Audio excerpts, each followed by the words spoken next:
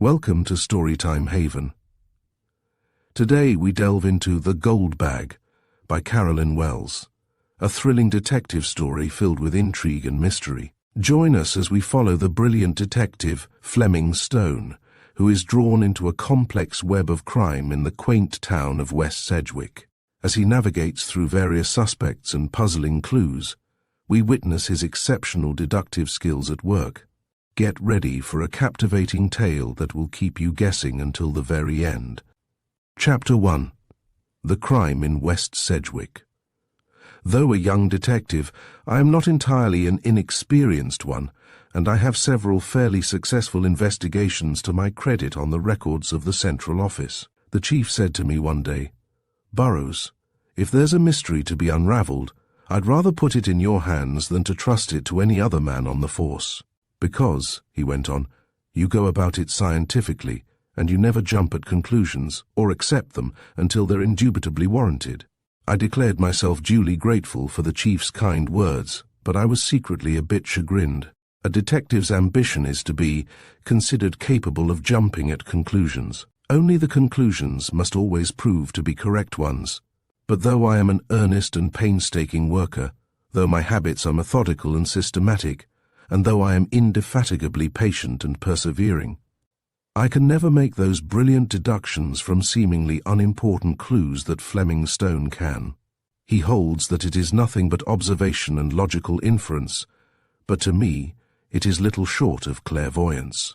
The smallest detail in the way of evidence immediately connotes in his mind some important fact that is indisputable, but which would never have occurred to me. I suppose this is largely a natural bent of his brain, for I have not yet been able to achieve it, either by study or experience. Of course I can deduce some facts, and my colleagues often say I am rather clever at it, but they don't know Fleming Stone as well as I do, and don't realize that by comparison with his talent, mine is insignificant.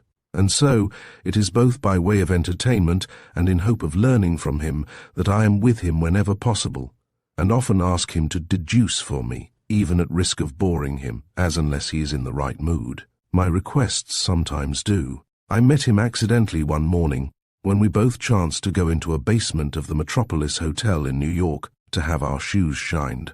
It was about 9:30, and as I like to get to my office by 10 o'clock, I looked forward to a pleasant half-hour's chat with him. While waiting our turn to get a chair, we stood talking, and seeing a pair of shoes standing on a table, evidently there to be cleaned, I said banteringly, "Now, I suppose, Stone, from looking at those shoes, you can deduce all there is to know about the owner of them. I remember that Sherlock Holmes wrote once, 'From a drop of water, a logician could infer the possibility of an Atlantic or a Niagara without having seen or heard of one or the other.' But when I heard Fleming Stone's reply to my half-laughing challenge, I felt that he had outdone the mythical logician. With a mild twinkle in his eye, but with a perfectly grave face, he said slowly, 'Those shoes belong to a young man, 5 feet 8 inches high. He does not live in New York, but is here to visit his sweetheart. She lives in Brooklyn, is 5 feet 9 inches tall, and is deaf in her left ear. They went to the theater last night, and neither was in evening dress.'" "Oh, sure," said I. "As you are acquainted with this man, and know how he spent last evening, your relation of the story doesn't interest me." "I don't know him," Stone returned. "I've no idea what his name is. I've never seen him, and except what I can read from these shoes, I know nothing about him." I stared at him incredulously, as I always did when confronted by his astonishing deductions, and simply said, "Tell this little Missourian all about it." "It did sound well. Reeled off like that, didn't it?" he observed, chuckling more at my air of eager curiosity than at his own achievement. "But it's absurdly easy after all. He is a young man because his shoes are in the very latest extreme, not exclusive style. He is 5 feet 8, because the size of his foot goes with that height of man, which, by the way, is the height of 9 out of 10 men, anyway. He doesn't live in New York, or he wouldn't be stopping at a hotel. Besides, he would be downtown at this hour, attending to business. Unless he has freak business hours, as you and I do," I put in. "Yes, that might be, but I still hold that he doesn't live in New York, or he couldn't be staying at this Broadway hotel overnight. and sending his shoes down to be shined at 9:30 in the morning. His sweetheart is 5'9", for that is the height of a tall girl. I know she is tall, for she wears a long skirt. Short girls wear short skirts, which make them look shorter still, and tall girls wear very long skirts, which make them look taller. Why do they do that? I inquired, greatly interested. I don't know. You'll have to ask that of someone wiser than I, but I know it's a fact. A girl wouldn't be considered really tall if less than 5'9", so I know that's her height.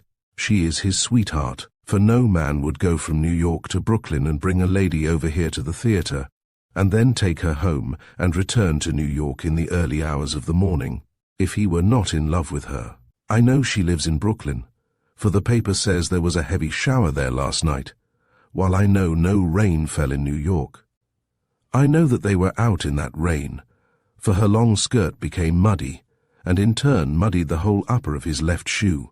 The fact that only the left shoe is so soiled proves that he walked only at her right side, showing that she must be deaf in her left ear, or he would have walked part of the time on that side. I know that they went to the theater in New York because he is still sleeping at this hour, and has sent his boots down to be cleaned, instead of coming down with them on his feet to be shined here.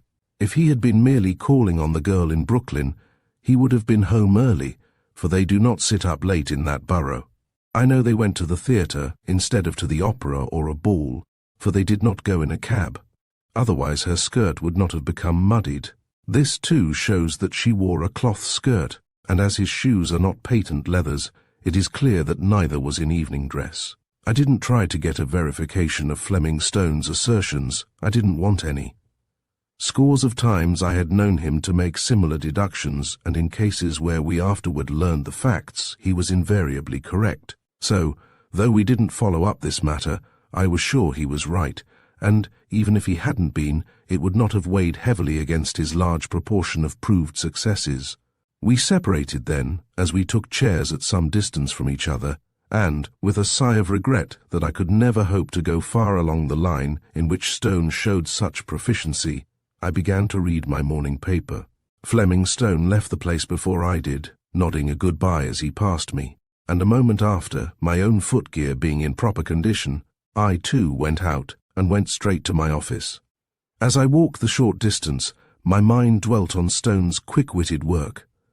Again, I wished that I possessed the kind of intelligence that makes that sort of thing so easy. Although unusual, it is, after all, a trait of many minds, though often, perhaps, unrecognized and undeveloped by its owner. I dare say it lies dormant in men who have never had occasion to realize its value. Indeed, it is of no continuous value to anyone but a detective, and 9 detectives out of 10 do not possess it. So I walked along, envying my friend Stone his gift, and reached my office just at 10 o'clock, as was my almost invariable habit. "Hurry up, Mr. Burrows," cried my office boy, as I opened the door. "You're wanted on the telephone." Though a respectful and well-mannered boy, some excitement had made him a trifle unceremonious, and I looked at him curiously as I took up the receiver. But with the first words I heard, the office boy was forgotten, and my own nerves received a shock as I listened to the message. It was from the detective bureau with which I was connected, and the superintendent himself was directing me to go at once to West Sedgwick, where a terrible crime had just been discovered.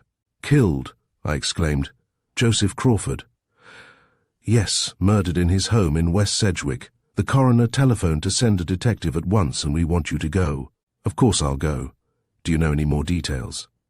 "No, only that he was shot during the night and the body found this morning. Mr. Crawford was a big man, you know. Go right off, Mr. Burrows. We want you to lose no time." Yes, I knew Joseph Crawford by name, though not personally, and I knew he was a big man in the business world, and his sudden death would mean excitement in Wall Street matters. Of his home, or home life, I knew nothing. "I'll go right off," I assured the chief, and turned away from the telephone to find Donovan, the office boy, already looking up trains in a timetable.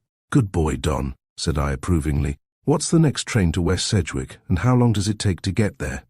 "You can select the 10:20, Mr. Burrows, if you whirl over in a taxi and shoot the tunnel," said Donovan, who was rather a graphic conversationalist. That'll spill you out at West Sedgwick 'bout quarter of 'leven. Was he moidered, Mr. Burrows? So they tell me, Don. His death will mean something in financial circles. Yes, sir. He was a big plute. Here's your timetable, Mr. Burrows. When'll you be back? Don't know, Don. You look after things. Sure, everything'll be took care of. Let me know your orders when you have 'em. By means of the taxi Don had called and the tunnel route as he had suggested, I caught the train, satisfied that I'd obeyed the chief's orders to lose no time. Lose no time indeed. I was more anxious than anyone else could possibly be to reach the scene of the crime before significant clues were obliterated or destroyed by bungling investigators. I had had experience with the police of suburban towns, and I well knew their two principal types. Either they were of a pompous, dignified demeanor, which covered a bewildered ignorance, or else they were overzealous and worked with a misdirected energy that made serious trouble for an intelligent detective. Of course, of the two kinds I preferred the former, but the danger was that I should encounter both. On my way I diverted my mind, and so partly forgot my impatience, by endeavoring to deduce the station or occupation of my fellow passengers. Opposite me in the tunnel train sat a mild-faced gentleman, and from the general appearance of his head and hat I concluded he was a clergyman. I studied him unostentatiously and tried to find some indication of the denomination he might belong to, or the character of his congregation. But as I watched, I saw him draw a sporting paper from his pocket, and turning his hand, a hitherto unseen diamond flashed brilliantly from his little finger. I hastily revised my judgment and turning slightly observed the man who sat next me. Determined to draw only logical inferences, I scrutinized his coat, that garment being usually highly suggestive to our best regulated detectives. I noticed that while the left sleeve was unworn and in good condition, the right sleeve was frayed at the inside edge and excessively smooth and shiny on the inner forearm. Also, the top button of the coat was very much worn, and the next one slightly. "Ah," said I to myself, "I've nailed you, my friend. You're a desk clerk, and you write all day long, standing at a desk. The worn top button rubs against your desk as you stand, which it would not do were you seated." With a pardonable curiosity to learn if I were right, I opened conversation with the young man. He was not unwilling to respond, and after a few questions I learned, to my chagrin, that he was a photographer. Alas for my deductions. But surely Fleming Stone himself would not have guessed a photographer from a worn and shiny coat sleeve. At the risk of being rudely personal, I made some reference to fashions in coats. The young man smiled and remarked incidentally that owing to certain circumstances he was at the moment wearing his brother's coat. "And is your brother a desk clerk?" inquired I almost involuntarily. He gave me a surprised glance, but answered courteously enough, "Yes," and the conversation flagged. Exultantly I thought that my deduction, though rather an obvious one, was right. But after another furtive glance at the young man, I realized that Stone would have known he was wearing another's coat, for it was the most glaring misfit in every way. Once more I tried, and directed my attention to a middle-aged, angular-looking woman, whose strong, sharp-featured face betokened a prim spinster, probably at the head of a girls' school, or engaged in some clerical work. However, as I passed her on my way to leave the train, I noticed a wedding ring on her hand, and heard her say to her companion, "No, I think a woman's sphere is in her own kitchen and nursery. How could I think otherwise, with my 6 children to bring up?" After these lamentable failures, I determined not to trust much to deduction in the case I was about to investigate, but to learn actual facts from actual evidence. I reached West Sedgwick, as Donovan had said, at 11:15. Though I had never been there before, the place looked quite as I had imagined it. The railway station was one of those modern attractive structures of rough grey stone, with picturesque projecting roof and broad, clean platforms. A flight of stone steps led down to the roadway, and the landscape in every direction showed the well-kept roads, the well-grown trees, and the carefully tended estates of a town of suburban homes. The citizens were doubtless mainly men whose business was in New York, but who preferred not to live there. The superintendent must have apprised the coroner by telephone of my immediate arrival, for a village cart from the Crawford establishment was awaiting me. and a smart groom approached and asked if I were Mr. Herbert Burrows. A little disappointed at having no more desirable companion on my way to the house, I climbed up beside the driver, and the groom solemnly took his place behind. Not curiosity, but a justifiable desire to learn the main facts of the case as soon as possible, led me to question the man beside me. I glanced at him first and saw only the usual blank countenance of the well-trained coachman. His face was intelligent and his eyes alert, but his impassive expression showed his habit of controlling any indication of interest in people or things. I felt there would be difficulty in ingratiating myself at all, but I felt sure that subterfuge would not help me, so I spoke directly. "You are the coachman of the late Mr. Crawford?" "Yes, sir." I hadn't really expected more than this in words, but his tone was so decidedly uninviting of further conversation that I almost concluded to say nothing more. But the drive promised to be a fairly long one, so I made another effort. "As the detective on this case, I wish to hear the story of it as soon as I can. Perhaps you can give me a brief outline of what happened." It was perhaps my straightforward manner, and my quite apparent assumption of his intelligence, that made the man relax a little and reply in a more conversational tone. "We're forbidden to chatter, sir," he said, "but being as you're the detective, I suppose there's no harm. But it's little we know, after all. The master was well and sound last evening, and this morning he was found dead in his own office chair." "You mean a private office in his home?" "Yes, sir. Mr. Crawford went to his office in New York most every day, but days when he didn't go, and evenings and Sundays, he was much in his office at home, sir." "Who discovered the tragedy?" "I don't rightly know, sir, if it was Lewis, his valet, or Lambert, the butler, but it was one or t'other, sir." "Or both together?" I suggested. "Yes, sir, or both together." "Is anyone suspected of the crime?" The man hesitated a moment, and looked as if uncertain what to reply then, as he set his jaw squarely. He said, "Not as I knows on, sir." "Tell me something of the town," I observed next, feeling that it was better to ask no more vital questions of a servant. We were driving along streets of great beauty, large and handsome dwellings, each set in the midst of extensive and finely kept grounds, met the view on either aid. Elaborate entrances opened the way to wide sweeps of driveway, circling green velvety lawns adorned with occasional shrubs or flower beds. The avenues were wide and bordered with trees carefully set out and properly trimmed. The streets were in fine condition, and everything betokened a community, not only wealthy, but intelligent and public-spirited. Surely West Sedgwick was a delightful location for the homes of wealthy New York businessmen. "Well, sir," said the coachman with unconcealed pride, "Mr. Crawford was the head of everything in the place. His is the handsomest house and the grandest grounds. Everybody respected him and looked up to him. He hadn't an enemy in the world." This was an opening for further conjecture as to the murderer, and I said, "But the man who killed him must have been his enemy." "Yes, sir, but I mean no enemy that anybody knew of. It must have been some burglar or intruder." Though I wanted to learn such facts as the coachman might know, his opinions did not interest me, and I again turned my attention to the beautiful residences we were passing. "That place over there," the man went on, pointing with his whip, "is Mr. Philip Crawford's house, the brother of my master, sir. Them red towers, sticking up through the trees, is the house of Mr. Lemuel Porter, a great friend of both the Crawford brothers. Next, on the left, is the home of Horace Hamilton, the great electrician. Oh, Sedgwick is full of well-known men, sir, but Joseph Crawford was king of this town. Nobody'll deny that." I knew of Mr. Crawford's high standing in the city, and now, learning of his local preeminence, I began to think I was about to engage in what would probably be a very important case. Chapter: The Crawford House. "Here we are, sir," said the driver, as we turned in at a fine stone gateway. "This is the Joseph Crawford place." He spoke with a sort of reverent pride, and I afterward learned that his devotion to his late master was truly exceptional.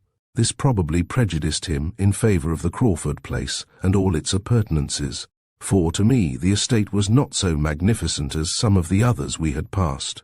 And yet, though not so large, I soon realized that every detail of art or architecture was perfect in its way, and that it was really a gem of a country home to which I had been brought.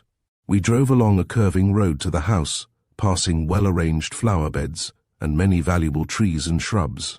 Reaching the porte cochere, the driver stopped, and the groom sprang down to hand me out. As might be expected, many people were about. Men stood talking in groups on the veranda, while messengers were seen hastily coming or going through the open front doors. A waiting servant in the hall at once ushered me into a large room. The effect of the interior of the house impressed me pleasantly. As I passed through the wide hall and into the drawing room, I was conscious of an atmosphere of wealth, tempered by good taste and judgment. The drawing room was elaborate, though not ostentatious, and seemed well adapted as a social setting for Joseph Crawford and his family. It should have been inhabited by men and women in gala dress and with smiling society manners. It was therefore a jarring note when I perceived its only occupant to be a commonplace-looking man. In an ill-cut and ill-fitting business suit, he came forward to greet me, and his manner was a trifle pompous as he announced, "My name is Monroe, and I am the coroner. You, I think, are Mr. Burroughs, from New York." It was probably not intentional, and may have been my imagination, but his tone seemed to me amusingly patronizing. "Yes, I am Mr. Burroughs," I said, and I looked at Mr. Monroe with what I hoped was an expression that would assure him that our stations were at least equal. I fear I impressed him but slightly, for he went on to tell me that he knew of my reputation as a clever detective, and had especially desired my attendance on this case. This sentiment was well enough, but he still kept up his air and tone of patronage, which however amused more than irritated me. I knew the man by hearsay, though we had never met before, and I knew that he was of a nature to be pleased with his own prominence as coroner, especially in the case of so important a man as Joseph Crawford. So I made allowance for this harmless conceit on his part, and was even willing to cater to it a little by way of pleasing him.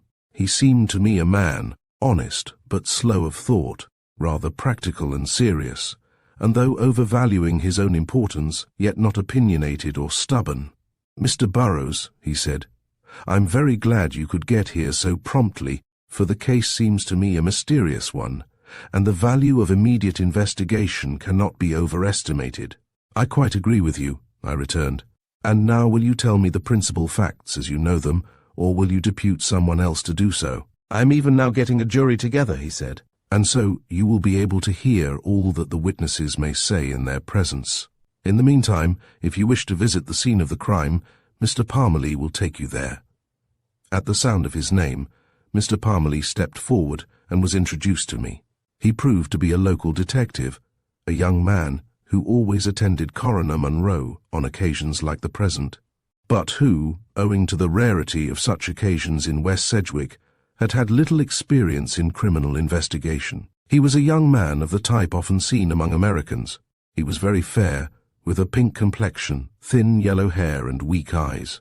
His manner was nervously alert, and though he often began to speak with an air of positiveness, he frequently seemed to weaken, and wound up his sentences in a floundering uncertainty. He seemed to be in no way jealous of my presence there, and indeed spoke to me with an air of comradeship. Doubtless I was unreasonable, but I secretly resented this. However, I did not show my resentment and endeavored to treat Mr. Parmalee as a friend and co-worker. The coroner had left us together, and we stood in the drawing-room, talking, or rather, he talked and I listened. Upon acquaintance he seemed to grow more attractive. He was impulsive and jumped at conclusions, but he seemed to have ideas, though they were rarely definitely expressed. He told me as much as he knew of the details of the affair, and proposed that we go directly to the scene of the crime. As this was what I was impatient to do, I consented.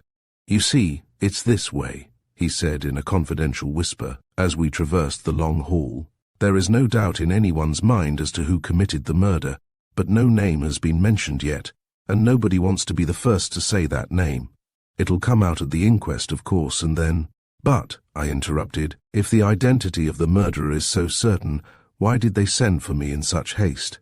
"Oh, that was the coroner's doing. He's a bit inclined to the spectacular, is Monroe, and he wants to make the whole affair as important as possible. But surely, Mr. Parmalee, if you are certain of the criminal, it is very absurd for me to take up the case at all." "Oh, well, Mr. Burroughs, as I say, no name has been spoken yet. And two, a big case like this ought to have a city detective on it. Even if you only corroborate what we all feel sure of, it will prove to the public mind that it must be so. Tell me then, who is your suspect? Oh no, since you are here you had better investigate with an unprejudiced mind, though you cannot help arriving at the inevitable conclusion. We had now reached a closed door, and, at Mr. Parmalee's tap, were admitted by the inspector who was in charge of the room. It was a beautiful apartment, far too rich and elaborate to be designated by the name of office, as it was called by everyone who spoke of it, though of course it was Mr. Crawford's office, as was shown by the immense table desk of dark mahogany and all the other paraphernalia of a banker's workroom, from ticker to typewriter. But the decorations of walls and ceilings, the stained glass of the windows, the pictures, rugs, and vases, all betokened luxurious tastes that are rarely indulged in office furnishings. The room was flooded with sunlight. Long French windows gave access to a side veranda, which in turn led down to a beautiful terrace and formal garden. But all these things were seen only in a hurried glance, and then my eyes fell on the tragic figure in the desk chair. The body had not been moved, and would not be until after the jury had seen it, and though a ghastly sight, because of a bullet hole in the left temple, otherwise it looked much as Mr. Crawford must have looked in life. A handsome man, of large physique and strong, stern face, he must have been surprised, and killed instantly, for surely, given the chance, he would have lacked neither courage nor strength to grapple with an assailant. I felt a deep impulse of sympathy for that splendid specimen of humanity, taken unawares, without having been given a moment in which to fight for his life, and yet presumably seeing his murderer, as he seemed to have been shot directly from the front. As I looked at that noble face, serene and dignified in its death pallor, I felt glad that my profession was such as might lead to the avenging of such a detestable crime. And suddenly I had a revulsion of feeling against such petty methods as deductions from trifling clues. Moreover, I remembered my totally mistaken deductions of that very morning. Let other detectives learn the truth by such claptrap means if they choose. This case was too large and too serious to be allowed to depend on surmises so liable to be mistaken. No, I would search for real evidence, human testimony, reliable witnesses, and so thorough, systematic, and persevering should my search be, that I would finally meet with success. Here's the clue, said Parmalee's voice, as he grasped my arm and turned me in another direction. He pointed to a glittering article on the large desk. It was a woman's purse or bag of the sort known as gold mesh. Perhaps 6 inches square, it bulged as if overcrowded with some feminine paraphernalia. It's Miss Lloyd's, went on Parmalee. She lives here, you know, Mr. Crawford's niece. She's lived here for years and years. And you suspect her? I said, horrified. Well, you see, she's engaged to Gregory Hall, he's Mr. Crawford's secretary, and Mr. Crawford didn't approve of the match. And so... He shrugged his shoulders in a careless fashion, as if for a woman to shoot her uncle were an everyday affair. But I was shocked and incredulous and said so. Where is Miss Lloyd? I asked. Does she claim ownership of this gold bag? No, of course not, returned Parmalee. She's no fool, Florence Lloyd isn't. She's locked in her room and won't come out. Been there all the morning. Her maid says this isn't Miss Lloyd's bag, but of course she'd say that. Well, that question ought to be easily settled. What's in the bag? Look for yourself. Monroe and I ran through the stuff, but there's nothing to say for sure whose bag it is. I opened the pretty bauble and let the contents fall out on the desk.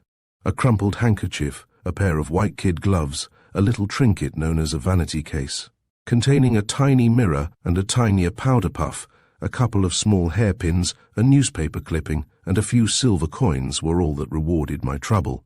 Nothing definite indeed, and yet I knew if Fleming Stone could look at the little heap of feminine belongings, he would at once tell the fair owner's age, height, and weight, if not her name and address.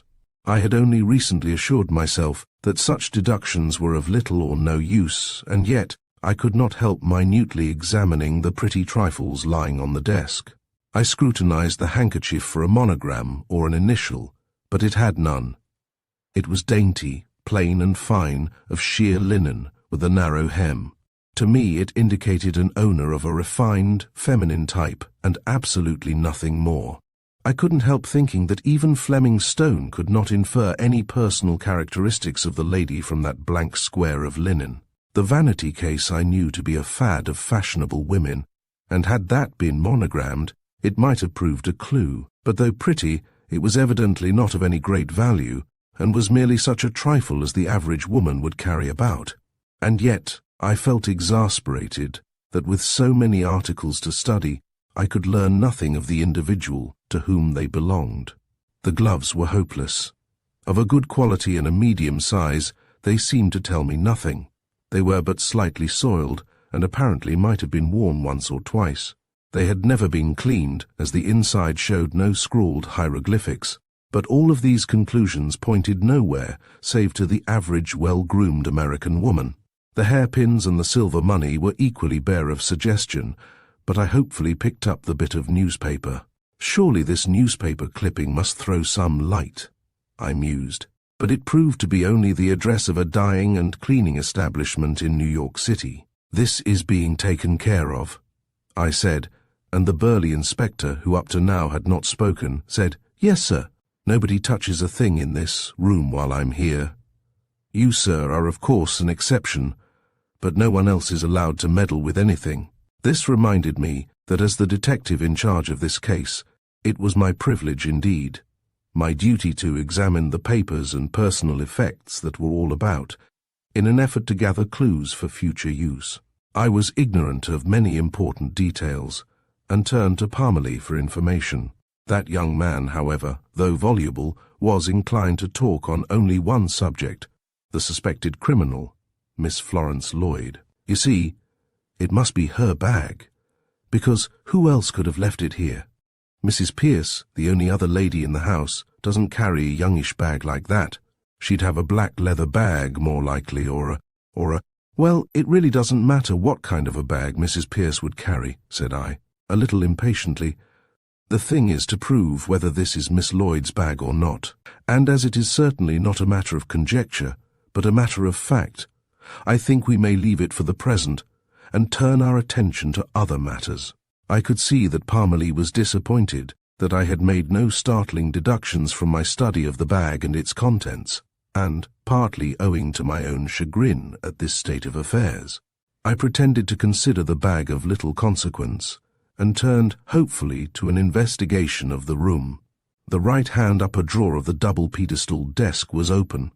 Seemingly, Mr. Crawford had been engaged with its contents during the latter moments of his life. At a glance, I saw the drawer contained exceedingly valuable and important papers. With an air of authority, intentionally exaggerated for the purpose of impressing Parmalee, I closed the drawer, and locked it with the key already in the keyhole. This key was one of several on a key ring, and taking it from its place, I dropped the whole bunch in my pocket. This action at once put me in my rightful place. The two men watching me unconsciously assumed a more deferential air, and, though they said nothing, I could see that their respect for my authority had increased. Strangely enough, after this episode, a new confidence in my own powers took possession of me, and, shaking off the apathy that had come over me at sight of that dread figure in the chair, I set methodically to work to examine the room. Of course, I noted the position of the furniture, the state of the window fastenings and such things in a few moments. The many filing cabinets and indexed boxes I glanced at and locked those that had keys or fastenings. The inspector sat with folded hands, watching me with interest but saying nothing. Parmalee, on the other hand, kept up a running conversation, sometimes remarking lightly on my actions, and again returning to the subject of Miss Lloyd. "I can see," he said, "that you naturally dislike to suspect a woman, and a young woman too. But you don't know Miss Lloyd. She is haughty and wilful, and as I told you, nobody has mentioned her yet in this connection. But I am speaking to you alone, and I have no reason to mince matters. And you know Florence Lloyd is not of the Crawford stock. The Crawfords are a fine old family, and not one of them could be capable of crime. But Miss Lloyd is on the other side of the house, a niece of Mrs. Crawford, and I've heard that the Lloyd stock is not all that could be desired. There is a great deal in heredity, and she may not be responsible. I paid little attention to Parmalee's talk, which was thrown at me in jerky, desultory sentences and interested me not at all. I went on with my work of investigation, and though I did not get down on my knees and examine every square inch of the carpet with a lens, yet I thoroughly examined all of the contents of the room. I regret to say, however, that I found nothing that seemed to be a clue to the murderer. Stepping out on the veranda, I looked for footprints. The light snow, usually so helpful to a detective, had not fallen, as it was April and rather warm for the season. But I found many heel marks, apparently of men's boots, yet they were not necessarily of very recent date, and I don't think much of footprint clues anyhow. Then I examined the carpet, or rather, the several rugs which ornamented the beautiful polished floor. I found nothing but 2 petals of a pale yellow rose. They were crumpled, but not dry or withered, and could not have been long detached from the blossom on which they grew. Parmalee chanced to have his back toward me as I spied them, and I picked them up and put them away in my pocketbook without his knowledge. If the stolid inspector saw me, he made no sign. Indeed, I think he would have said nothing if I had carried off the big desk itself. I looked round the room for a bouquet or vase of flowers from which the petals might have fallen, but none was there. This far I had progressed when I heard steps in the hall, and a moment later the coroner ushered the 6 gentlemen of his jury into the room. Chapter 3. The Coroner's Jury. It was just as the men came in at the door that I chanced to notice a newspaper that lay on a small table. I picked it up with an apparent air of carelessness, and watching my chance, unobserved by Parmalee, I put the paper away in a drawer, which I locked. The 6 men, whom Coroner Munro named over to me by way of a brief introduction, stepped silently as they filed past the body of their late friend and neighbour, for the jurymen had been gathered hastily from among the citizens of West Sedgwick who chanced to be passing. And as it was, after 11 o'clock, they were, for the most part, men of leisure, and occupants of the handsome homes in the vicinity. Probably none of them had ever before been called to act on a coroner's jury, and all seemed impressed with the awfulness of the crime, as well as imbued with a personal sense of sorrow. 2 of the jurors had been mentioned to me by name by the coachman who brought me from the station. Horace Hamilton and Lemuel Porter were nearby neighbours of the murdered man, and, I judged from their remarks, were rather better acquainted with him than were the others. Mr. Hamilton was of the short, stout, bald-headed type, sometimes called aldermanic. It was plainly to be seen that his was a jocund nature, and the awe which he felt in this dreadful presence of death, though clearly shown on his rubicund face, was evidently a rare emotion with him.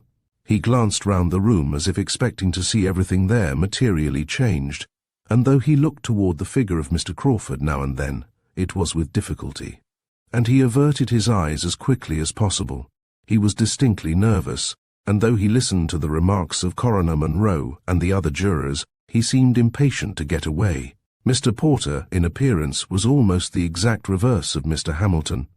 He was a middle-aged man with the iron-grey hair and piercing dark eyes that go to make up what is perhaps the handsomest type of Americans. He was a tall man, strong, lean and sinewy, with a bearing of dignity and decision. Both these men were well dressed to the point of affluence, and, as near neighbour and intimate friends of the dead man, they seemed to prefer to stand together and a little apart from the rest. 3 more of the jurors seemed to me not especially noticeable in any way. They looked as one would expect property owners in West Sedgwick to look.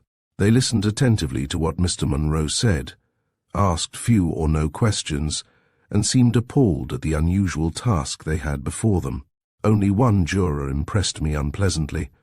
That was Mr. Orville, a youngish man, who seemed rather elated at the position in which he found himself. He fingered nearly everything on the desk. He peered carefully into the face of the victim of the crime, and he somewhat ostentatiously made notes in a small Russia-leather memorandum book.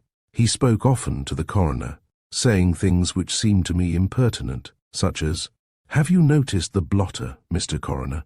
Very often, you know, much may be learned from the blotter on a man's desk."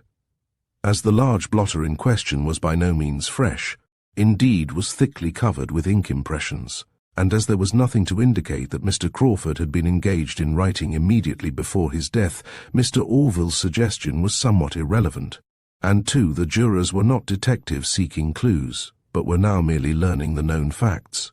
However, Mr. Orville fussed around, even looking into the wastebasket, and turning up a corner of a large rug as if ferreting for evidence. The others exhibited no such minute curiosity, and after a few moments, they followed the coroner out of the room.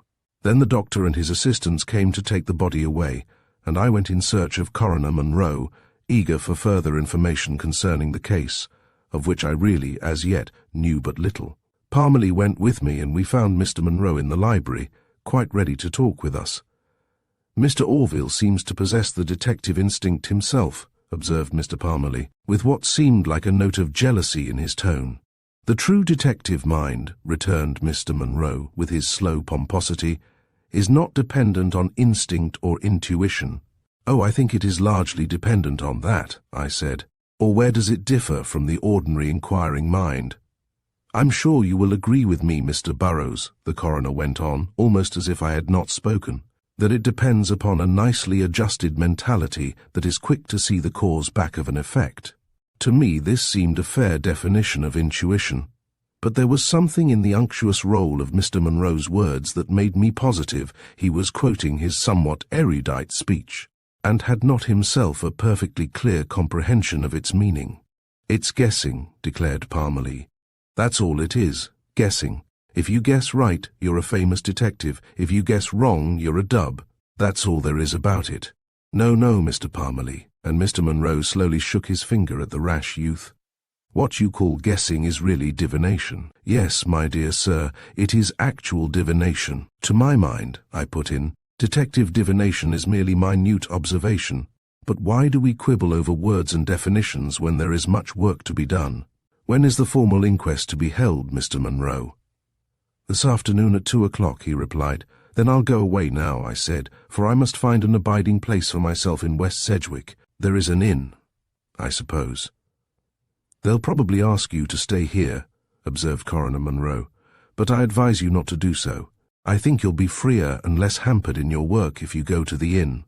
"I quite agree with you," I replied, "but I see little chance of being invited to stay here."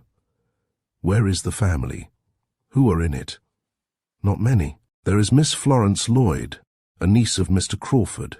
That is, she is the niece of his wife.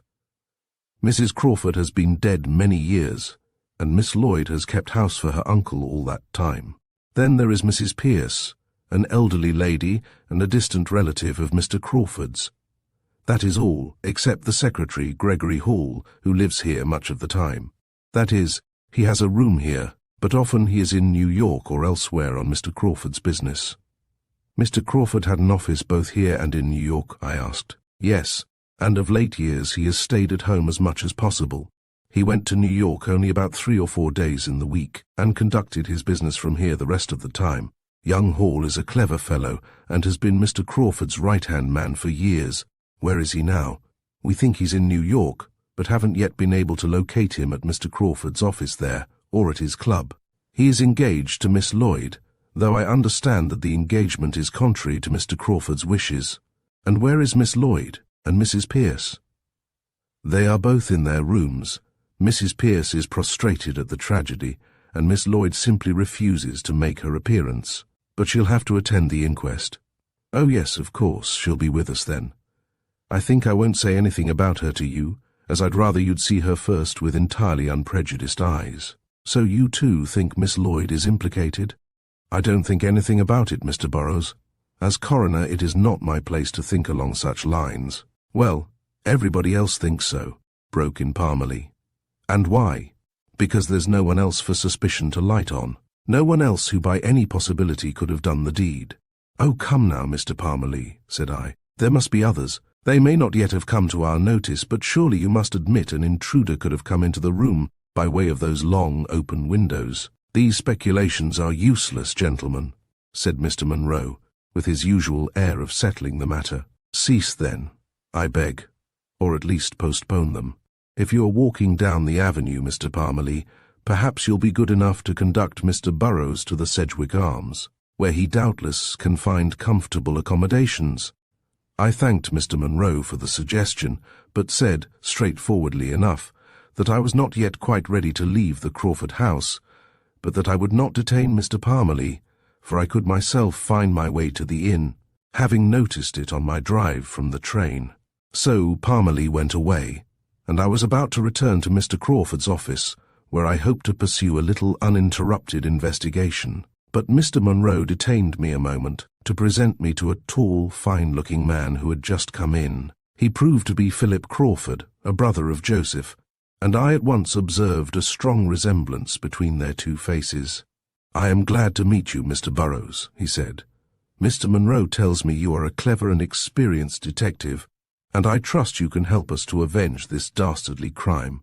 I am busy with some important matters just now, but later I shall be glad to confer with you and be of any help I can in your investigation." I looked at Mr. Philip Crawford curiously. Of course, I didn't expect him to give way to emotional grief, but it jarred on me to hear him refer to his brother's tragic death in such cold tones, and with such a business-like demeanor. However, I realized I did not know the man at all, and this attitude might be due to his effort in concealing his real feelings. He looked very like his brother Joseph, and I gathered from the appearance of both men and the manner of Philip that the Crawford nature was one of repression and self-control. Moreover, I knew nothing of the sentiments of the two brothers, and it might easily be that they were not entirely in sympathy. I thanked him for his offer of help, and then as he volunteered no further observations, I excused myself and proceeded alone to the library. As I entered the great room and closed the door behind me, I was again impressed by the beauty and luxury of the appointments. Surely Joseph Crawford must have been a man of fine caliber and refined tastes to enjoy working in such an atmosphere. But I had only 2 short hours before the inquest, and I had many things to do, so for the moment I set myself assiduously to work examining the room again. As in my first examination, I did no microscopic scrutinizing, but I looked over the papers on, and in the desk I noted conditions in the desk of Mr. Hall, the secretary, and I paid special attention to the position of the furniture and windows, my thoughts all directed to an intruder from outside on Mr. Crawford's midnight solitude. I stepped through the long French window onto the veranda, and after a thorough examination of the veranda, I went on down the steps to the gravel walk. Against a small rosebush, just off the walk, I saw a small slip of pink paper. I picked it up, hardly daring to hope it might be a clue, and I saw it was a trolley transfer, whose punched holes indicated that it had been issued the evening before. It might or might not be important as evidence, but I put it carefully away in my notebook for later consideration. Returning to the library, I took the newspaper, which I had earlier discovered from the drawer where I had hidden it, and after one more swift but careful glance round the room, I went away. Confident that I had not done my work carelessly, I left the Crawford house and walked along the beautiful avenue to the somewhat pretentious inn bearing the name of Sedgwick Arms. Here, as I had been led to believe, I found pleasant, even luxurious accommodations. The landlord of the inn was smiling and pleasant, although landlord seems an old-fashioned term to apply to the very modern and up-to-date man who received me. His name was Carstairs, and he had the genial, perceptive manner of a man about town. "Dastardly shame," he exclaimed, after he had assured himself of my identity. "Joseph Crawford was one of our best citizens, one of our finest men. He hadn't an enemy in the world, my dear Mr. Burrows, not an enemy. Generous, kindly nature, affable and friendly with all. But I understand he frowned on his ward's love affair, Mr. Carstairs. Yes, indeed. And who wouldn't? Young Hall is no fit mate for Florence Lloyd. He's a fortune hunter. I know the man. And his only ambition is the aggrandizement of his own precious self. Then you don't consider Miss Lloyd concerned in this crime?" "Concerned in crime? Florence Lloyd? Why, man, you must be crazy. The idea is unthinkable." I was sorry I had spoken, but I remembered too late that the suspicions which pointed toward Miss Lloyd were probably known only to those who had been in the Crawford house that morning. As for the townspeople in general, though they knew of the tragedy, they knew very little of its details. I hastened to assure Mr. Carstairs that I had never seen Miss Lloyd, that I had formed no opinions whatever, and that I was merely repeating what were probably vague and erroneous suspicions of mistakenly minded people. At last, behind my locked door, I took from my pocket the newspaper I had brought from Mr. Crawford's office. It seemed to me important, from the fact that it was an extra, published late the night before. An Atlantic liner had met with a serious accident, and an extra had been hastily put forth by one of the most enterprising of our evening papers. I myself had bought one of these extras about midnight, and the finding of a copy in the office of the murdered man might prove a clue to the criminal. I then examined carefully the transfer slip I had picked up on the Crawford lawn. It had been issued after 9 o'clock the evening before. This seemed to me to prove that the holder of that transfer must have been on the Crawford property and near the library veranda late last night, and it seemed to me that this was plain common-sense reasoning, and not mere intuition or divination. The transfer might have a simple and innocent explanation, but until I could learn of that, I should hold it carefully as a possible clue. Chapter: The Inquest. Shortly before 2 o'clock, I was back at the Crawford house and found the large library where the inquest was to be held already well filled with people. I took an inconspicuous seat and turned my attention first to the group that comprised, without a doubt, the members of Mr. Crawford's household. Miss Lloyd, for I knew at a glance the black-robed young woman must be she was of a striking personality. Tall, large, handsome, she could have posed as a model for Judith, Zenobia, or any of the great and powerful feminine characters in history. I was impressed not so much by her beauty as by her effect of power and ability. I had absolutely no reason, save Parmalee's babblings, to suspect this woman of crime, but I could not rid myself of a conviction that she had every appearance of being capable of it. Yet her face was full of contradictions. The dark eyes were haughty, even imperious, but the red, curved mouth had a tender expression, and the chin, though firm and decided-looking, yet gave an impression of gentleness.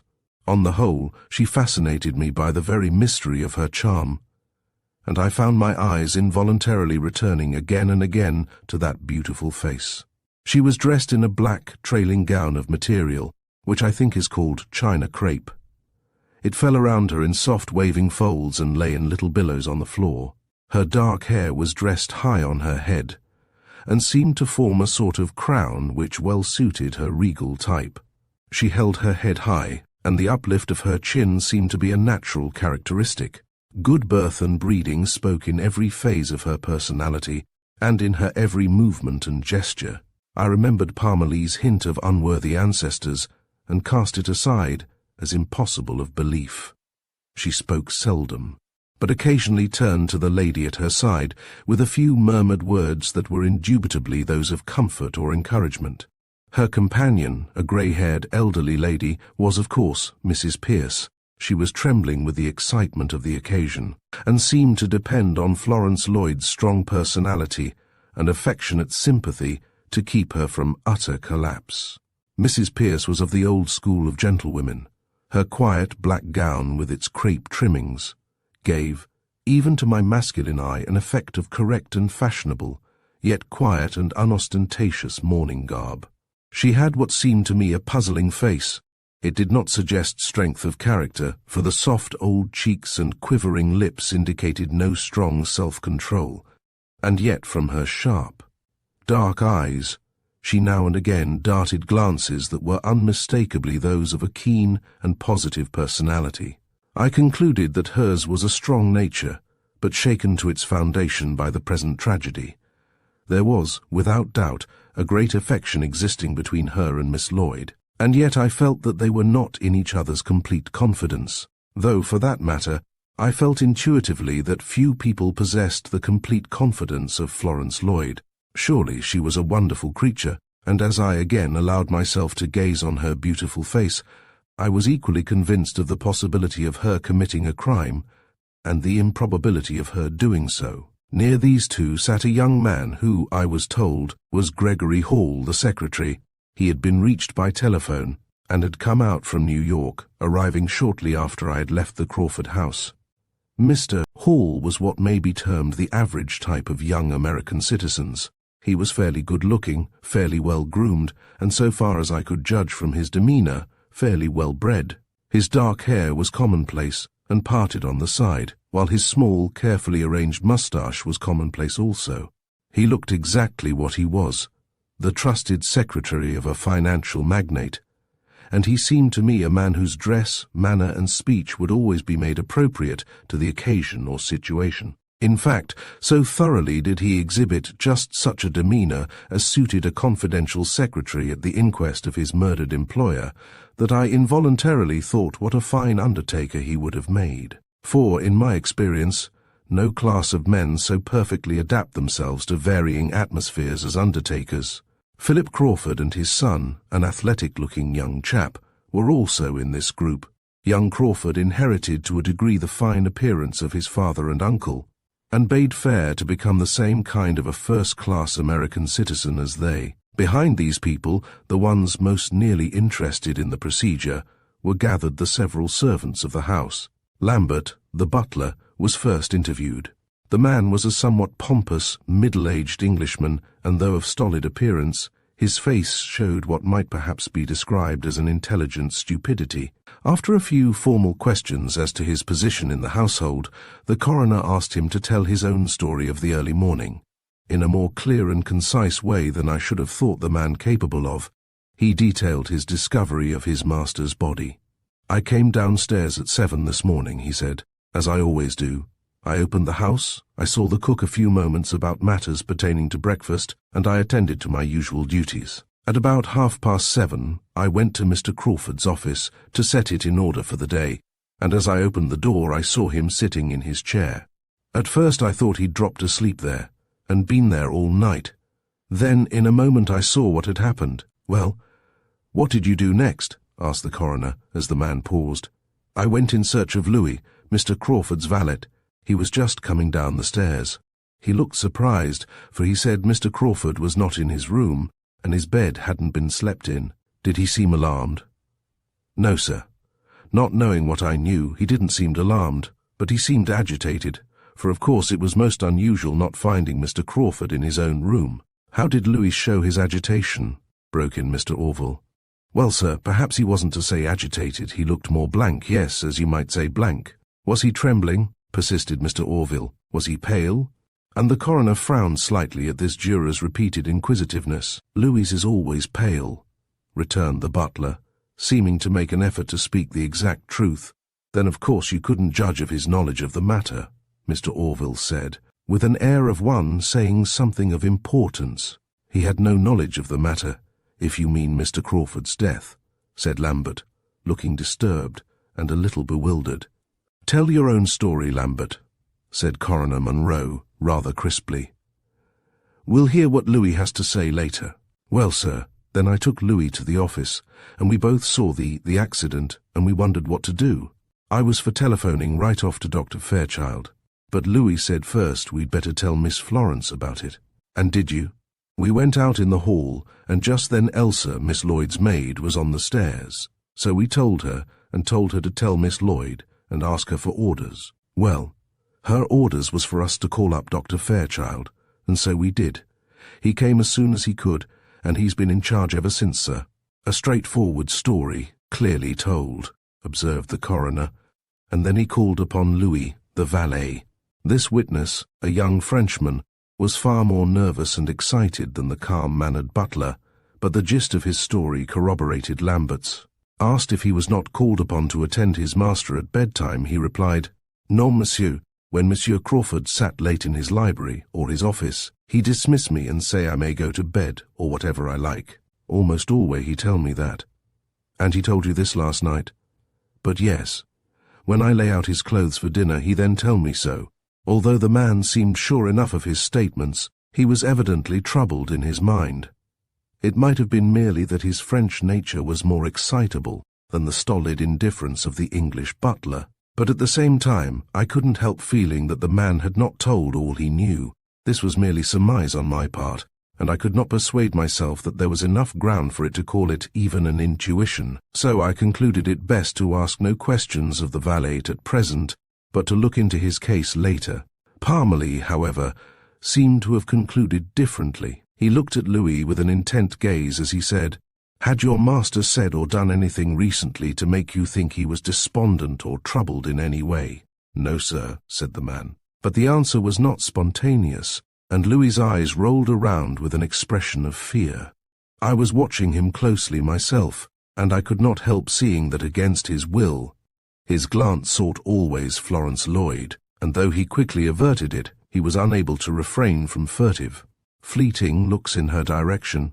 "Do you know anything more of this matter than you have told us?" inquired the coroner of the witness. "No, sir," replied Louis, and this time he spoke as with more certainty. "After Lambert and I came out of Mr. Crawford's office, we did just exactly as Lambert has tell you. That's all, Louis. But, Lambert, one other matter. Tell us all you know of Mr. Joseph Crawford's movements last evening."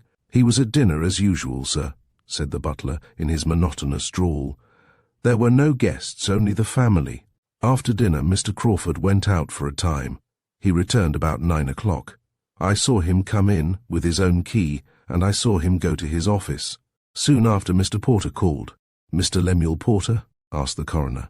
"Yes, sir," said the butler, and Mr. Porter, who was one of the jurors, gravely nodded his head in acquiescence. "He stayed until about 10, I should say," went on the butler, and again Mr. Porter gave an affirmative nod. "I let him out myself," went on Lambert, "and soon after that I went to the library to see if Mr. Crawford had any orders for me. He told me of some household matters he wished me to attend to today, and then he said he would sit up for some time longer, and I might go to bed if I liked. A very kind and considerate man, sir, was Mr. Crawford." "And did you then go to bed?"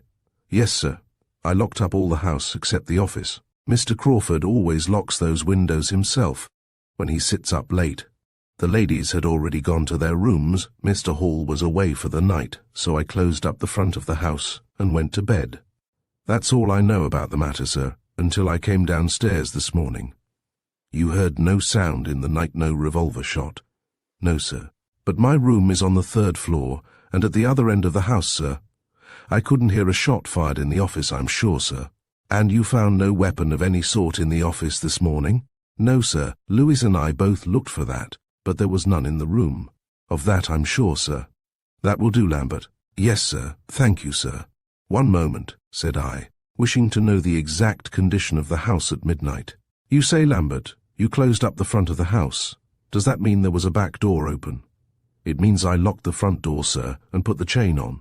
The library door opening onto the veranda I did not lock, for as I said, Mr. Crawford always locks that and the windows in there when he is there late. The back door I left on the night latch, as Louis was spending the evening out." "Oh, Louis was spending the evening out, was he?" exclaimed Mr. Orville. "I think that should be looked into, Mr. Coroner." Louis said nothing of this in his testimony. Coroner Munro turned again to Louis and asked him where he was the evening before. The man was now decidedly agitated, but by an effort he controlled himself and answered steadily enough, "I tell you that Mr. Crawford say I may go wherever I like. And so, last evening, I spend with a young lady." "At what time did you go out?" "At 8:30, sir." "And what time did you return?" "I return about 11. "And did you then see a light in Mr. Crawford's office?" Louis hesitated a moment. It could easily be seen that he was pausing only to enable himself to speak naturally and clearly, but it was only after one of those darting glances at Miss Lloyd that he replied, "I could not see Mr. Crawford's office because I go around the other side of the house. I make my entree by the back door, I go straight to my room, and I know nothing of my master until I go to his room this morning and find him not there." "Then you didn't go to his room last night on your return?" "As I pass his door I see it open, and his light low, so I know he is still below stair." "And you did not pass by the library on your way round the house?" Louis's face turned a shade whiter than usual, but he said distinctly, though in a low voice, "No, sir." An involuntary gasp as of amazement was heard, and though I looked quickly at Miss Lloyd, it was not she who had made the sound. It was one of the maidservants, a pretty German girl, who sat behind Miss Lloyd. No one else seemed to notice it, and I realized it was not surprising that the strain of the occasion should thus disturb the girl. "You heard Louis come in, Lambert?" asked Mr. Munro, who was conducting the whole inquiry in a conversational way, rather than as a formal inquest. "Yes, sir. He came in about 11 and went directly to his room." The butler stood with folded hands, a sad expression in his eyes, but with an air of importance that seemed to be inseparable from him in any circumstances. Dr. Fairchild was called as the next witness. He testified that he had been summoned that morning at about 8:15 o'clock. He had gone immediately to Mr. Crawford's house, was admitted by the butler, and taken at once to the office. He found Mr. Crawford dead in his chair, shot through the left temple with a .32 caliber revolver. "Excuse me," said Mr. Lemuel Porter, who, with the other jurors, was listening attentively to all the testimony. "If the weapon was not found, how do you know its caliber?" "I extracted the bullet from the wound," returned Dr. Fairchild, "and those who know have pronounced it to be a ball fired from a small pistol of .32 caliber. But if Mr. Crawford had committed suicide, the pistol would have been there," said Mr. Porter, who seemed to be a more acute thinker than the other jurymen. "Exactly," agreed the coroner. "That's why we must conclude that Mr. Crawford did not take his own life. Nor would he have done so," declared Dr. Fairchild. "I have known the deceased for many years. He had no reason for wishing to end his life, and I am sure no inclination to do so. He was shot by an alien hand, and the deed was probably committed at or near midnight. Thus we assume," the coroner went on, as the doctor finished his simple statement and resumed his seat, "that Mr. Crawford remained in his office, occupied with his business matters, until midnight or later, when some person or persons came into his room, murdered him, and went away again, without making sufficient noise or disturbance to arouse the sleeping household. Perhaps Mr. Crawford himself had fallen asleep in his chair," suggested one of the jurors, the Mr. Orville, who was continually taking notes in his little book. "It is possible," said the doctor, as the remark was practically addressed to him, "but not probable. The attitude in which the body was found indicates that the victim was awake and in full possession of his faculties. Apparently he made no resistance of any sort, which seems to show," said the coroner, "that his assailant was not a burglar or tramp, for in that case he would surely have risen and tried to put him out. The fact that Mr. Crawford was evidently shot by a person standing in front of him seems to imply that that person's attitude was friendly, and that the victim had no suspicion of the danger that threatened him. This was clear and logical reasoning, and I looked at the coroner in admiration, until I suddenly remembered Parmalee's hateful suspicion, and wondered if Coroner Munro was preparing for an attack upon Miss Lloyd. Gregory Hall was summoned next. He was self-possessed and even cool in his demeanour. There was a frank manner about him that pleased me, but there was also a something which repelled me. I couldn't quite explain it to myself, but while he had an air of extreme straightforwardness, there was also an indefinable effect of reserve. I couldn't help feeling that if this man had anything to conceal, he would be quite capable of doing so under a mask of great outspokenness. But as it turned out, he had nothing either to conceal or reveal, for he had been away from West Sedgwick since 6 o'clock the night before, and knew nothing of the tragedy until he heard of it by telephone at Mr. Crawford's New York office that morning about 10:30. This made him of no importance as a witness, but Mr. Munro asked him a few questions. "You left here last evening, you say?" "On the 6 o'clock train to New York, yes." "For what purpose?" "On business for Mr. Crawford."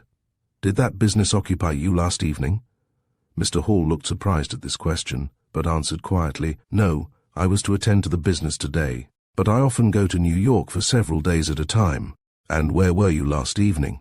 pursued the coroner. This time Mr. Hall looked more surprised still and said, "As it has no bearing on the matter in hand, I prefer not to answer that rather personal question." Mr. Munro looked surprised in his turn and said, "I think I must insist upon an answer, Mr. Hall, for it is quite necessary that we learn the whereabouts of every member of this household last evening." "I cannot agree with you, sir," said Gregory Hall coolly.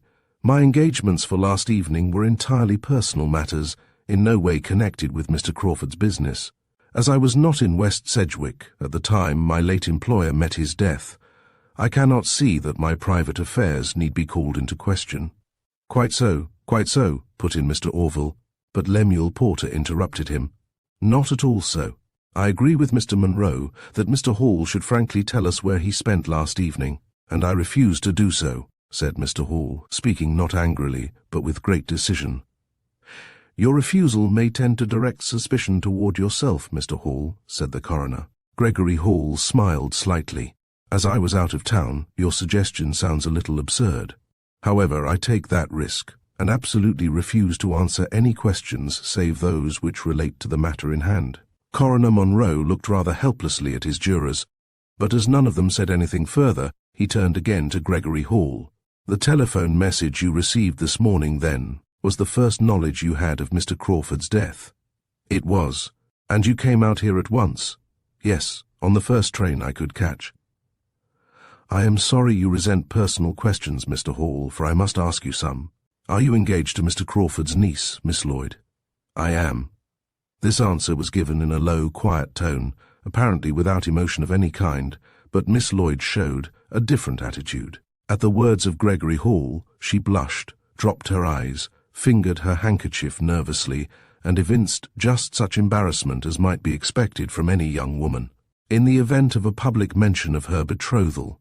And yet I had not looked for such an exhibition from Florence Lloyd.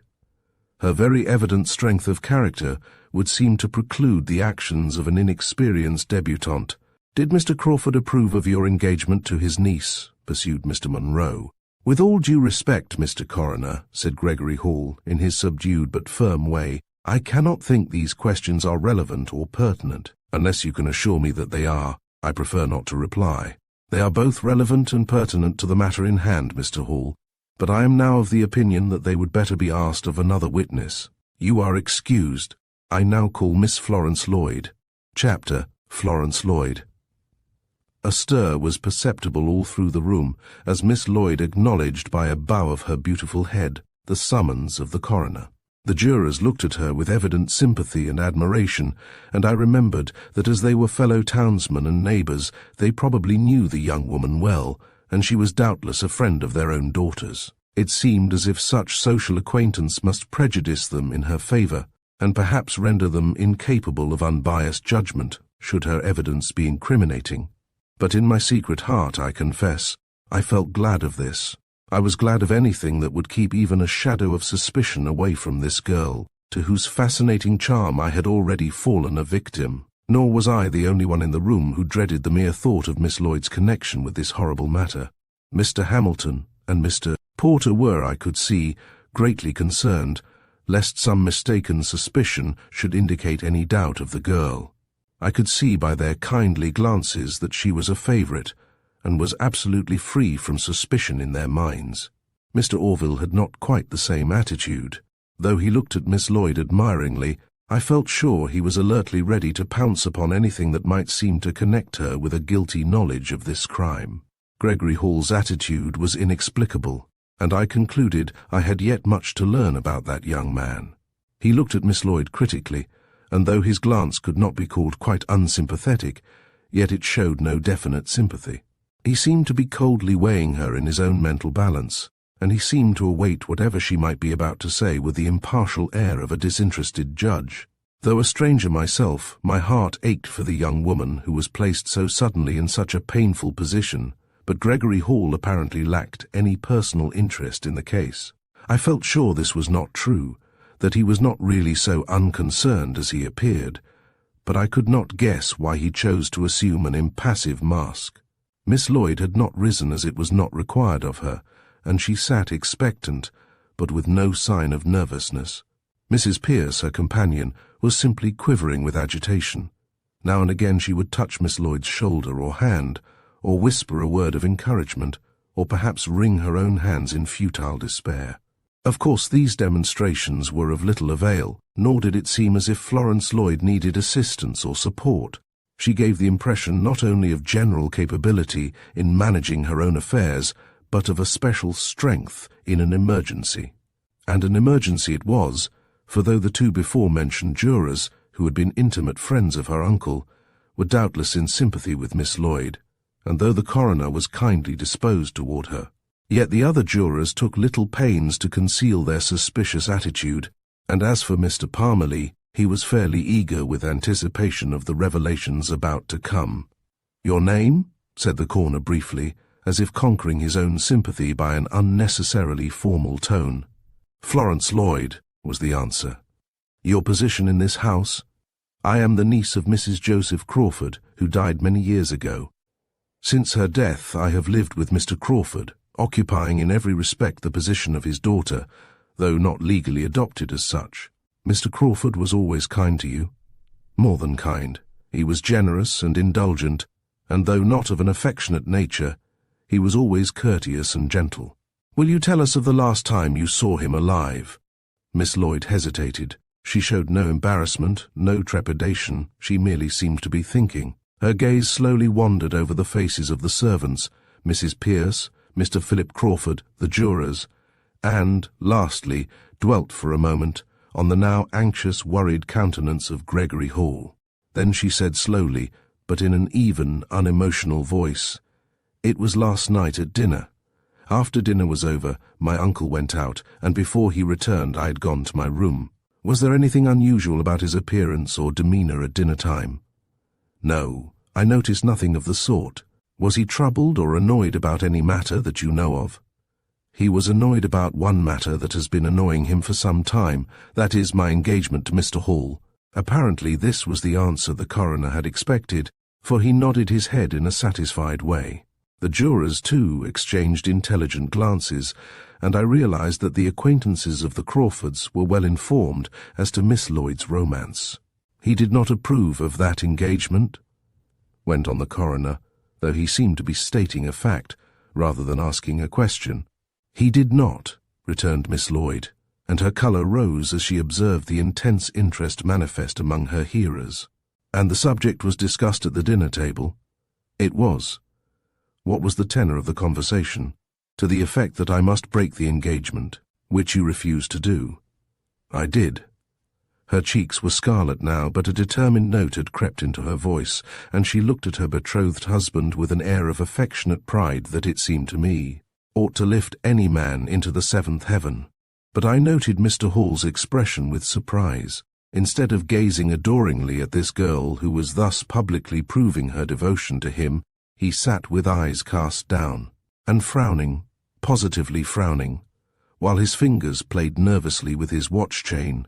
Surely this case required my closest attention, for I place far more confidence in deductions from facial expression and tones of the voice than from the discovery of small, inanimate objects. And if I chose to deduce from facial expressions, I had ample scope in the countenances of these two people. I was particularly anxious not to jump at an unwarrantable conclusion, but the conviction was forced upon me then and there that these two people knew more about the crime than they expected to tell.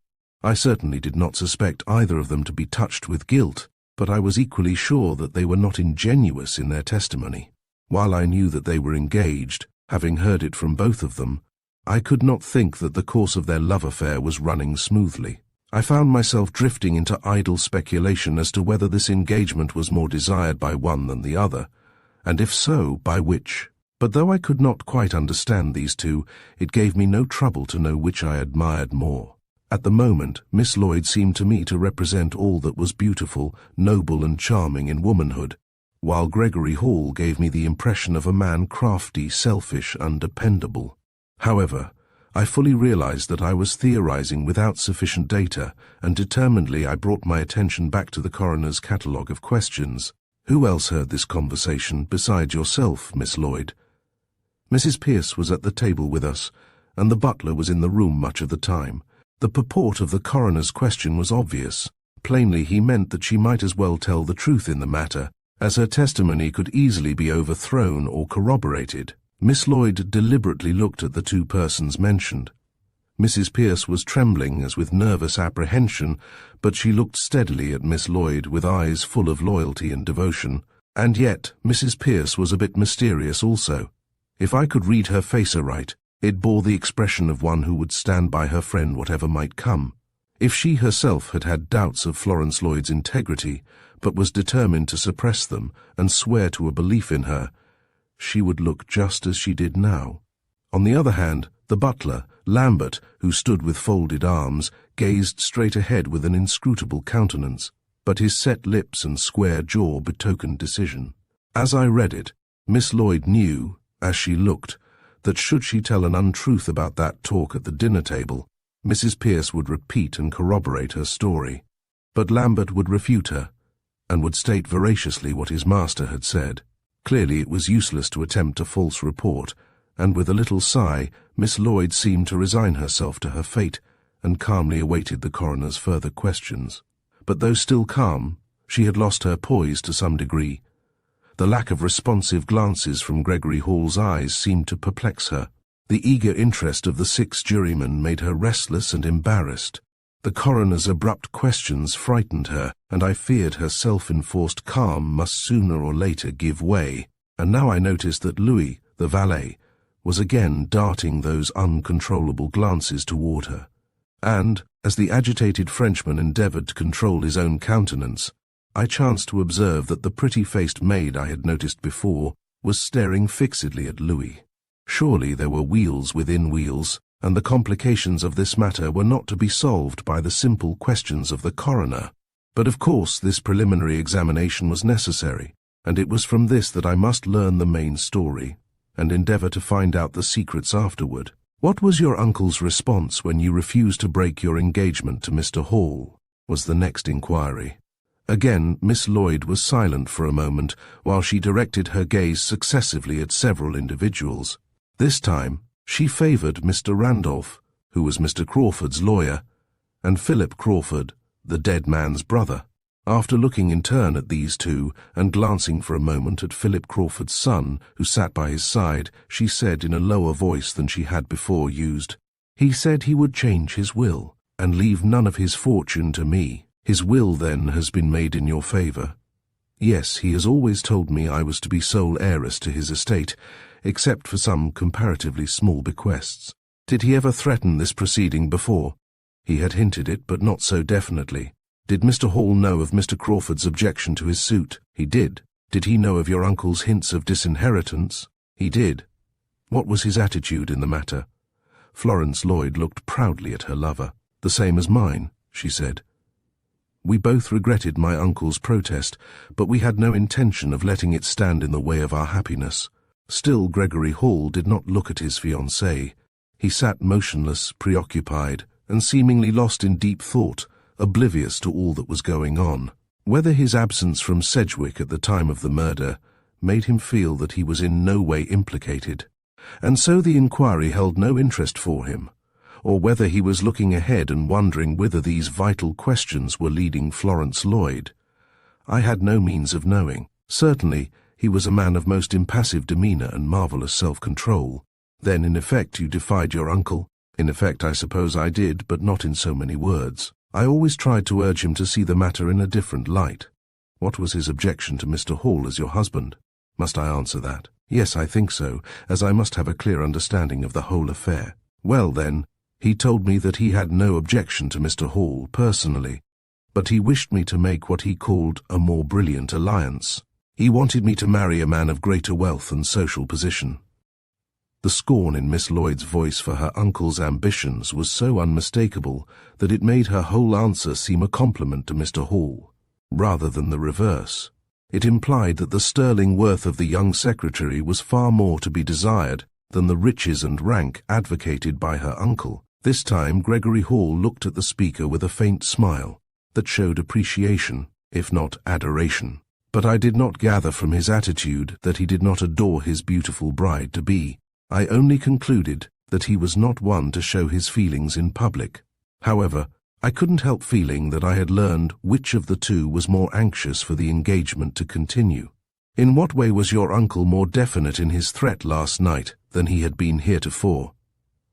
The coroner continued. Miss Lloyd gave a little gasp, as if the question she had been dreading had come at last. She looked at the inexorable face of the butler, she looked at Mr. Randolph, and then flashed a half-timid glance at Hall.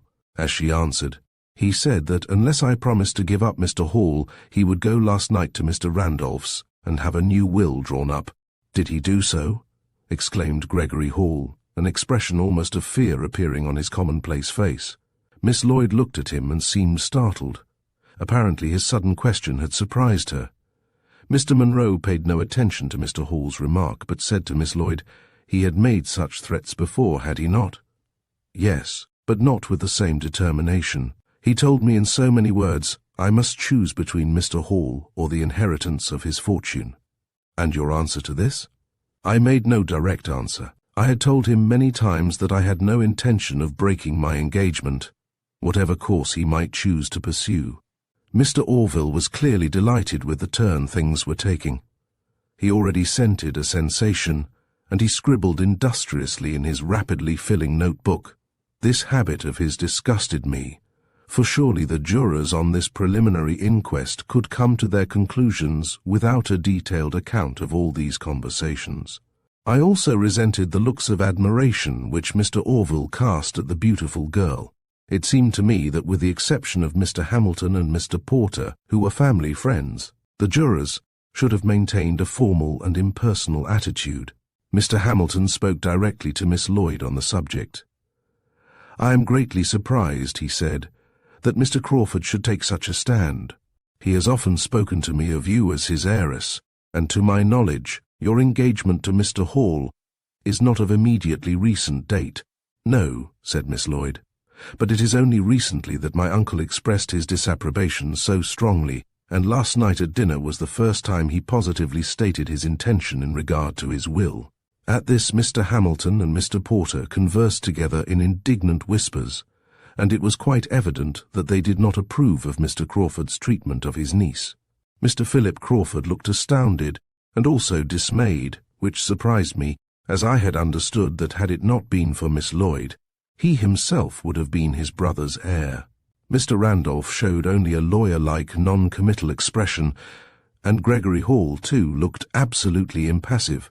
The coroner grew more alert, as if he had discovered something of definite import, and asked eagerly, "Did he do so? Did he go to his lawyers and make another will?" Miss Lloyd's cold calm had returned, and seemed to rebuke the coroner's excited interest. "I do not know," she replied. "He went out after dinner, as I have told you, but I retired to my bedroom before he came home." "And you did not come downstairs again last night?" "I did not." The words were spoken in a clear, even tone, but something made me doubt their truth. It was not the voice or inflection, there was no hesitation or stammer, but a sudden and momentary droop of Miss Lloyd's eyelids seemed to me to give the lie to her words. I wondered if Gregory Hall had the same thought, for he slowly raised his own eyes and looked at her steadily for the first time since her testimony began. She did not look at him. Instead, she was staring at the butler. Either she had reason to fear his knowledge, or I was fanciful. With an endeavour to shake off these shadows of suspicion, I chanced to look at Parmalee. To my disgust, he was quite evidently gloating over the disclosures being made by the witness. I felt my anger rise, and I determined then and there that if suspicion of guilt or complicity should by any chance unjustly light on that brave and lovely girl, I would make the effort of my life to clear her from it. "You did not come down again," the coroner went on pointedly, "to ask your uncle if he had changed his will?" "No, I did not," she replied, with such a ring of truth in her scornful voice that my confidence returned, and I truly believed her. "Then you were not in your uncle's office last evening at all?" "I was not." "Nor through the day?" She reflected a moment. "No, nor through the day. It chanced I had no occasion to go in there yesterday at all." At these assertions of Miss Lloyd's, the Frenchman Louis looked greatly disturbed. He tried very hard to conceal his agitation, but it was not at all difficult to read on his face an endeavour to look undisturbed at what he heard. I hadn't a doubt myself that the man either knew something that would incriminate Miss Lloyd, or that they two had a mutual knowledge of some fact as yet concealed. I was surprised that no one else seemed to notice this, but the attention of everyone in the room was concentrated on the coroner and the witness, and so Louis's behaviour passed unnoticed. At this juncture, Mr. Lemuel Porter spoke with some dignity. "It would seem," he said, "that this concludes Miss Lloyd's evidence in the matter. She has carried the narrative up to the point where Mr. Joseph Crawford went out of his house after dinner. As she herself retired to her room before his return, and did not again leave her room until this morning, she can have nothing further to tell us bearing on the tragedy. And as it is doubtless a most painful experience for her, I trust, Mr. Coroner, that you will excuse her from further questioning." "But wait a minute," Parmalee began, when Mr. Hamilton interrupted him. "Mr. Porter is quite right," he said. "There is no reason why Miss Lloyd should be further troubled in this matter. I feel free to advise her dismissal from the witness stand, because of my acquaintance and friendship with this household. Our coroner and most of our jurors are strangers to Miss Lloyd, and perhaps cannot appreciate as I do the terrible strain this experience means to her. You're right, Hamilton, said Mr. Philip Crawford. I was remiss not to think of it myself. Mr. Monroe, this is not a formal inquest, and in the interest of kindness and humanity, I ask you to excuse Miss Lloyd from further questioning for the present. I was surprised at the requests of these elderly gentlemen, for though it seemed to me that Miss Lloyd's testimony was complete, yet it also seemed as if Gregory Hall were the one to show anxiety that she be spared further annoyance. However, Florence Lloyd spoke for herself. I am quite willing to answer any further questions, she said. I have answered all you have asked, and I have told you frankly the truth. Though it is far from pleasant to have my individual affairs thus brought to notice, I am quite ready to do anything to forward the cause of justice, or to aid in any way the discovery of my uncle's murderer. Thank you, said Mr. Monroe. I quite appreciate the extreme unpleasantness of your position. But, Miss Lloyd, there are a few more questions I must ask you. Pardon me if I repeat myself, but I ask you once more if you did not come down to your uncle's office last evening after he had returned from his call on Mr. Randolph. As I watched Florence Lloyd, I saw that her eyes did not turn toward the coroner, or toward her fiancé, or toward the jury, but she looked straight at Louis, the valet, as she replied in clear tones, I did not. Chapter: The Gold Bag. Is this yours? Asked Mr. Monroe, suddenly whisking into sight the gold mesh bag. Probably his intent had been to startle her, and thus catch her off her guard. If so, he succeeded, for the girl was certainly startled, if only at the suddenness of the query. No, she stammered, it's not mine. Are you sure? The coroner went on, a little more gently, doubtless moved by her agitation. I'm quite sure. Where did you find it? What size gloves do you wear, Miss Lloyd? Number 6. She said this mechanically, as if thinking of something else, and her face was white. These are number 6, said the coroner, as he took a pair of gloves from the bag. Think again, Miss Lloyd. Do you not own a gold chain bag such as this? I have one something like that, or rather, I did have one. Ah! And what did you do with it? I gave it to my maid, Elsa, some days ago. Why did you do that? Because I was tired of it, and as it was a trifle worn, I'd ceased to care to carry it. Is it not a somewhat expensive trinket to turn over to your maid? No, they are not real gold. At least, I mean, mine was not. It was gilt over silver, and cost only about $12 or $14 when new. What did you usually carry in it? What every woman carries in such a bag. Handkerchief, some small change, perhaps a vanity box, gloves, tickets, whatever would be needed on an afternoon's calling or shopping tour. Miss Lloyd, you have enumerated almost exactly the articles in this bag. Then that is a coincidence, for it is not my bag. The girl was entirely self-possessed again, and even a little aggressive. I admit that I did not believe her statements. Of course, I could not be sure she was telling untruths, but her sudden embarrassment at the first sight of the bag, and the way in which she regained her self-possession, made me doubt her clear conscience in the matter. Parmalee, who had come over and sat beside me, whispered, "Striking coincidence, isn't it?" Although his sarcasm voiced my own thoughts, yet it irritated me horribly to hear him say it. But 99 women out of 100 would experience the same coincidence, I returned. But the other 98 weren't in the house last night, and she was. At this moment, Mrs. Pierce, whom I had suspected of feeling far deeper interest than she had so far shown, volunteered a remark. "Of course that isn't Florence's bag," she said. "If Florence had gone to her uncle's office last evening, she would have been wearing her dinner gown, and certainly would not carry a street bag." "Is this a street bag?"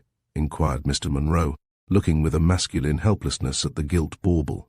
"Of course it is," said Mrs. Pierce, who, now that she had found her voice, seemed anxious to talk. "Nobody ever carries a bag like that in the house in the evening." "But," began Parmalee, "such a thing might have occurred if Miss Lloyd had had occasion to go to her uncle's office with, we will say, papers or notes. Personally, I thought this an absurd suggestion, but Mr. Monroe seemed to take it seriously. "That might be," he said. And I could see that momentarily the suspicions against Florence Lloyd were growing in force and were taking definite shape. As I noted the expressions on the various faces, I observed that only Mr. Philip Crawford and the jurors Hamilton and Porter seemed entirely in sympathy with the girl. The coroner, Parmalee, and even the lawyer, Randolph, seemed to be willing, almost eager for her to incriminate herself. Gregory Hall, who should have been the most sympathetic of all, seemed the most coldly indifferent, and as for Mrs. Pierce, her actions were so erratic and uncertain, no one could tell what she thought. "You are quite positive it is not your bag?" repeated the coroner once more. "I'm positive it is not mine," returned Miss Lloyd, without undue emphasis, but with an air of dismissing the subject. "Is your maid present?" asked the coroner. "Let her be summoned." Elsa came forward, the pretty, timid young girl of German effects whom I had already noticed. "Have you ever seen this bag before?" asked the coroner, holding it up before her. "Yes, sir." "When?" "This morning, sir. Lambert showed it to me, sir. He said he found it in Mr. Crawford's office." The girl was very pale and trembled pitiably. She seemed afraid of the coroner, of Lambert, of Miss Lloyd, and of the jury. It might have been merely the unreasonable fear of an ignorant mind, but it had the appearance of some more definite apprehension. Especially did she seem afraid of the man Louis, though perhaps the distressed glances she cast at him were not so much those of fear as of anxiety. The coroner spoke kindly to her, and really seemed to take more notice of her embarrassment and make more effort to put her at her ease than he had done with Miss Lloyd. "Is it Miss Lloyd's bag?" "I don't think so, sir. Don't you know, as her personal maid you must be acquainted with her belongings?" "Yes, sir." "No, it isn't hers, sir." But as this statement was made after a swift but noticeable glance of inquiry at her mistress, a slight distrust of Elsa formed in my own mind, and probably in the minds of others. "She has one like this, has she not?" She did have, sir, but she gave it to me." "Yes? Then go and get it and let us see it." "I haven't it now, sir. I gave it away." "Oh, you gave it away? To whom? Can you get it back?" "No, sir, I gave it to my cousin who sailed for Germany last week." Miss Lloyd looked up in surprise, and that look of surprise told against her. I could see Parmalee's eyes gleam as he concluded in his own mind that the bag story was all false, was made up between mistress and maid, and that the part about the departing cousin was an artistic touch added by Elsa. The coroner, too, seemed inclined to disbelieve the present witness, and he sat thoughtfully snapping the catch of the bag. He turned again to Miss Lloyd. "Having given away your own bag," he said suavely, "you have perhaps provided yourself with another, have you not?" "Why, no, I haven't," said Florence Lloyd. "I have been intending to do so, and shall get one shortly, but I haven't yet selected it, and in the meantime you have been getting along without any." A gold mesh bag is not an indispensable article. I have several bags of other styles, and I'm in no especial haste to purchase a new one. Miss Lloyd's manner had taken on several degrees of hauteur, and her voice was incisive in its tone. Clearly she resented this discussion of her personal belongings, and as she entirely repudiated the ownership of the bag in the coroner's possession, she was annoyed at his questions. Mr. Munro looked at her steadily. "If this is not your bag, Miss Lloyd," he said with some asperity, "how did it get on Mr. Crawford's desk late last night?" "The butler has assured me it was not there when he looked in at a little after 10 o'clock. Yet this morning it lay there, in plain sight on the desk." "Whose bag is it?" "I have not the slightest idea," said Miss Lloyd firmly, "but, I repeat, it is not mine." "Easy enough to see the trend of Munro's questions," said Parmalee in my ear. "If he can prove this bag to be Miss Lloyd's, it shows that she was in the office after 10 o'clock last night, and this she has denied." "Don't you believe her?" said I. "Indeed I don't. Of course she was there, and of course it's her bag. She put that pretty maid of hers up to deny it, but anyone could see the maid was lying also." "Oh, come now, Parmalee, that's too bad. You've no right to say such things." "Oh, sure. You think the same yourself, only you think it isn't chivalrous to put it into words." Of course, what annoyed me in Parmalee's speech was its inherent truth. I didn't believe Florence Lloyd. Much as I wanted to, I couldn't, for the appearance, manner and words of both women were not such as to inspire belief in their hearers. If she and Elsa were in collusion to deny her ownership of the bag, it would be hard to prove the contrary, for the men servants could not be supposed to know, and I had no doubt Mrs. Pierce would testify as Miss Lloyd did on any matter. I was sorry not to put more confidence in the truth of the testimony I was hearing, but I am perhaps skeptical by nature. And too, if Florence Lloyd were in any way implicated in the death of her uncle, I felt pretty sure she would not hesitate at untruth. Her marvelous magnetism attracted me strongly, but it did not blind me to the strength of her nature. While I could not, as yet, believe her in any way implicated in the death of her uncle, I was fully convinced she knew more concerning it than she had told, and I knew, unless forced to. She would not tell what she desired to keep secret. My sympathy, of course, was with her, but my duty was plain. As a detective, I must investigate fairly or give up the case. At this juncture, I knew the point at issue was the presence of Miss Lloyd in the office last night, and the 2 yellow rose petals I had picked up on the floor might prove a clue. At any rate, it was my duty to investigate the point, so taking a card from my pocket, I wrote upon it, "Find out if Miss Lloyd wore any flowers last evening, and what kind." I passed this over to Mr. Monroe, and rather enjoyed seeing his mystification as he read it. To my surprise, he did not question Florence Lloyd immediately, but turned again to the maid. "At what time did your mistress go to her room last evening?" "At about 10 o'clock, sir. I was waiting there for her, and so I am sure." "Did she at once retire?" "No, sir. She changed her evening gown for a tea gown, and then said she would sit up for an hour or so and write letters, and I needn't wait." "You left her then?" "Yes, sir." "Did Miss Lloyd wear any flowers at dinner last evening?" "No, sir. There were no guests, only the family." "Ah, quite so. But did she by chance pin on any flowers after she went to her room?" "Why, yes, sir, she did. A box of roses had come for her by a messenger, and when she found them in her room, she pinned one on the lace of her tea gown." "Yes? And what time did the flowers arrive?" "While Miss Lloyd was at dinner, sir. I took them from the box and put them in water, sir." "And what sort of flowers were they?" "Yellow roses, sir." "That will do, Elsa. You are excused." The girl looked bewildered and a little embarrassed as she returned to her place among the other servants, and Miss Lloyd looked a little bewildered also. But then, for that matter, nobody understood the reason for the questions about the flowers, and though most of the jury merely looked preternaturally wise on the subject, Mr. Orville scribbled it all down in his little book. I was now glad to see the man keep up his indefatigable note-taking. If the reporters or stenographers missed any points, I could surely get them from him. But from the industry with which he wrote, I began to think he must be composing an elaborate thesis on yellow roses and their habits. Mr. Porter, looking greatly puzzled, observed to the coroner, "I have listened to your inquiries with interest, and I would like to know what, if any, special importance is attached to this subject of yellow roses." "I'm not able to tell you," replied Mr. Monroe. "I ask these questions at the instigation of another, who doubtless has some good reason for them, which he will explain in due time." Mr. Porter seemed satisfied with this, and I nodded my head at the coroner, as if bidding him to proceed.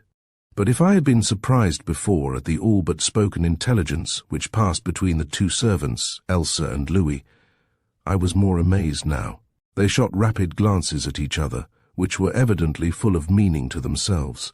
Elsa was deathly white, her lips trembled, and she looked at the Frenchman as if in terror of her life. But though he glanced at her meaningly now and then, Louis's anxiety seemed to me to be more for Florence Lloyd than for her maid. But now the coroner was talking very gravely to Miss Lloyd. "Do you corroborate," he was saying, "the statements of your maid about the flowers that were sent you last evening?" "I do," she replied. "From whom did they come?" "From Mr. Hall." "Mr. Hall," said the coroner, turning toward the young man, "how could you send flowers to Miss Lloyd last evening if you were in New York City?" "Easily," was the cool reply. "I left Sedgwick on the 6 o'clock train.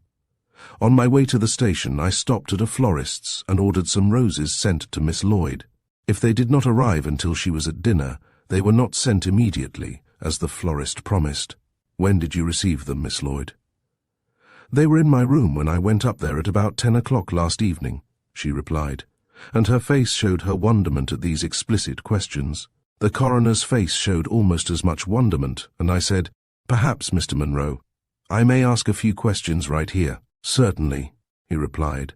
And thus it was, for the first time in my life, I directly addressed Florence Lloyd. "When you went up to your room at 10 o'clock, the flowers were there?" I asked, and I felt a most uncomfortable pounding at my heart because of the trap I was deliberately laying for her. But it had to be done, and even as I spoke, I experienced a glad realization that if she were innocent, my questions could do her no harm. "Yes," she repeated, and for the first time favored me with a look of interest. I doubt if she knew my name or scarcely knew why I was there. "And you pinned one on your gown?" "I tucked it in among the laces at my throat, yes." "Miss Lloyd, do you still persist in saying you did not go downstairs again to your uncle's office?" "I did not," she repeated, but she turned white, and her voice was scarce more than a whisper. "Then," said I, "how did 2 petals of a yellow rose happen to be on the floor in the office this morning?" Chapter: Yellow Roses. If anyone expected to see Miss Lloyd faint or collapse at this crisis, he must have been disappointed, and as I had confidently expected such a scene, I was completely surprised at her quick recovery of self-possession. For an instant she had seemed stunned by my question, and her eyes had wandered vaguely round the room, as if in a vain search for help.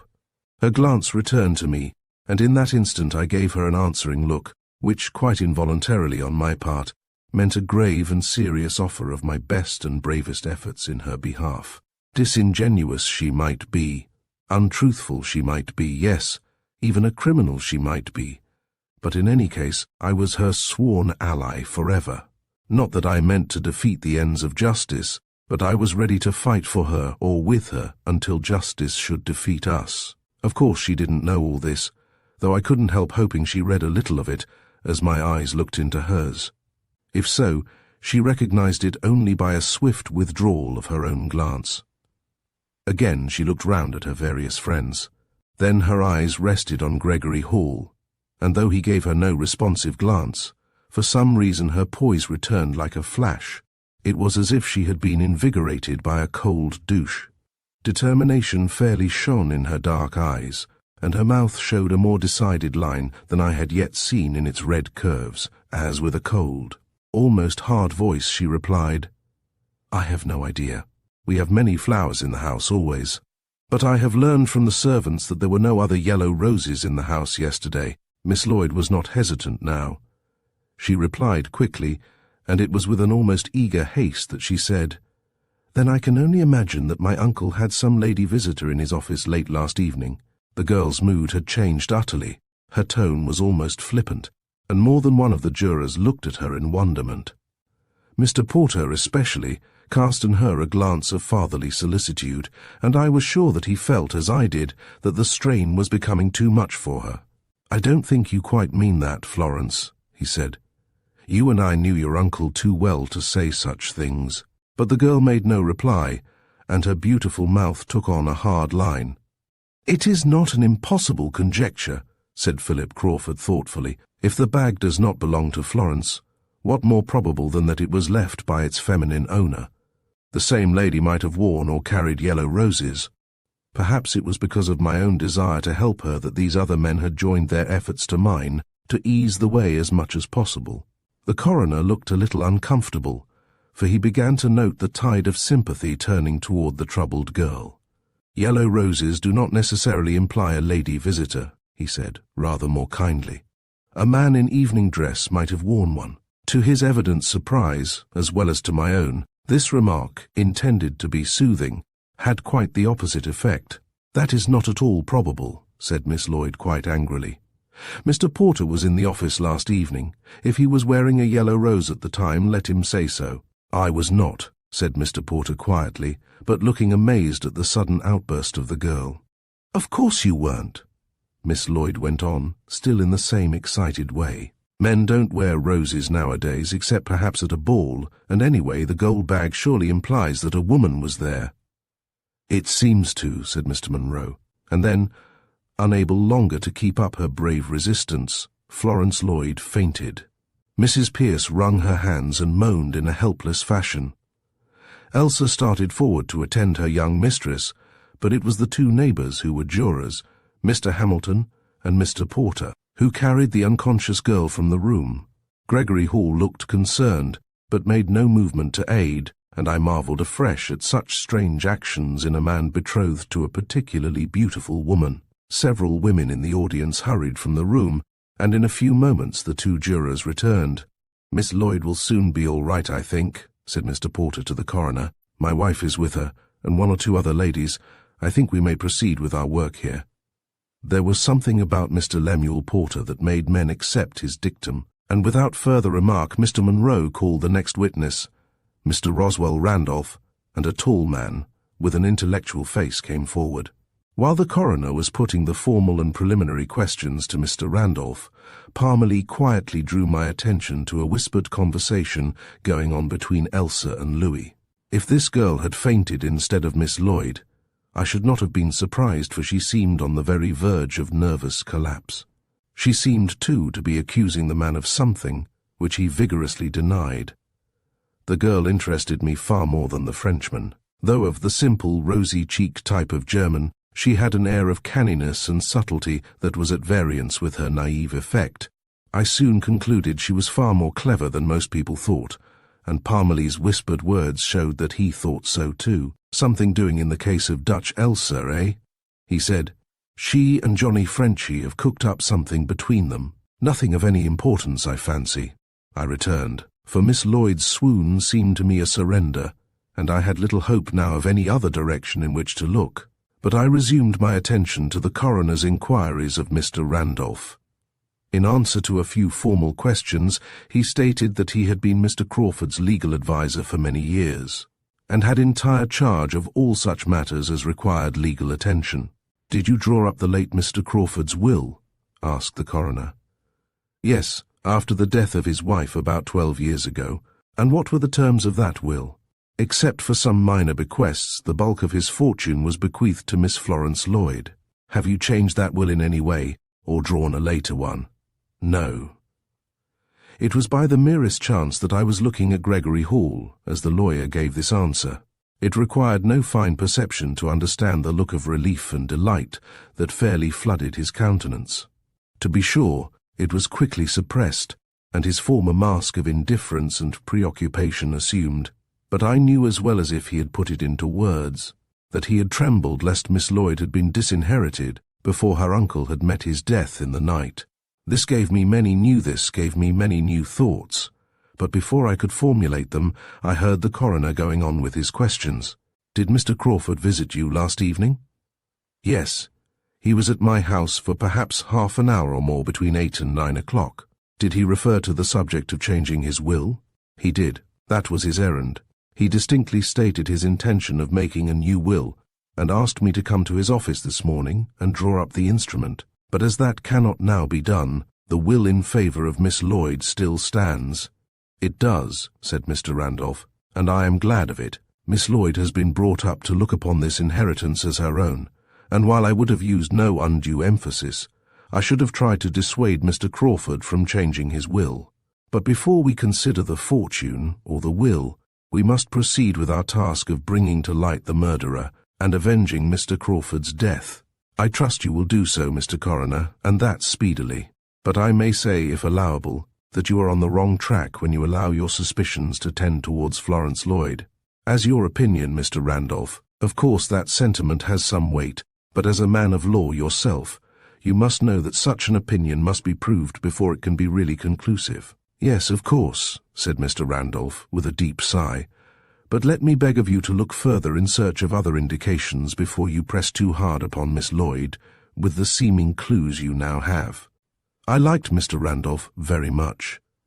Indeed, it seemed to me that the men of West Sedgwick were of a fine class as to both intellect and judgment, and though Coroner Munro was not a brilliant man, I began to realize that he had some sterling qualities and was distinctly just and fair in his decisions. As for Gregory Hall, he seemed like a man free from a great anxiety. Though still calm and reserved in appearance, he was less nervous and quietly awaited further developments. His attitude was not hard to understand. Mr. Crawford had objected to his secretary's engagement to his niece, and now Mr. Crawford's objections could no longer matter. Again, it was not surprising that Mr. Hall should be glad to learn that his fiancée was the heiress she had supposed herself to he. Even though he were marrying the girl simply for love of her, a large fortune in addition was by no means to be despised. At any rate, I concluded that Gregory Hall thought so. As often happened, Parmalee read my thoughts. "A fortune hunter," he murmured, with a meaning glance at Hall. I remembered that Mr. Carstairs at the inn had said the same thing, and I thoroughly believed it myself. "Has he any means of his own?" "No," said Parmalee, "except his salary, which was a good one from Mr. Crawford, but of course he's lost that now. I don't feel drawn toward him. I suppose one would call him a gentleman, and yet he isn't manly." "He's a cad," declared Parmalee. "Any fortune hunter is a cad, and I despise him."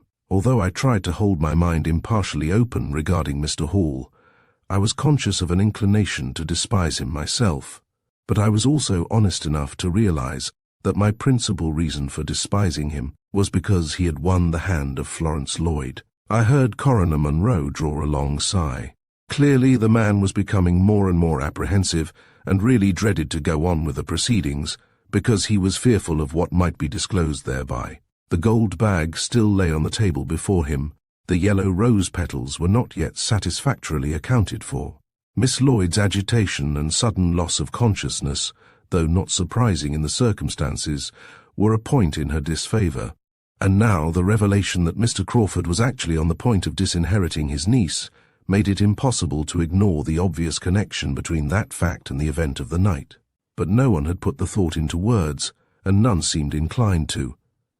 Mechanically, Mr. Munro called the next witness on his list, and Mrs. Pearce answered. For some reason she chose to stand during her interview, and as she rose, I realized that she was a prim little personage, but of such a decided nature that she might have been stigmatized by the term stubborn. I had seen such women before, of a certain soft outward effect, apparently pliable and amenable, but in reality deep, shrewd and clever. And yet she was not strong, for the situation in which she found herself made her trembling and unstrung. When asked by the coroner to tell her own story of the events of the evening before, she begged that he would question her instead. Desirous of making it as easy for her as possible, Mr. Munro acceded to her wishes, and put his questions in a kindly and conversational tone. "You were at dinner last night with Miss Lloyd and Mr. Crawford?" "Yes," was the almost inaudible reply, and Mrs. Pearce seemed about to break down at the sad recollection. "You heard the argument between Mr. Crawford and his niece at the dinner table?" "Yes." "This resulted in high words on both sides." "Well, I don't know exactly what you mean by high words. Mr. Crawford rarely lost his temper, and Florence never." "What then did Mr. Crawford say in regard to disinheriting Miss Lloyd?" "Mr. Crawford said clearly, but without recourse to what may be called high words, that unless Florence would consent to break her engagement, he would cut her off with a shilling." "Did he use that expression?" "He did at first, when he was speaking more lightly. Then when Florence refused to do as he wished, he said he would go that very evening to Mr. Randolph's, and have a new will made which should disinherit Florence, except for a small annuity." "And what did Miss Lloyd reply to this threat?" asked the coroner. "She said," replied Mrs. Pearce in her plaintive tones, "that her uncle might do as he chose about that, but she would never give up Mr. Hall." At this moment, Gregory Hall looked more manly than I had yet seen him. Though he modestly dropped his eyes at this tacit tribute to his worthiness, yet he squared his shoulders, and showed a justifiable pride in the love thus evinced for him. "Was the subject discussed further?" pursued the coroner. "No, nothing more was said about it after that." "Will the making of a new will by Mr. Crawford affect yourself in any way, Mrs. Pearce?" "No," she replied. "Mr. Crawford left me a small bequest in his earlier will, and I had reason to think he would do the same in a later will, even though he changed his intentions regarding Florence." "Miss Lloyd thoroughly believed that he intended to carry out his threat last evening?" "She didn't say so to me, but Mr. Crawford spoke so decidedly on the matter that I think both she and I believed he was really going to carry out his threat at last." "When Mr. Crawford left the house, did you and Miss Lloyd know where he was going?" "We knew no more than he had said at the table. He said nothing when he went away." "How did you and Miss Lloyd spend the remainder of the evening?" "It was but a short evening. We sat in the music room for a time, but at about 10 o'clock we both went up to our rooms." "Had Mr. Crawford returned then?" Yes, he came in perhaps an hour earlier. We heard him come in at the front door and go at once to his office. You did not see him or speak to him. We did not. He had a caller during the evening. It was Mr. Porter, I have since learned. Did Miss Lloyd express no interest as to whether he had changed his will or not? Miss Lloyd didn't mention the will or her engagement to me at all. We talked entirely of other matters. Was Miss Lloyd in her usual mood or spirits? She seemed a little quiet, but not at all what you might call worried. Was not this strange when she was fully expecting to be deprived of her entire fortune? It was not strange for Miss Lloyd. She rarely talks of her own affairs. We spent an evening similar in all respects to our usual evening when we do not have guests. And you both went upstairs at 10. Was that unusually early for you? Well, unless we have guests, we often go at 10 or 10:30. And did you see Miss Lloyd again that night? Yes, about half an hour later. I went to her room for a book I wanted. Miss Lloyd had not retired. No, she asked me to sit down for a while and chat. Did you do so? Only for a few moments. I was interested in the book I had come for, and I wanted to take it away to my own room to read. And Miss Lloyd, then, did not seem dispirited or in any way in an unusual mood. Not that I noticed. I wasn't quizzing her or looking into her eyes to see what her thoughts were, for it didn't occur to me to do so. I knew her uncle had dealt her a severe blow, but as she didn't open the subject, of course I couldn't discuss it with her. But I did think perhaps she wanted to be by herself to consider the matter, and that was one reason why I didn't stay and chat as she had asked me to. Perhaps she really wanted to discuss the matter with you. Perhaps she did, but in that case she should have said so. Florence knows well enough that I am always ready to discuss or sympathize with her in any matter, but I never obtrude my opinions. So, as she said nothing to lead me to think she wanted to talk to me especially, I said good night to her. Chapter: Further Inquiry. Did you happen to notice, Mrs. Pierce, whether Miss Lloyd was wearing a yellow rose when you saw her in her room? Mrs. Pierce hesitated. She looked decidedly embarrassed and seemed disinclined to answer. But she might have known that to hesitate and show embarrassment was almost equivalent to an affirmative answer to the coroner's question. At last she replied, "I don't know. I didn't notice." This might have been a true statement, but I think no one in the room believed it. The coroner tried again. "Try to think, Mrs. Pierce. It is important that we should know if Miss Lloyd was wearing a yellow rose." "Yes," flared out Mrs. Pierce angrily. "So that you can prove she went down to her uncle's office later and dropped a piece of her rose there. But I tell you, I don't remember whether she was wearing a rose or not, and it wouldn't matter if she had on 40 roses. If Florence Lloyd says she didn't go downstairs, she didn't." "I think we all believe in Miss Lloyd's veracity," said Mr. Monroe, "but it is necessary to discover where those rose petals in the library came from. You saw the flowers in her room, Mrs. Pierce?" "Yes, I believe I did, but I paid no attention to them, as Florence nearly always has flowers in her room." "Would you have heard Miss Lloyd if she had gone downstairs after you left her?" "I don't know," said Mrs. Pierce doubtfully. "Is your room next to hers?" "No, not next." "Is it on the same corridor?" "No." "Around a corner?" "Yes." "And at some distance?" "Yes." Mrs. Pierce's answers became more hesitating as she saw the drift of Mr. Monroe's questions. Clearly she was trying to shield Florence, if necessary, at the expense of actual truthfulness. "Then," went on Mr. Monroe inexorably, "I understand you to say that you think you would have heard Miss Lloyd had she gone downstairs, although your room is at a distance and around a corner, and the hall and stairs are thickly carpeted. Unless you were listening especially, Mrs. Pierce, I think you would scarcely have heard her descend." "Well, as she didn't go down, of course I didn't hear her," snapped Mrs. Pierce, with the feminine way of settling an argument by an unprovable statement. Mr. Monroe began on another tack.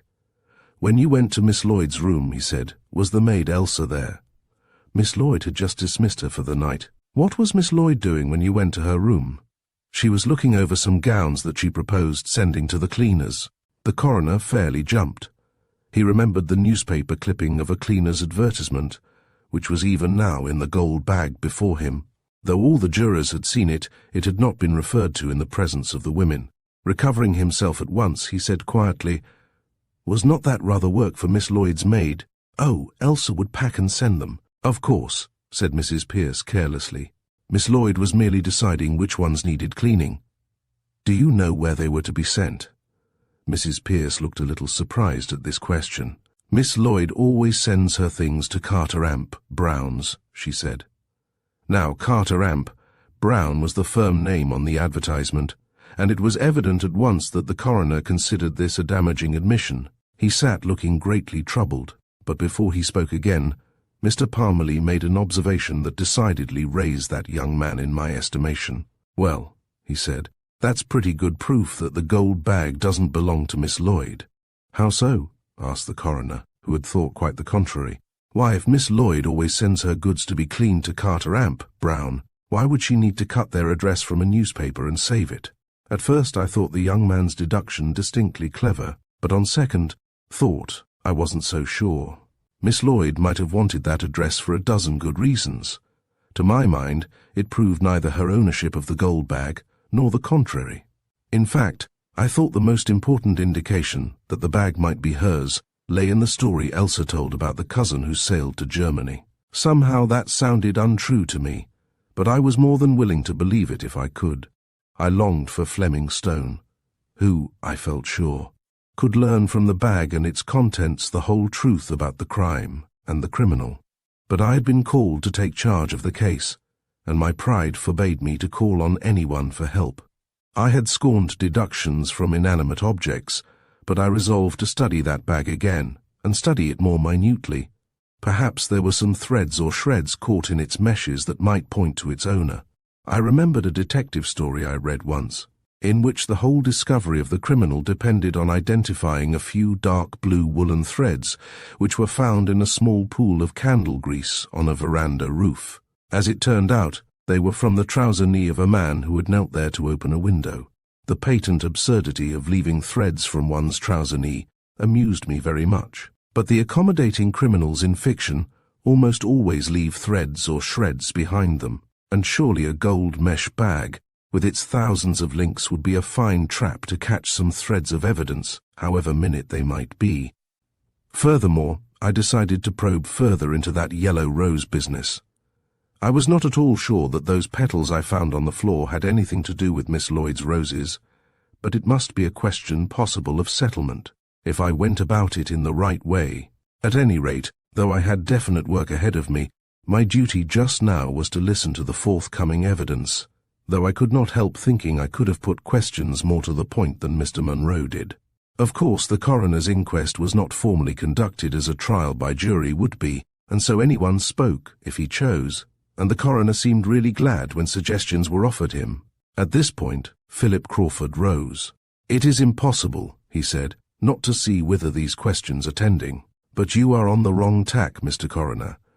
No matter how evidence may seem to point toward Florence Lloyd's association with this crime, it is only seeming.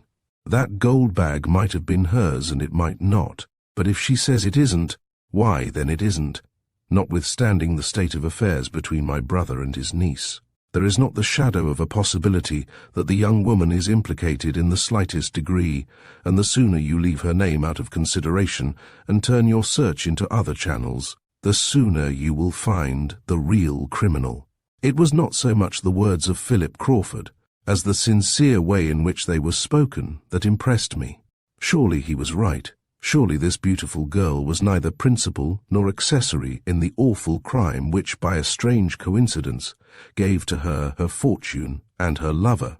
"Mr. Crawford's right," said Lemuel Porter. "If this jury allows itself to be misled by a gold purse and 2 petals of a yellow rose, we are unworthy to sit on this case. Why, Mr. Coroner, the long French windows in the office were open, or at least unfastened all through the night. We have that from the butler's testimony. He didn't lock them last night. They were found unlocked this morning. Therefore, I hold that an intruder, either man or woman, may have come in during the night, accomplished the fatal deed, and departed without anyone being the wiser. That this intruder was a woman is evidenced by the bag she left behind her. For, as Mr. Crawford has said, if Miss Lloyd denies the ownership of that bag, it is not hers. After all, these declarations were proof of a sort. If Mr. Porter and Mr. Philip Crawford, who had known Florence Lloyd for years, spoke thus positively of her innocence, it could not be doubted. And then the voice of Parmalee again sounded in my ears. Of course, Mr. Porter and Mr. Crawford would stand up for Miss Lloyd. It would be strange if they didn't. And of course, Mrs. Pearce will do all she can to divert suspicion. But the evidences are against her. They only seem to be, I corrected. Until we prove the gold bag and the yellow rose to be hers, there is no evidence against her at all. She also had motive and opportunity. Those 2 points are of quite as much importance as evidence. She had motive and opportunity, I agreed, but they were not exclusive. As Mr. Porter pointed out, the open windows gave opportunity that was worldwide, and as to motive, how are we to know who had or who hadn't it? You're right, I suppose. Perhaps I am too positive of Miss Lloyd's implication in the matter, but I'm quite willing to be convinced to the contrary. The remarks of Mr. Parmalee were of course not audible to anyone save myself, but the speeches which had been made by Mr. Crawford and Mr. Porter, and which, strange to say, amounted to an arraignment and a vindication almost in the same breath, had a decided effect upon the assembly.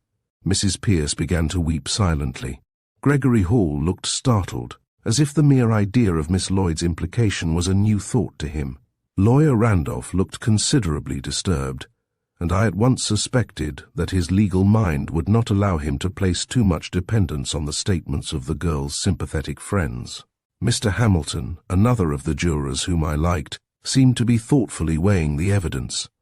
He was not so well acquainted with Miss Lloyd as the 2 men who had just spoken in her behalf, and he made a remark somewhat diffidently. I agree, he said, with the sentiments just expressed, but I also think that we should endeavour to find some further clues or evidence. Had Mr. Crawford any enemies who would come at night to kill him? Or are there any valuables missing? Could robbery have been the motive? It does not seem so, replied the coroner. Nothing is known to be missing. Mr. Crawford's watch and pocket money were not disturbed.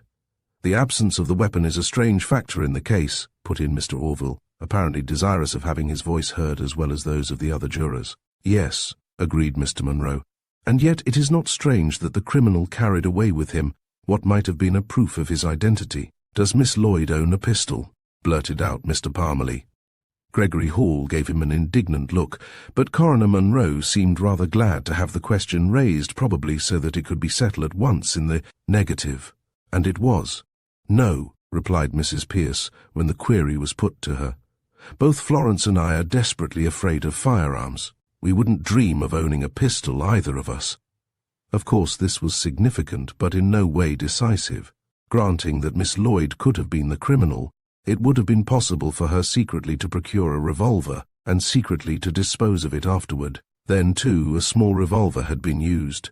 To be sure, this did not necessarily imply that a woman had used it, but, taken in connection with the bag and the rose petals, it gave food for thought.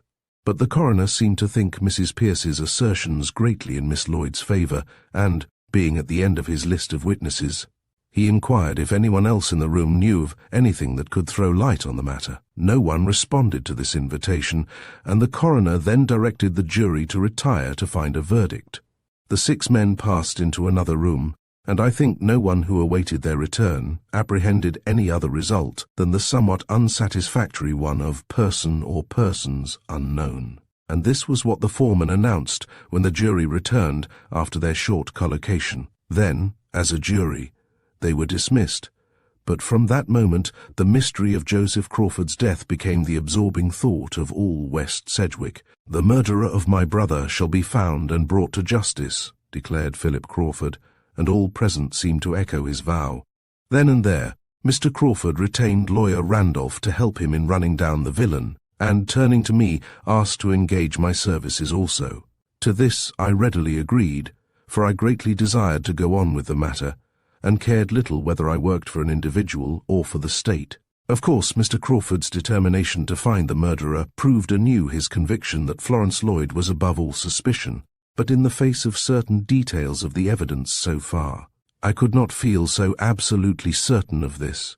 However, it was my business to follow up every clue, or apparent clue, and every bit of evidence, and this I made up my mind to do, regardless of consequences. I confess it was difficult for me to field regardless of consequences, for I had a haunting fear that the future was going to look dark for Florence Lloyd. And if it should be proved that she was in any way responsible for or accessory to this crime, I knew I should wish I had had nothing to do with discovering that fact. But back of this was an undefined but insistent conviction that the girl was innocent, and that I could prove it. This may have been an inordinate faith in my own powers, or it may have been a hope born of my admiration for the young woman herself.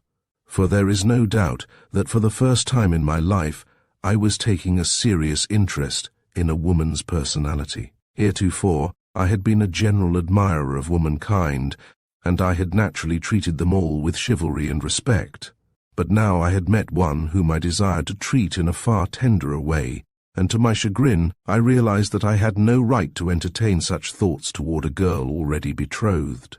So I concluded to try my best to leave Florence Lloyd's personality out of the question, to leave my feelings toward her out of the question, and to devote my energies to real work on the case, and prove by intelligent effort that I could learn facts from evidence without resorting to the microscopic methods of Fleming Stone. I purposely ignored the fact that I would have been only too glad to use these methods had I the power to do so. Chapter 9. The 12th Rose. For the next day or two the Crawford house presented the appearance usual in any home during the days immediately preceding a funeral. By tacit consent, all reference to the violence of Mr. Crawford's death was avoided, and a rigorous formality was the keynote of all the ceremonies. The servants were garbed in correct mourning, the ladies of the house refused to see anybody, and all personal callers were met by Philip Crawford or his wife, while business acquaintances were received by Gregory Hall. As private secretary, of course Mr. Hall was in full charge of Mr. Crawford's papers and personal effects. But, in addition to this, as the prospective husband of the heiress, he was practically the head of the house.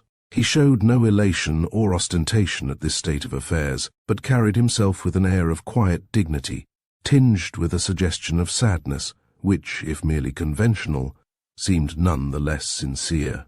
I soon learned that the whole social atmosphere of West Sedgwick was one of extreme formality, and everything was done in accordance with the most approved conventions. Therefore, I found I could get no chance for a personal conversation with Miss Lloyd until after the funeral. I had, however, more or less talk with Gregory Hall, and as I became acquainted with him, I liked him less. He was of a cold and calculating disposition, and when we were alone, he did not hesitate to gloat openly over his bright prospects. "Terrible thing to be put out of existence like that," he said, as we sat in Mr. Crawford's office looking over some papers. "But it solved a big problem for Florence and me.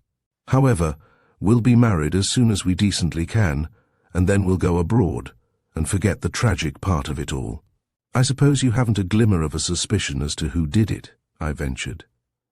"No, I haven't. Not the faintest notion. But I wish you could find out. Of course, nobody holds up that bag business as against Florence, but it's uncomfortable all the same. I wish I'd been here that night. I'm most sure I'd have heard a shot or something." "Where were you?" I said in a careless tone. Hall drew himself up stiffly. "Excuse me," he said. "I declined to answer that question before. Since I was not in West Sedgwick, it can matter to no one where I was." "Oh, that's all right," I returned affably, for I had no desire to get his ill will. "But of course we detectives have to ask questions. By the way, where did you buy Miss Lloyd's yellow roses?" "See here," said Gregory Hall with a petulant expression, "I don't want to be questioned. I'm not on the witness stand, and, as I've told you, I'm uncomfortable already about these so-called clues that seem to implicate Miss Lloyd. So, if you please, I'll say nothing." "All right," I responded, "just as you like." I went away from the house thinking how foolish people could be. I could easily discover where he bought the roses, as there were only 3 florist shops in West Sedgwick, and I resolved to go at once to hunt up the florist who sold them. Assuming he would naturally go to the shop nearest the railroad station, and which was also on the way from the Crawford house, I went there first, and found my assumption correct. The florist was more than willing to talk on the subject. "Yes, sir," he said. "I sold those roses to Mr. Hall, sold 'em to him myself. He wanted something extra nice, and I had just a dozen of those big yellow beauties. No, I don't raise my own flowers. I get 'em from the city, and so I had just that dozen, and I sent 'em right up. Well, there was some delay, for 2 of my boys were out to supper, and I waited for one to get back. And you had no other roses just like these in stock? No, sir. Hadn't had for a week or more. Haven't any now. May not get any more at all. They're a scarce sort at best, and specially so this year. And you sent Miss Lloyd the whole dozen? Yes, sir, 12. I like to put in an extra 1 or 2 when I can, but that time I couldn't. There wasn't another rose like them short of New York City. I thanked the florist, and, guessing that he was not above it, I gave him a more material token of my gratitude for his information, and then walked slowly back to my room at the inn. Since there were no other roses of that sort in West Sedgwick that evening, it seemed to me as if Florence Lloyd must have gone down to her uncle's office after having pinned the blossom on her bodice. The only other possibility was that some intruder had entered by way of the French window wearing or carrying a similar flower, and that this intruder had come from New York, or at least from some place other than West Sedgwick. It was too absurd. Murderers don't go about decked with flowers, and yet at midnight a man in evening dress was not impossible, and evening dress might easily imply a boutonniere. Well, this well-dressed man I had conjured up in my mind must have come from out of town, or else whence the flower after all? And then I bethought myself of that late newspaper. An extra, printed probably as late as 11 o'clock at night, must have been brought out to West Sedgwick by a traveller on some late train. Why not Gregory Hall himself? I let my imagination run riot for a minute. Mr. Hall refused to say where he was on the night of the murder. Why not assume that he had come out from New York in evening dress at or about midnight?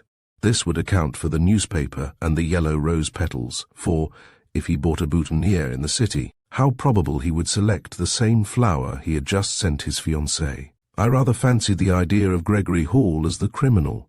He had the same motive as Miss Lloyd. He knew of her uncle's objection to their union and his threat of disinheritance. How easy for him to come out late from New York, on a night when he was not expected, and remove forever the obstacle to his future happiness. I drew myself up with a start. This was not detective work. This was mere idle speculation. I must shake it off and set about collecting some real evidence. But the thought still clung to me. Mere speculation it might be, but it was founded on the same facts that already threw suspicion on Florence Lloyd, with the exception of the gold bag, and that she disclaimed such evidence as I knew of pointed toward Mr. Hall, as well as toward Miss Lloyd. However, at present, I was on the trail of those roses, and I determined to follow that trail to a definite end. I went back to the Crawford house, and as I did not like to ask for Miss Lloyd, I asked for Mrs. Pierce. She came down to the drawing-room and greeted me rather more cordially than I had dared to hope. I had a feeling that both ladies resented my presence there, for so many women have a prejudice against detectives. But though nervous and agitated, Mrs. Pierce spoke to me kindly. "Did you want to see me for anything in particular, Mr. Burrows?" she asked. "Yes, I do, Mrs. Pierce," I replied.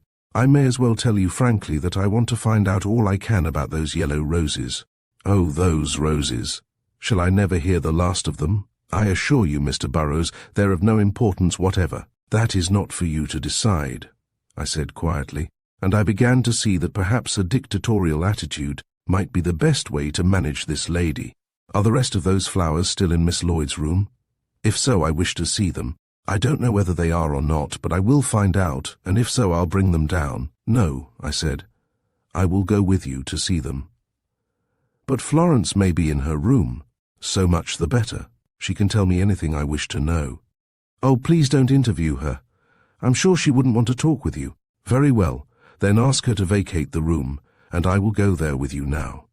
Mrs. Pierce went away, and I began to wonder if I had gone too far or had overstepped my authority. But it was surely my duty to learn all I could about Florence Lloyd, and what so promising of suggestions as her own room? Mrs. Pierce returned in a few moments, and affably enough, she asked me to accompany her to Miss Lloyd's room. I did so, and after entering devoted my whole attention to the bunch of yellow roses, which in a glass vase stood on the window seat. Although somewhat wilted, they were still beautiful, and without the slightest doubt were the kind of rose from which the 2 telltale petals had fallen. Acting upon a sudden thought, I counted them. There were 9, each one seemingly with its full complement of petals, though of this I could not be perfectly certain. "Now, Mrs. Pearce," I said, turning to her with an air of authority which was becoming difficult to maintain, "where are the roses which Miss Lloyd admits having pinned to her gown?" "Mercy, I don't know," exclaimed Mrs. Pearce, looking bewildered. "I suppose she threw them away." "I suppose she did," I returned. "Would she not be likely to throw them in the waste-basket?" "She might," returned Mrs. Pearce, turning toward an ornate affair of wicker-work and pink ribbons. Sure enough, in the basket, among a few scraps of paper, were 2 exceedingly withered yellow roses. I picked them out and examined them, but in their present state it was impossible to tell whether they had lost any petals or not, so I threw them back in the basket. Mrs. Pearce seemed to care nothing for evidence or deduction in the matter, but began to lament the carelessness of the chambermaid who had not emptied the wastebasket the day before. But I secretly blessed the delinquent servant, and began pondering on this new development of the rose question. The 9 roses in the vase and the 2 in the basket made but 11, and the florist had told me that he had sent a dozen. Where was the 12th? The thought occurred to me that Miss Lloyd might have put away one as a sentimental souvenir, but to my mind she did not seem the kind of a girl to do that. I knew my reasoning was absurd, for what man can predicate what a woman will do? But at the same time, I could not seem to imagine the statuesque, imperial Miss Lloyd tenderly preserving a rose that her lover had given her. But might not Gregory Hall have taken one of the dozen for himself before sending the rest? This was merely surmise, but it was a possibility, and at any rate the 12th rose was not in Miss Lloyd's room. Therefore the 12th rose was a factor to be reckoned with, a bit of evidence to be found, and I determined to find it. I asked Mrs. Pearce to arrange for me an interview with Miss Lloyd, but the elder lady seemed doubtful. "I'm quite sure she won't see you," she said, "for she has declared she will see no one until after the funeral. But if you want me to ask her anything for you, I will do so." "Very well," I said, surprised at her willingness. "Please ask Miss Lloyd if she knows what became of the 12th yellow rose, and beg her to appreciate the fact that it is a vital point in the case." Mrs. Pearce agreed to do this, and as I went down the stairs she promised to join me in the library a few moments later. She kept her promise, and I waited eagerly her report. "Miss Lloyd bids me tell you," she said, "that she knows nothing of what you call the 12th rose. She did not count the roses, she merely took 2 of them to pin on her dress, and when she retired, she carelessly threw those 2 in the waste-basket. She thinks it probable there were only 11 in the box when it arrived. But at any rate, she knows nothing more of the matter." I thanked Mrs. Pearce for her courtesy and patience, and feeling that I now had a real problem to consider, I started back to the inn. It could not be that this rose matter was of no importance, for the florist had assured me he had sold exactly 12 flowers to Mr. Gregory Hall, and of these I could account for only 11. The 12th rose must have been separated from the others, either by Mr. Hall at the time of purchase, or by someone else later. If the petals found on the floor fell from that 12th rose, and if Florence Lloyd spoke the truth when she declared she knew nothing of it, then she was free from suspicion in that direction. But until I could make some further effort to find out about the missing rose, I concluded to say nothing of it to anybody. I was not bound to tell Parmalee any points I might discover, for though colleagues, we were working independently of each other. But as I was anxious to gather any sidelights possible, I determined to go for a short conference with the district attorney, in whose hands the case had been put after the coroner's inquest. He was a man named Goodrich, a quiet-mannered, untalkative person, and as might be expected, he had made little or no progress as yet. He said nothing could be done until after the funeral and the reading of the will, which ceremonies would occur the next afternoon. I talked but little to Mr. Goodrich, yet I soon discovered that he strongly suspected Miss Lloyd of the crime, either as principal or accessory. "But I can't believe it," I objected. "A girl delicately brought up in refined and luxurious surroundings does not deliberately commit an atrocious crime. A woman thwarted in her love affair will do almost anything," declared Mr. Goodrich. I have had more experience than you, my boy, and I advise you not to bank too much on the refined and luxurious surroundings. Sometimes such things foster crime instead of preventing it, but the truth will come out, and soon, I think. The evidence that seems to point to Miss Lloyd can be easily proved or disproved once we get at the work in earnest. That coroner's jury was made up of men who were friends and neighbours of Mr. Crawford. They were so prejudiced by sympathy for Miss Lloyd and indignation at the unknown criminal that they couldn't give unbiased judgment. But we will yet see justice done. If Miss Lloyd is innocent, we can prove it. But remember the provocation she was under. Remember the opportunity she had to visit her uncle alone in his office after everyone else in the house was asleep. Remember that she had a motive, a strong motive, and no one else had. Except Mr. Gregory Hall, I said meaningly. Yes, I grant he had the same motive, but he is known to have left town at 6 that evening and did not return until nearly noon the next day. That lets him out. Yes, unless he came back at midnight and then went back to the city again. Nonsense, said Mr. Goodrich. That's fanciful. Why, the latest train, the theatre train, as we call it, gets in at 1 o'clock, and it's always full of our society people returning from gaieties in New York. He would have been seen had he come on that train, and there is no later one. I didn't stay to discuss the matter further. Indeed, Mr. Goodrich had made me feel that my theories were fanciful, but whatever my theories might be, there were still facts to be investigated. Remembering my determination to examine that gold bag more thoroughly, I asked Mr. Goodrich to let me see it, for of course, as district attorney, it was now in his possession. He gave it to me with an approving nod. That's the way to work, he said. That bag is your evidence. Now from that, you detectives must go ahead and learn the truth. Whose bag is it? I said, with the intention of drawing him out. It's Miss Lloyd's bag, he said gravely. Any woman in the world would deny its ownership in the existing circumstances, and I am not surprised that she did so, nor do I blame her for doing so.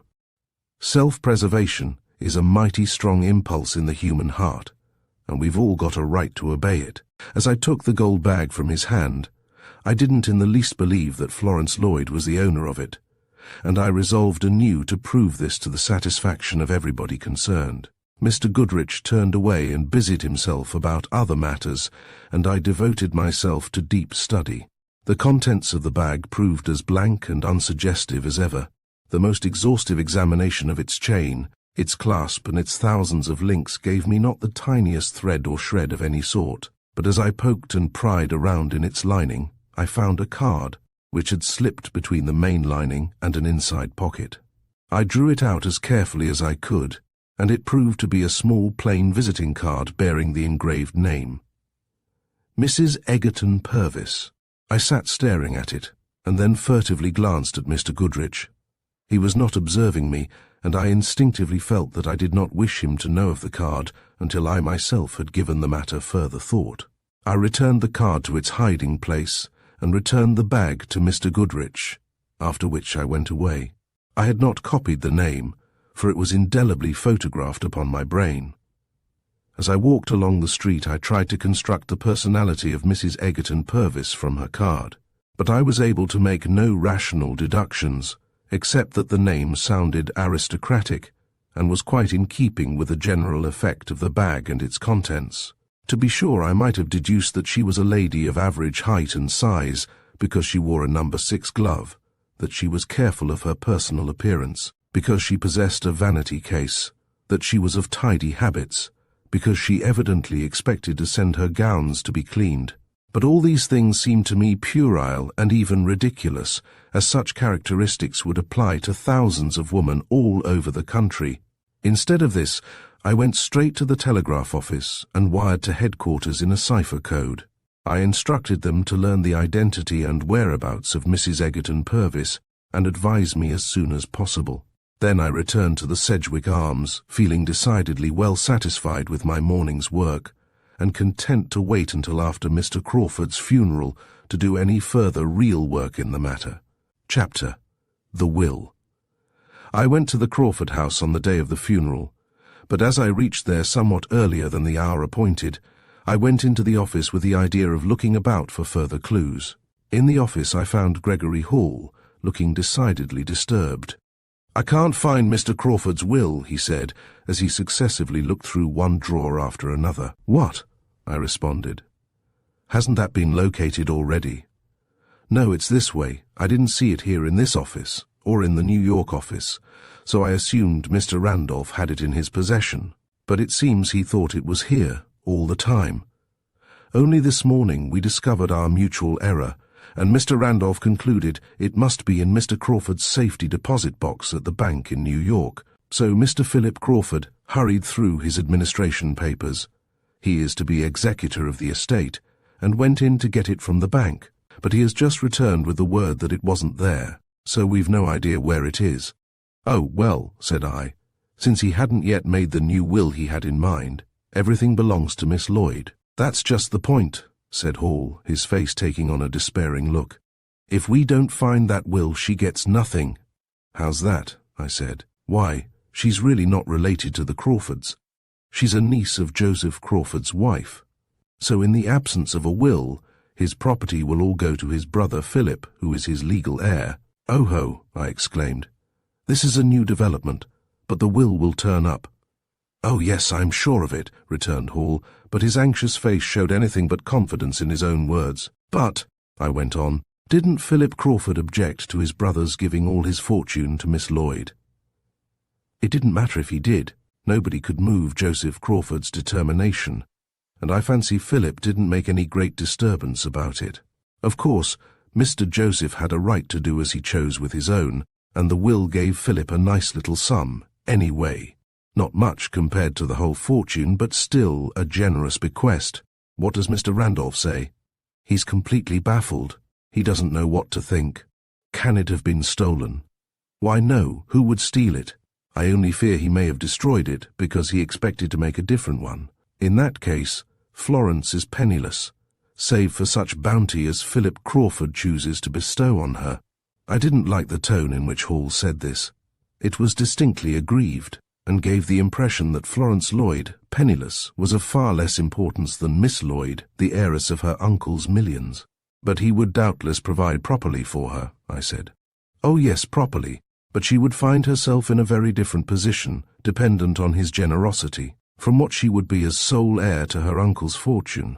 I looked steadily at the man. Although not well acquainted with him, I couldn't resist giving expression to my thought.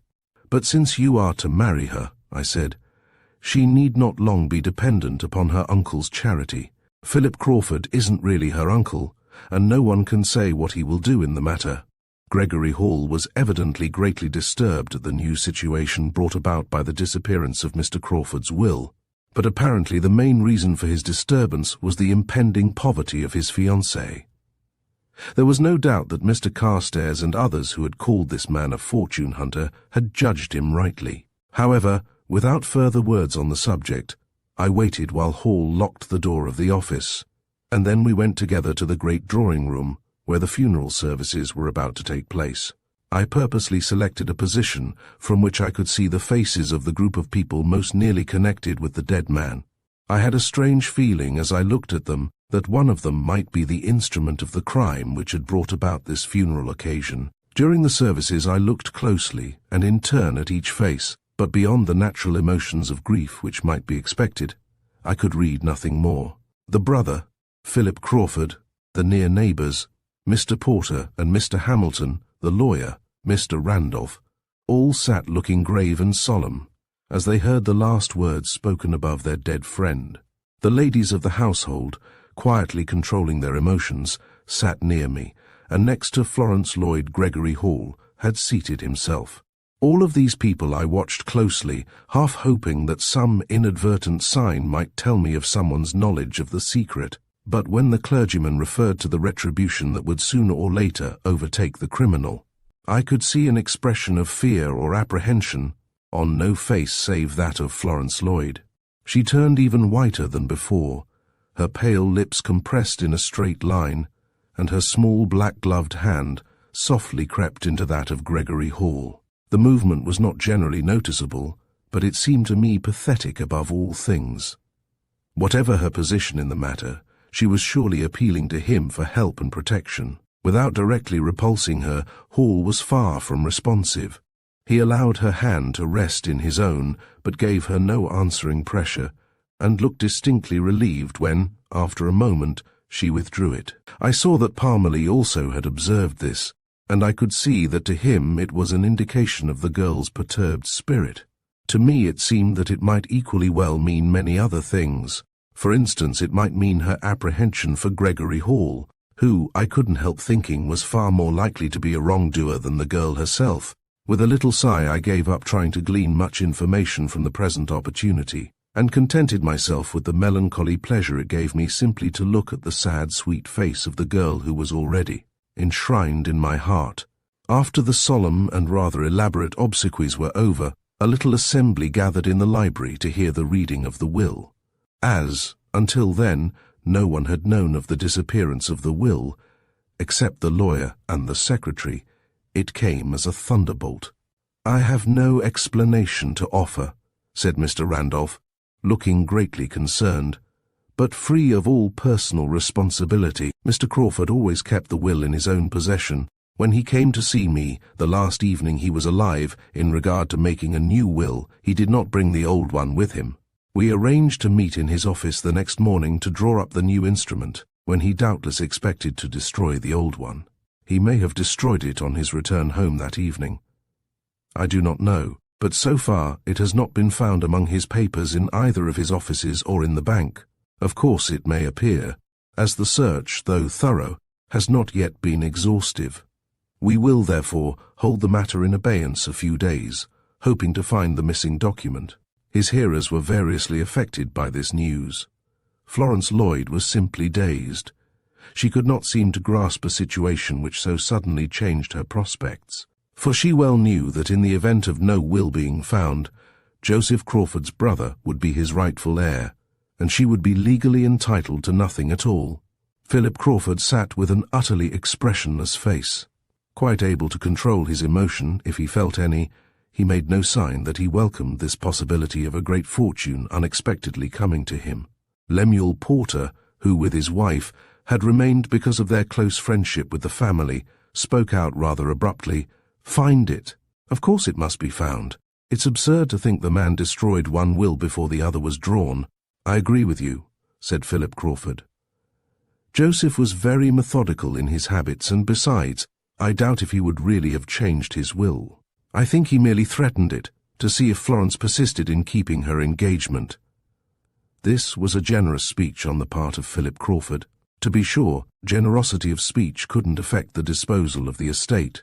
If no will were found, it must by law go to the brother, but none the less the hearty, whole-souled way in which he spoke of Miss Lloyd was greatly to his credit as a man. "I think so too," agreed Mr. Porter. "As you know, I called on Mr. Joseph Crawford during the last evening of his life." The speaker paused, and indeed, it must have been a sad remembrance that pictured itself to his mind. "Did he then refer to the matter of the will?" asked Mr. Randolph in gentle tones. "He did. Little was said on the subject, but he told me that unless Florence consented to his wishes in the matter of her engagement to Mr. Hall, he would make a new will, leaving her only a small bequest." "In what manner did you respond, Mr. Porter?" "I didn't presume to advise him definitely, but I urged him not to be too hard on the girl, and at any rate, not to make a new will until he had thought it over more deliberately." "What did he then say?" "Nothing of any definite import. He began talking of other matters, and the will was not again referred to, but I can't help thinking he had not destroyed it." At this, Miss Lloyd seemed about to speak, but glancing at Gregory Hall she gave a little sigh and remained silent. "You know of nothing that can throw any light on the matter of the will, Mr. Hall?" asked Mr. Randolph. "No, sir. Of course this whole situation is very embarrassing for me. I can only say that I have known for a long time the terms of Mr. Crawford's existing will. I have known of his threats of changing it. I have known of his attitude toward my engagement to his niece. But I never spoke to him on any of these subjects, nor he to me, though several times I have thought he was on the point of doing so. I have had access to most of his private papers, but of 2 or 3 small boxes he always retained the keys. I had no curiosity concerning the contents of these boxes, but I naturally assumed his will was in one of them. I have, however, opened these boxes since Mr. Crawford's death, in company with Mr. Randolph, and we found no will, nor could we discover any in the New York office or in the bank. That is all I know of the matter." Gregory Hall's demeanor was dignified and calm, his voice even and indeed cold. He was like a bystander, with no vital interest in the subject he talked about. Knowing, as I did, that his interest was vital, I came to the conclusion that he was a man of unusual self-control and an ability to mask his real feelings completely. Feeling that nothing more could be learned at present, I left the group in the library discussing the loss of the will and went down to the district attorney's office. He was, of course, surprised at my news and agreed with me that it gave us new fields for conjecture. "Now we see," he said eagerly, "that the motive for the murder was the theft of the will." "Not necessarily," I replied. "Mr. Crawford may have destroyed the will before he met his death. But that would leave no motive." "No, the will supplies the motive. Now, you see, this frees Miss Lloyd from suspicion. She would have no reason to kill her uncle and then destroy or suppress a will in her own favor." "That reasoning also frees Mr. Hall from suspicion," said I, reverting to my former theories. "Yes, it does. We must look for the one who has benefited by the removal of the will. That, of course, would be the brother, Mr. Philip Crawford." I looked at the attorney a moment and then burst into laughter. "My dear Mr. Goodrich," I said, "don't be absurd. A man would hardly shoot his own brother. But aside from that, why should Philip Crawford kill Joseph just at the moment he is about to make a new will in Philip's favor? Either the destruction of the old will or the drawing of the new would result in Philip's falling heir to the fortune, so he would hardly precipitate matters by a criminal act. And two, if he had been keen about the money, he could have urged his brother to disinherit Florence Lloyd, and Joseph would have willingly done so. He was on the very point of doing so, anyway."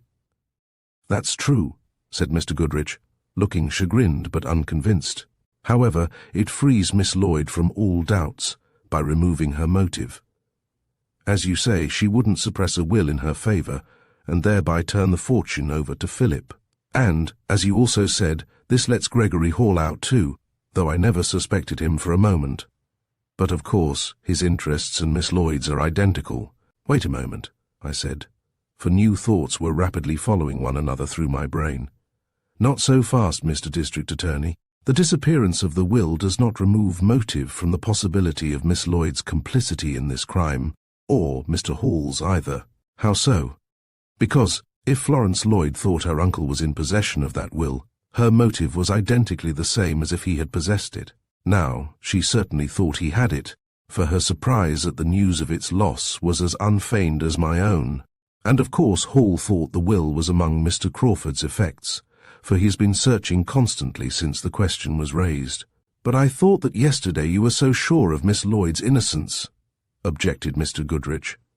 "I was," I said slowly, "and I think I am still. But in the light of absolute evidence, I am only declaring that the non-appearance of that will in no way interferes with the motive Miss Lloyd must have had, if she is in any way guilty. She knew, or thought she knew, that the will was there, in her favor. She knew her uncle intended to revoke it and make another in her disfavor. I do not accuse her. I'm not sure I suspect her. I only say she had motive and opportunity." As I walked away from Mr. Goodrich's office, those words rang in my mind, motive and opportunity. Truly they applied to Mr. Hall as well as to Miss Lloyd, although of course it would mean Hall's coming out from the city and returning during the night. And though this might have been a difficult thing to do secretly, it was by no means impossible. He might not have come all the way to West Sedgwick Station, but might have dropped off the train earlier and taken the trolley. The trolley. That thought reminded me of the transfer I had picked up on the grass plot near the office veranda.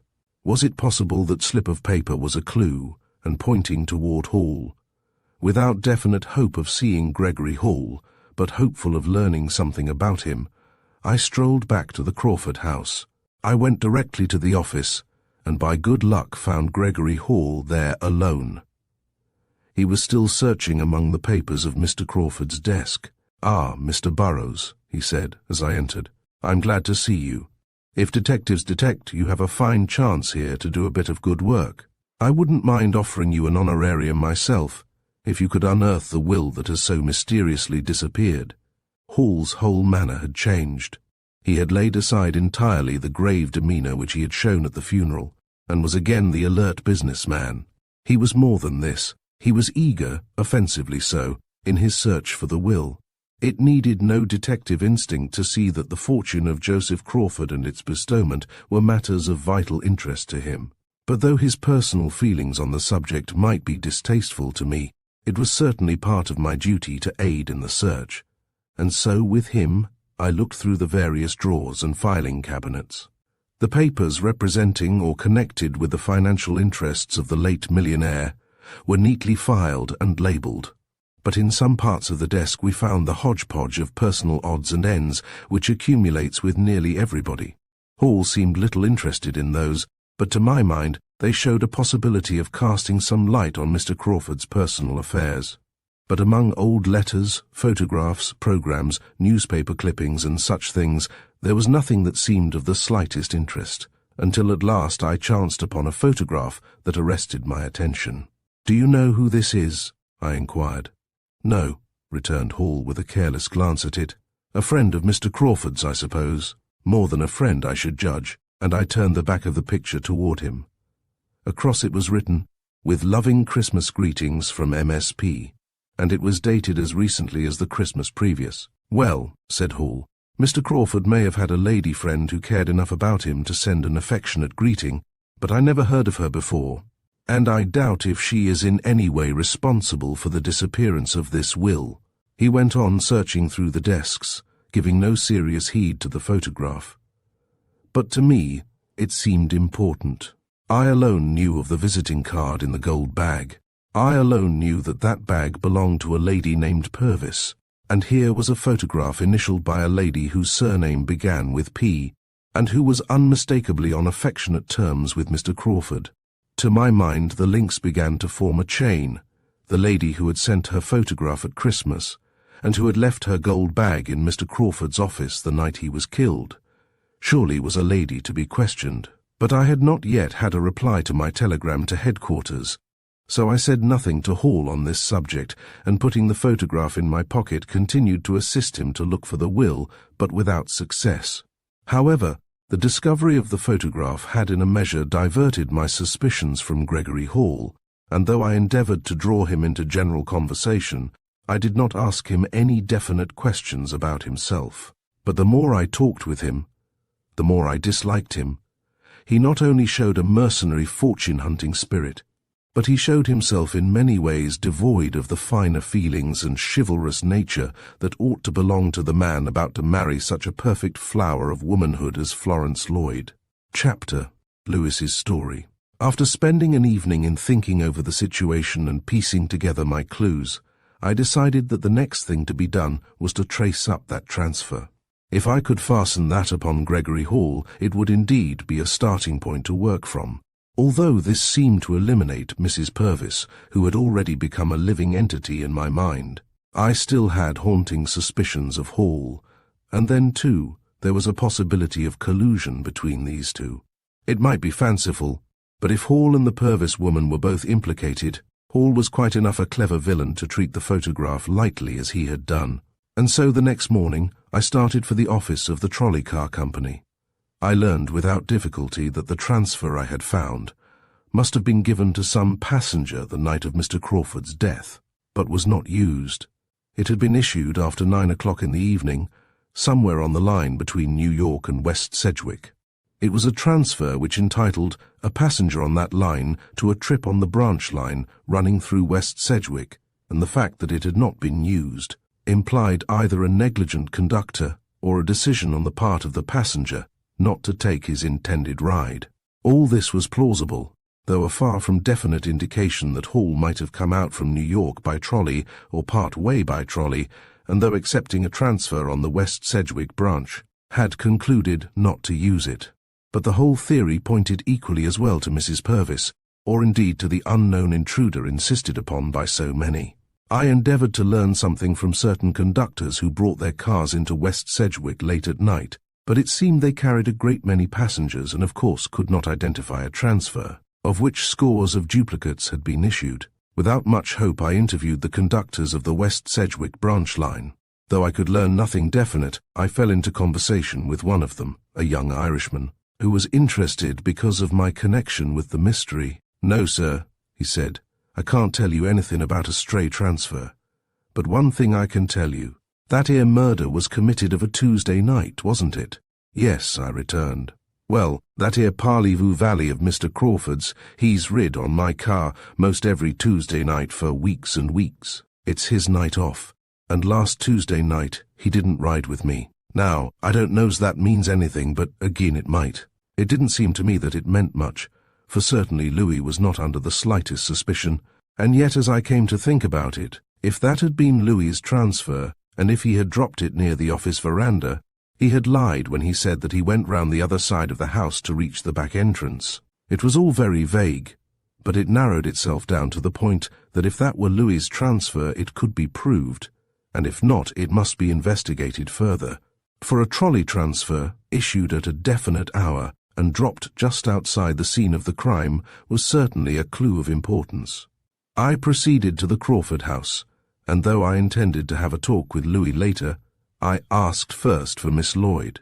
Surely, if I were to carry on my investigation of the case, in her interests, I must have a talk with her. I had not intruded before, but now that the funeral was over, the real work of tracking the criminal must be commenced, and as one of the principal characters in the sad drama, Miss Lloyd must play her part. Until I found myself in her presence, I had not actually realized how much I wanted this interview. I was sure that what she said, her manner and her facial expression, must either blot out or strengthen whatever shreds of suspicion I held against her. "Miss Lloyd," I began, "I am, as you know, a detective, and I am here in Sedgwick for the purpose of discovering the cowardly assassin of your uncle. I assume that you wish to aid me in any way you can. Am I right in this?" Instead of the unhesitating affirmative I had expected, the girl spoke irresolutely. "Yes," she said, "but I fear I cannot help you, as I know nothing about it." The fact that this reply did not sound to me as a rebuff, for which it was doubtless intended, I can only account for by my growing appreciation of her wonderful beauty. Instead of funereal black, Miss Lloyd was clad all in white, and her simple wool gown gave her a statuesque appearance, which, however, was contradicted by the pathetic weariness in her face and the sad droop of her lovely mouth. Her helplessness appealed to me, and though she assumed an air of composure, I well knew it was only assumed, and that with some difficulty. Resolving to make it as easy as possible for her, I did not ask her to repeat the main facts, which I already knew.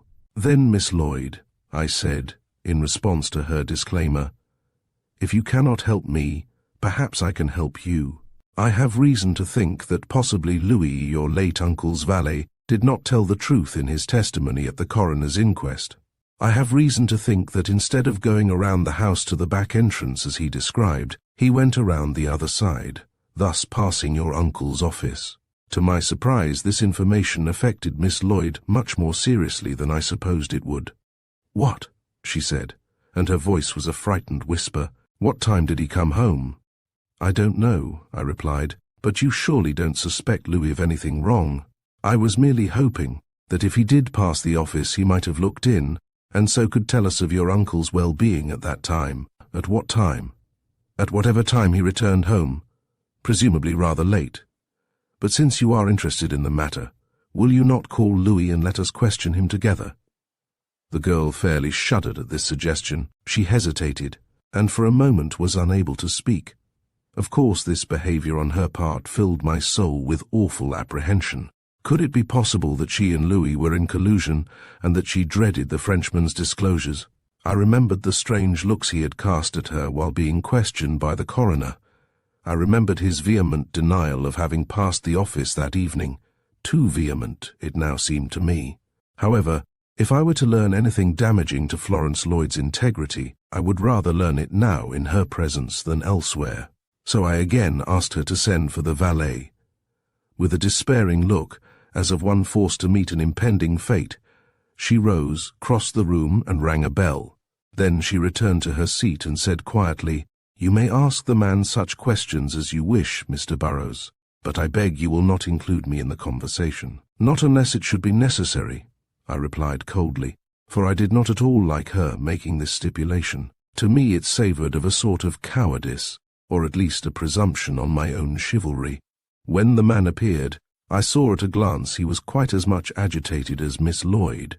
There was no longer a possibility of a doubt that these two knew something, had some secret in common which bore directly on the case and which must be exposed.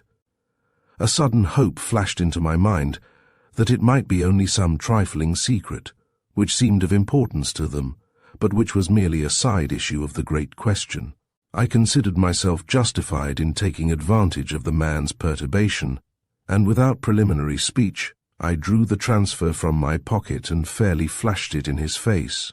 "Lewis," I said sternly, "you dropped this transfer when you came home the night of Mr. Crawford's death."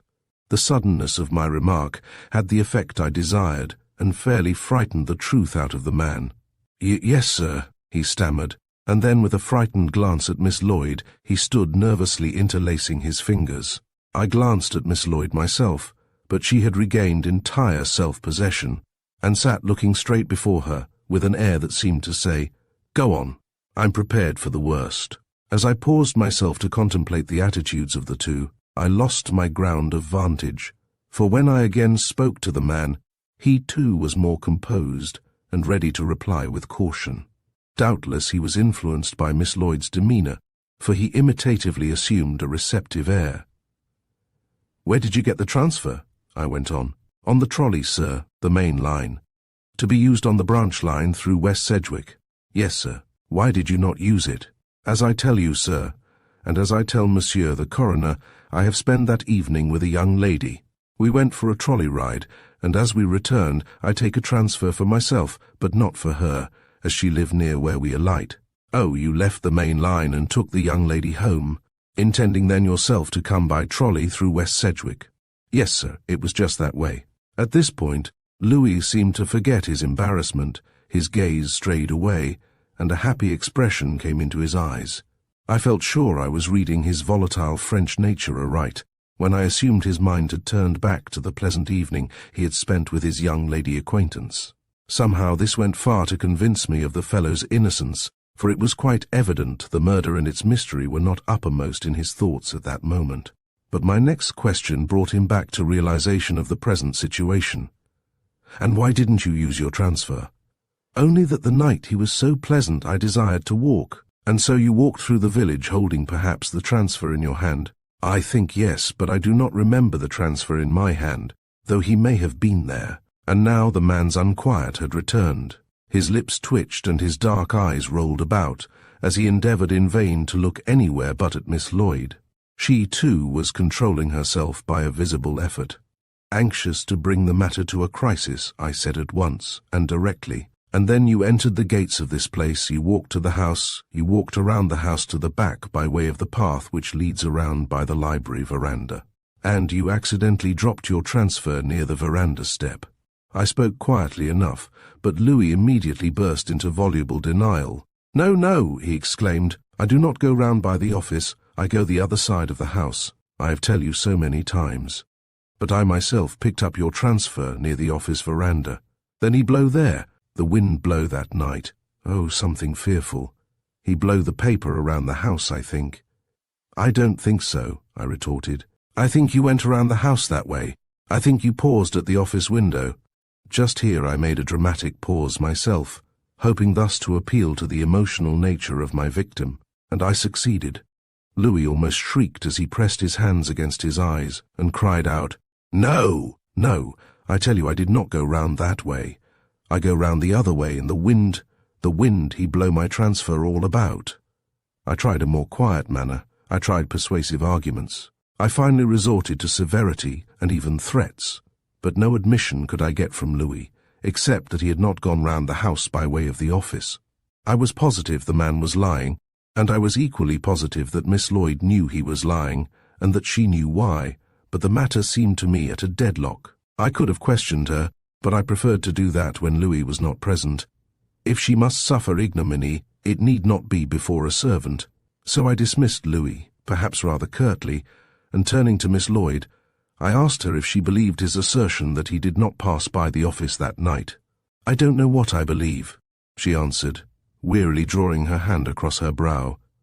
"And I can't see that it matters anyway.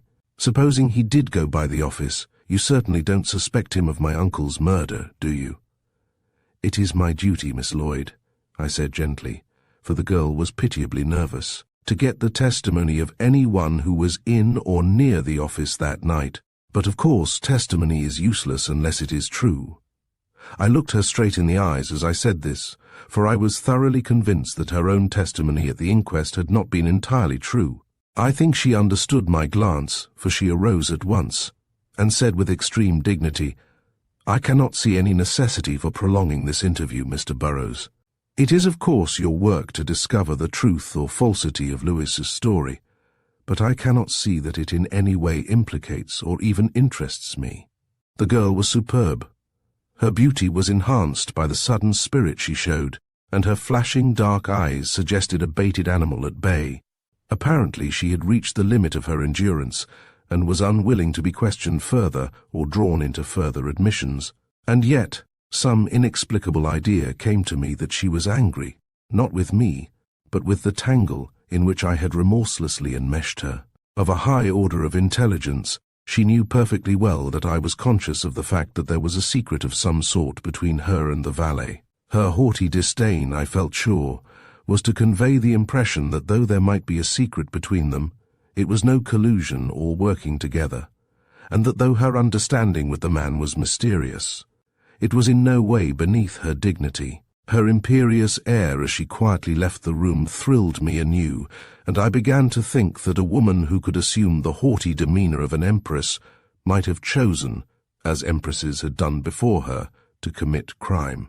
However, she went away, and the dark and stately library seemed to have lost its only spot of light and charm. I sat for a few minutes pondering over it all, when I saw passing through the hall the maid, Elsa.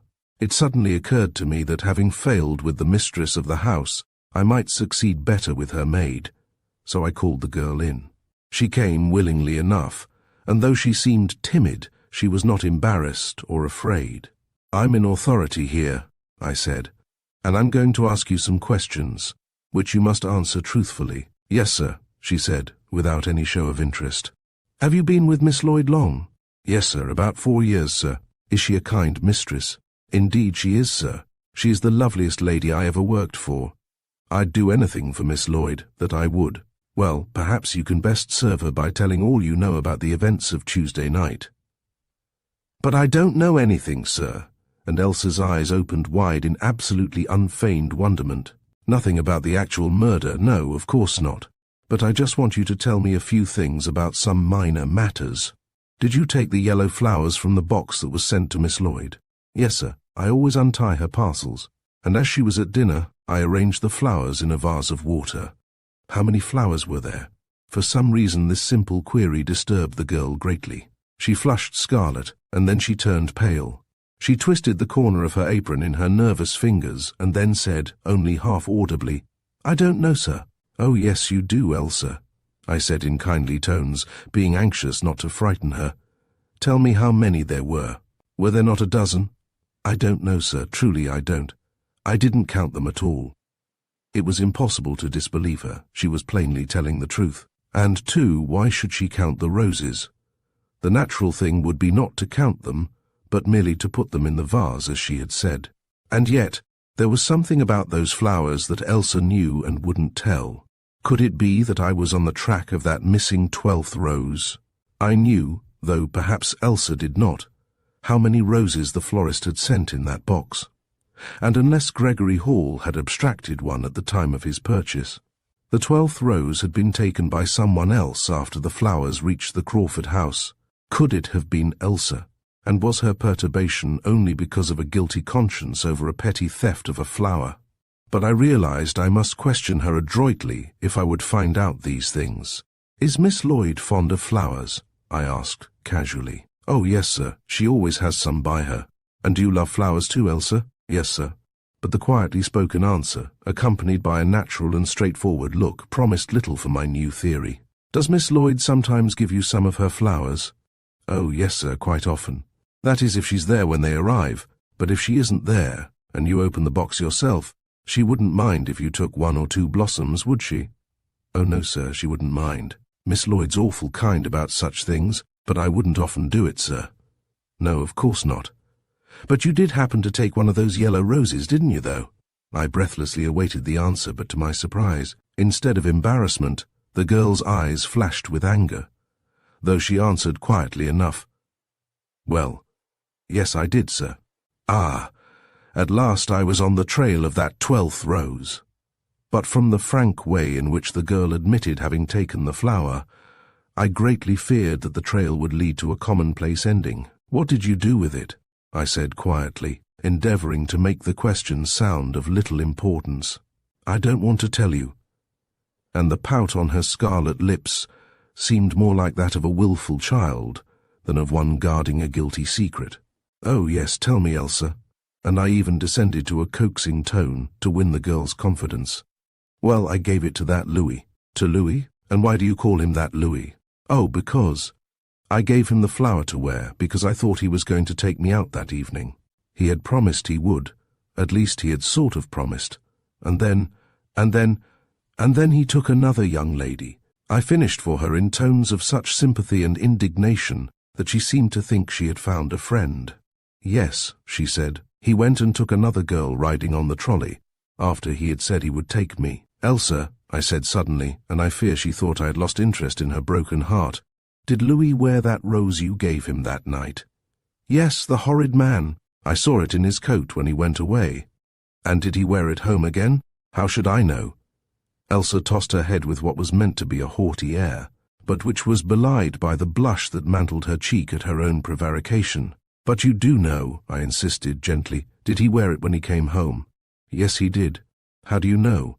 "Because I looked in his room the next day and I saw it there all withered. He had thrown it on the floor." The tragedy in Elsa's eyes at this awful relation of the cruelty of the sterner sex called for a spoken sympathy, and I said at once and heartily, "That was horrid of him. If I were you, I'd never give him another flower."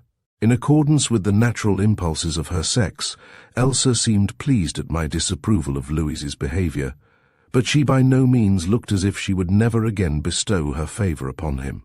She smiled and tossed her head, and seemed willing enough for further conversation, but for the moment I felt that I had enough food for thought. So I dismissed Elsa, having first admonished her not to repeat our conversation to anyone, in order to make sure that I should be obeyed in this matter. I threatened her with some unknown terrors which the law would bring upon her if she disobeyed me. When I felt sure she was thoroughly frightened into secrecy concerning our interview, I sent her away and began to cogitate on what she had told me. If Louis came to the house late that night, as by his own admission he did, if he went around the house on the side of the office, as the straying transfer seemed to me to prove, and if, at the time, he was wearing in his coat a yellow rose with petals similar to those found on the office floor the next morning, was not one justified in looking more deeply into the record of Louis the valet? Chapter 12. Louis's Confession. Elsa had been gone but a few moments when Florence Lloyd returned to the library. I arose to greet her and marveled at the change which had come over her. Surely here was a girl of 1,000 moods. She had left me with an effect of hauteur and disdain. She returned, gentle and charming, almost humble. I could not understand it, and remained standing after she had seated herself, awaiting developments. "Sit down, Mr. Burrows," she said, and her low, sweet voice seemed full of cordial invitation. "I'm afraid I was rude to you when I went away just now, and I want to say that if I can tell you anything you wish to know, I should be glad to do so." I drew up a chair and seated myself near her. My heart was pounding with excitement at this new phase of the girl's nature. For an instant it seemed as if she must have a personal kindly feeling toward me, and then my reason returned, and with a suddenly falling heart and slowing pulses I realized that I was a fool, and that after thinking over the disclosures Louis had made, Miss Lloyd had shrewdly concluded it was to her best advantage to curry favor with the detective. This knowledge came to me instinctively, And so I distrusted her gentle voice and winning smile, and hardening my heart against her, I resolved to turn this new mood of hers to my own advantage, and learn what I could while she was willing to converse. "I'm glad of this opportunity, Miss Lloyd," I said, "for there are some phases of this affair that I want to discuss with you alone. Let us talk the matter over quietly. It is as well that you should know that there are some doubts felt as to the entire truth of the story you told at the inquest. I do not say this to frighten you," I added, as the poor girl clasped her hands and gave me a look of dumb alarm, "but since it is so, I want to do all I can to set the matter right. Do you remember exactly all that took place, to your knowledge, on the night of your uncle's death?" "Yes," she replied, looking more frightened still. It was evident that she knew more than she had yet revealed, but I almost forgot my inquiry. So absorbed was I in watching her lovely face.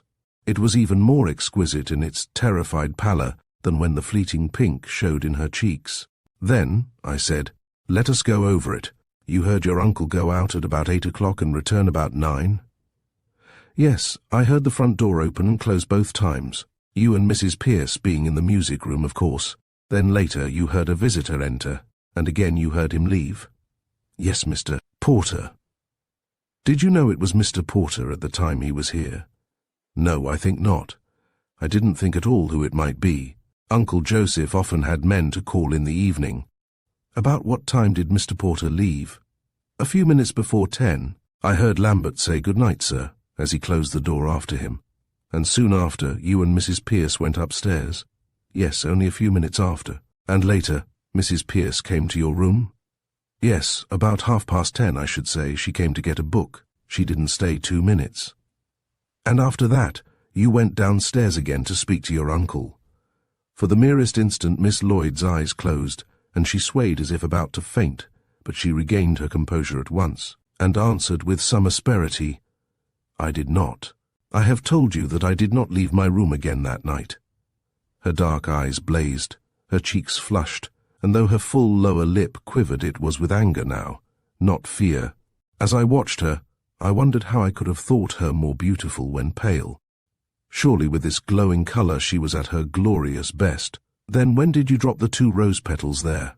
I went on, calmly enough, though my own heart was beating fast. "I did not drop them. They were left there by some intruder." "But, Miss Lloyd," and I observed her closely, "the petals were from a rose such as those Mr. Hall sent you that evening. The florist assures me there were no more such blossoms in West Sedgwick at that time. The fallen petals, then, were from one of your own roses, or—" "Or?" asked Miss Lloyd, her hands pressed against the laces at her throbbing bosom. Or, I went on, from a rose worn by someone who had come out from New York on a late train." For the moment I chose to ignore Louise's rose, for I wanted to learn anything Miss Lloyd could tell me. And, too, the yellow petals might have fallen from a flower in Hall's coat after all. I thought it possible by suggesting this idea to surprise from her some hint as to whether she had any suspicion of him. She gave a gasp, and leaning back in her chair, she closed her eyes, as if spent with a useless struggle. "Wait a moment," she said, putting out her hand with an imploring gesture. "Wait a moment. Let me think. I will tell you all, but wait." With her eyes still closed, she lay back against the satin chair cushion, and I gazed at her, fascinated. I knew it. Then and there the knowledge came to me. Not her guilt, not her innocence. The crime seemed far away then, but I knew like a flash not only that I loved this girl, this Florence Lloyd, but that I should never love anyone else. It mattered not that she was betrothed to another man. The love that had suddenly sprung to life in my heart was such pure devotion that it asked no return. Guilty or innocent, I loved her. Guilty or innocent, I would clear her, and if the desire of her heart were toward another, she should ever know or suspect my adoration for her. I gazed at her lovely face, knowing that when her eyes opened, I must discreetly turn my glance aside, but blessing every instant of opportunity thus given me. Her countenance, though troubled and drawn with anxiety, was so pure and sweet that I felt sure of her innocence. But it should be my work to prove that to the world. Suddenly her eyes flashed open. Again her mood had changed. "Mr. Burrows," she said, and there was almost a challenge in her tone, Why do you ask me these things? You are a detective. You are here to find out for yourself, not to ask others to find out. I am innocent of my uncle's death, of course, but when you cast suspicion on the man to whom I am betrothed, you cannot expect me to help you confirm that suspicion. You have made me think by your remark about a man on a late train that you refer to Mr. Hall. Do you? This was a change of base indeed. I was being questioned instead of doing the catechizing myself. Very well. If it were my lady's will to challenge me, I would meet her on her own ground. You took the hint very quickly, I said. Had you thought of such a possibility before? No, nor do I now. I will not. Again she was the offended queen. But since you have breathed the suggestion, you may not count on any help from me. Could you have helped me otherwise? I said, detaining her as she swept by. To this she made no answer, but again her face wore a troubled expression, and as she went slowly from the room, she left me with a strong conviction that she knew far more about Gregory Hall's connection with the matter than she had told me. I sat alone for a few moments wondering what I had better do next. I had about decided to go in search of Parmalee and talk things over with him, but I thought it would be better to see Louis first, and settle up the matter of his rose more definitely. Accordingly I rang the bell, and when the parlour-maid answered it, I asked her to send both Louis and Elsa to me in the library. I could see at once that these two were not friendly toward each other, and I hoped this fact would aid me in learning the truth from them. Now, Louis, I began, you may as well tell me the truth about your home coming last Tuesday night. In the first place, you must admit that you were wearing in your coat one of the yellow roses which had been sent to Miss Lloyd. No, no, indeed, declared Louis, giving Elsa a threatening glance, as if forbidding her to contradict him. Nonsense, man, I said. Don't stand there and tell useless lies. It will not help you. The best thing you can do for yourself and for all concerned is to tell the truth. And, moreover, if you don't tell it to me now, you will have to tell it to Mr. Goodrich later. Elsa gave you a yellow rose, and you wore it away that evening when you went to see your young lady. Now what became of that rose? I lost it, sir. No, you didn't lose it. You wore it home again, and when you retired you threw it on the floor in your own room. No, sir. You make mistake. I look for him next day in my room, but cannot find him. I almost laughed at the man's ingenuousness. He contradicted his own story so unconsciously that I began to think he was more of a simpleton than a villain. Of course you couldn't find it, I informed him, for it was taken from your room next day, and of course you didn't look for it until after you had heard yellow roses discussed at the inquest. Louis's easily read face proved my statement correct, but he glowered at Elsa as he said, "Who take him away? Who take my rose from my room?" But you denied having a rose, Louis. Now you're asking who took it away. Once again, let me advise you to tell the truth. You're not at all successful in telling falsehoods. Now answer me this. When you came home Tuesday night, did you or did you not walk around the house past the office window? No, sir. I walked around the other side. Stop, Louis. You're not telling the truth. You did walk around by the office, and you dropped your transfer there. It never blew all around the house as you have said it did. A look of dogged obstinacy came into the man's eyes, but he did not look at me. He shifted his gaze uneasily, as he repeated almost in a sing-song way, "Go round the other side of the house." It was a sort of deadlock. Without a witness to the fact, I could not prove that he had gone by the office windows, though I was sure he had. But help came from an unexpected quarter. Elsa had been very quiet during the foregoing conversation, but now she spoke up suddenly and said, "He did go round by the office, Mr. Burrows, and I saw him." I half expected to see Louis turn on the girl in a rage, but the effect of her speech on him was quite the reverse.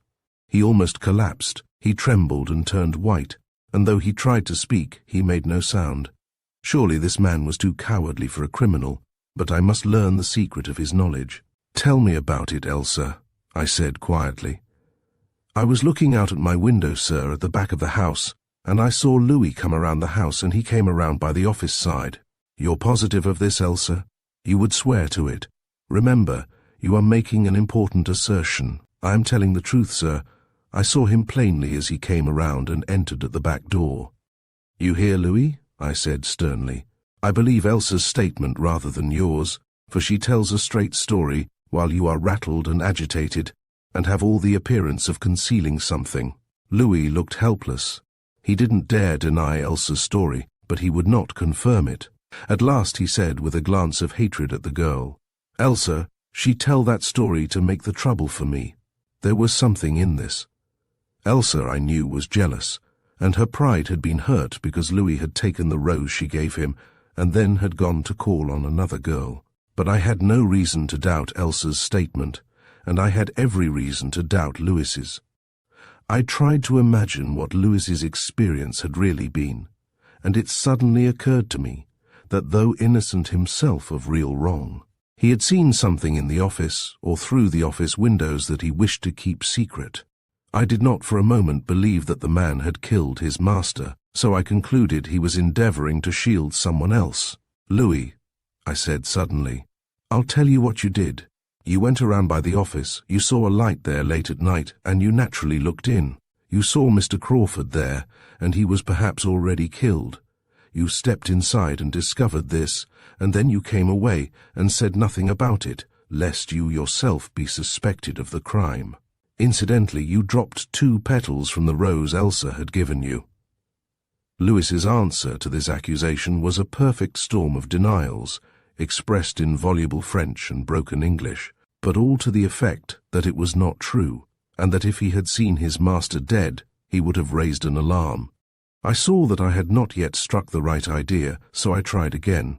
"Then, Louis, you must have passed the office before Mr. Crawford was killed, which is really more probable. Then, as you passed the window, you saw something or someone in the office, and you're not willing to tell about it.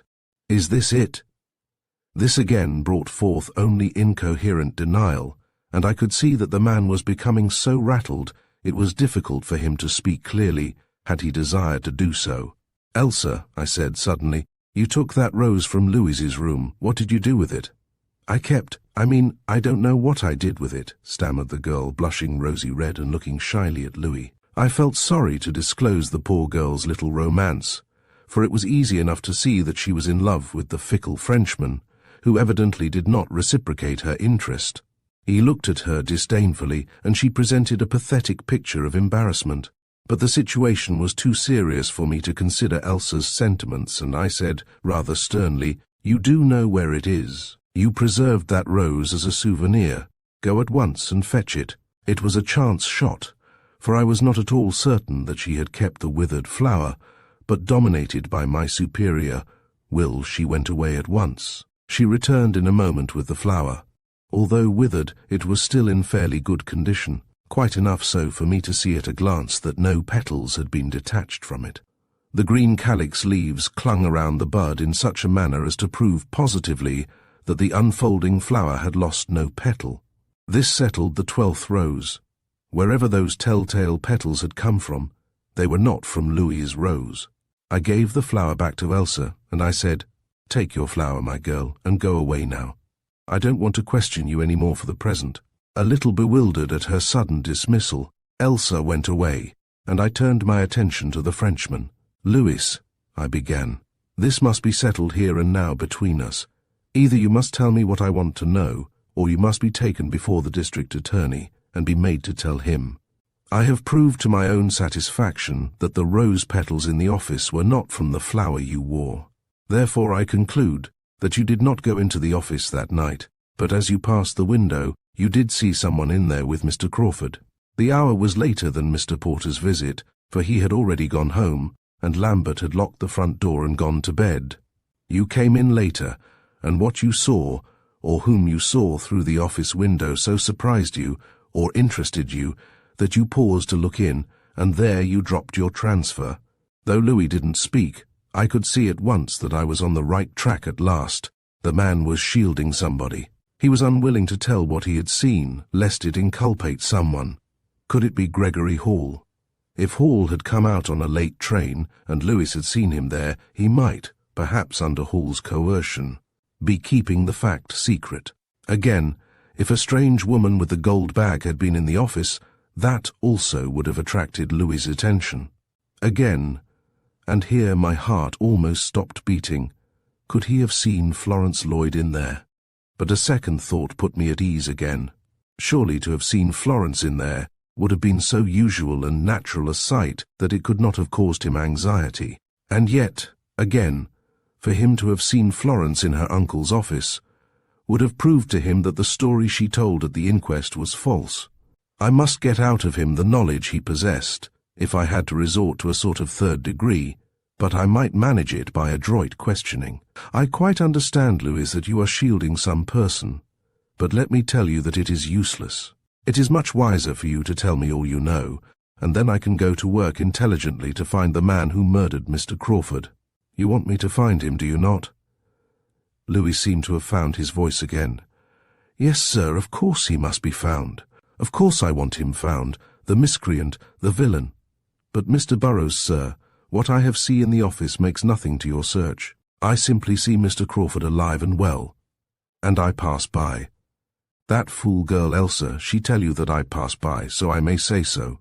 But I see nothing in the office to alarm me, and if I drop my transfer there, it is but because I think of him as no consequence, and I let him go. Louis, and I looked him straight in the eye. All that sounds straightforward and true, but if you saw nothing in the office to surprise or alarm you, why did you at first deny having passed by the office at all? The man had no answer for this. He was not ingenious in inventing falsehood, and he stood looking helpless and despairing. I perceived I should have to go on with my questioning. Was it a man or a woman you saw in there with Mr. Crawford? I see nobody, sir. Nobody but my master. That wouldn't do, then. As long as I asked him direct questions he could answer falsely. I must trip him up in some roundabout way. Yes, I said pleasantly. I understand that. And what was Mr. Crawford doing? He sat at his desk, and Louis spoke slowly and picked his words with care. Was he writing? No, that is, yes, sir, he was writing. I now knew he was not writing, for the truth had slipped out before the man could frame up his lie. I believed I was going to learn something at last, if I could make the man tell. Surely the testimony of one who saw Joseph Crawford late that night was of value, and though that testimony was difficult to obtain, it was well worth the effort. And was Mr. Hall at his desk also? Louis stared at me. Mr. Hall, he was in New York that night. This was said so simply and unpremeditatedly that I was absolutely certain it was not Hall whom Louis had seen there. Oh, yes, of course, so he was, I said lightly. And Mr. Crawford was writing, was he? Yes, sir, spoken with the dogged scowl which I was beginning to learn always accompanied Louis's untruthful statements. And now I decided to put my worst fear to the test and have it over with. It must be done, and I felt sure I could do it, but oh, how I dreaded it. Did Mr. Crawford look up or see you? No, sir. And didn't Miss Florence see you either? No, sir. It was out. The mere fact that Louis answered that question so calmly and unconsciously proved he was telling the truth. But what a truth!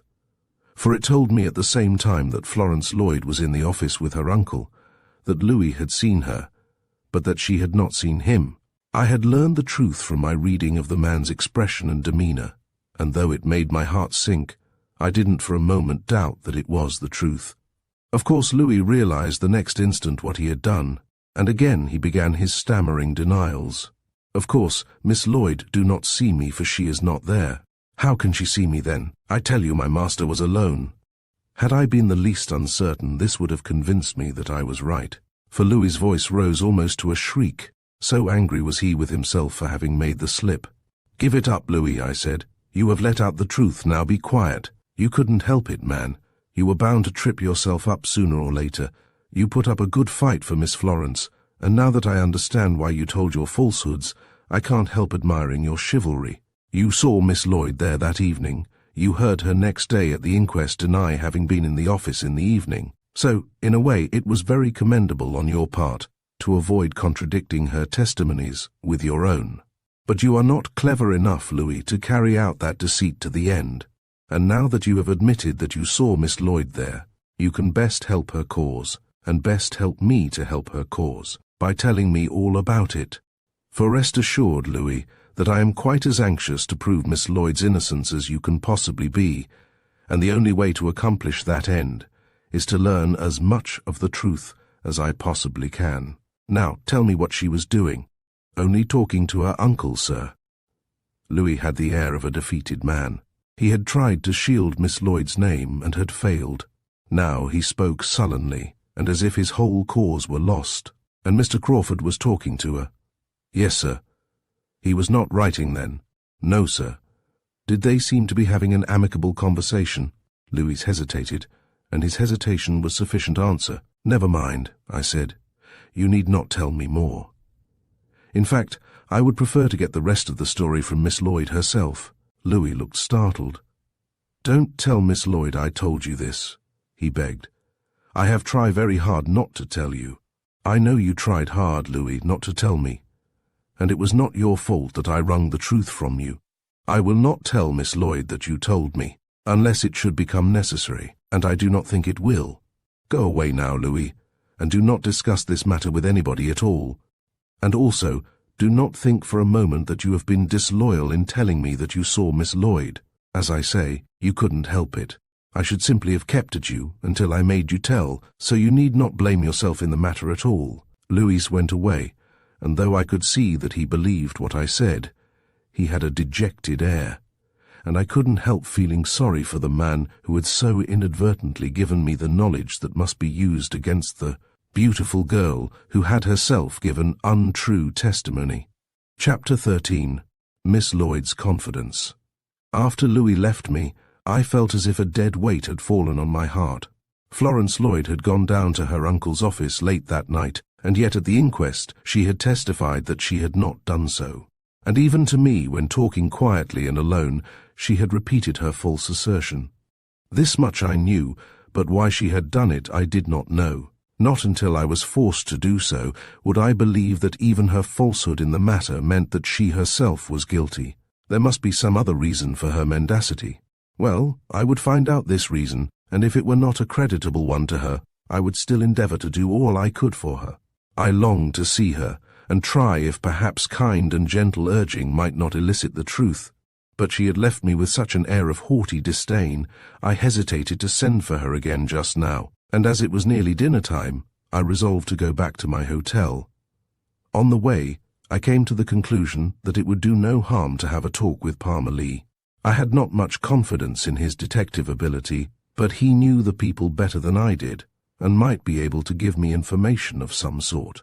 After I reached the Sedgwick Arms, I telephoned Palmer Lee to come over and dine with me, and he readily consented. During dinner, I told him all that I had learned from Elsa and Louis. Of course I had no right to keep this knowledge to myself, and too, I wanted Palmer Lee's opinion on the situation as it stood at present. It doesn't really surprise me, he said, for I thought all along Miss Lloyd was not telling the truth. I'm not yet ready to say that I think she killed her uncle, although I must say it seems extremely probable, but if she didn't commit the deed, she knows perfectly well who did.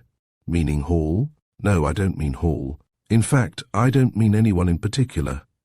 I think Miss Lloyd was the instigator of the crime, and practically carried out its commission, but she may have had an assisting agent for the actual deed.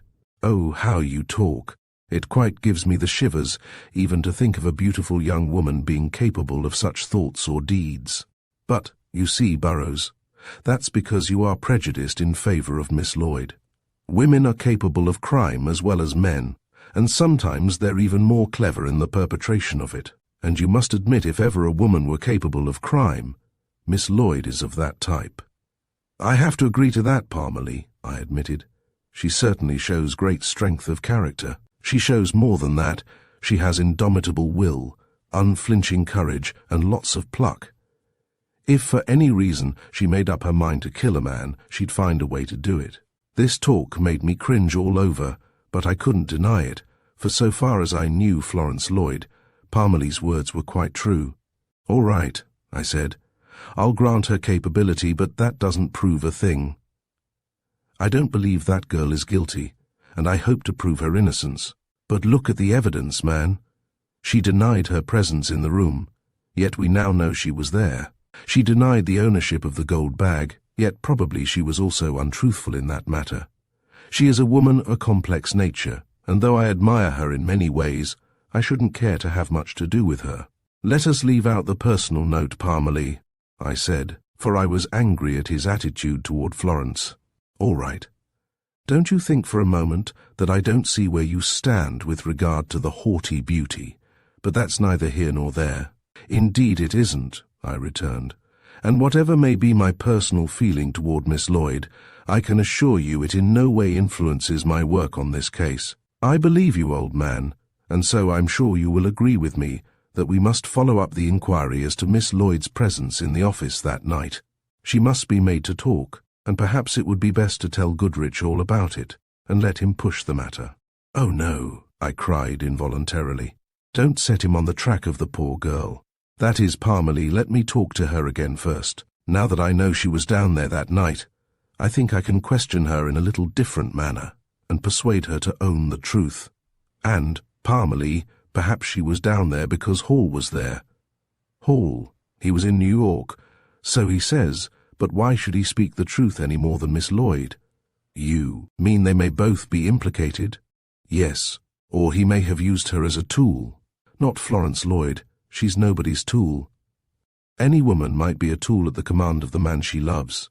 But," I went on, with an air of conviction, which was not entirely genuine, "Miss Lloyd doesn't love Mr. Hall." "I don't know about that," returned Parmalee. "You can't tell about a woman like Florence Lloyd.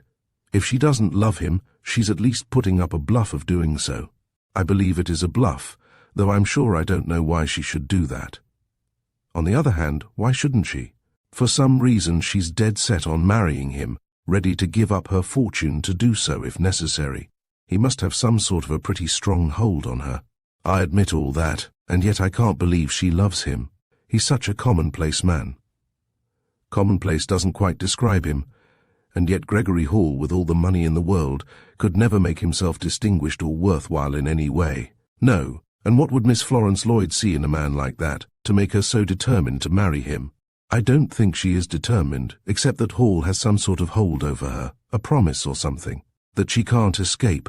My heart rejoiced at the idea that Florence was not in love with Hall, but I did not allow myself to dwell on that point, for I was determined to go on with the work, irrespective of my feelings toward her. "You see," Parmalee went on, "you suspect Hall only because you're prejudiced against him." "Good gracious," I exclaimed.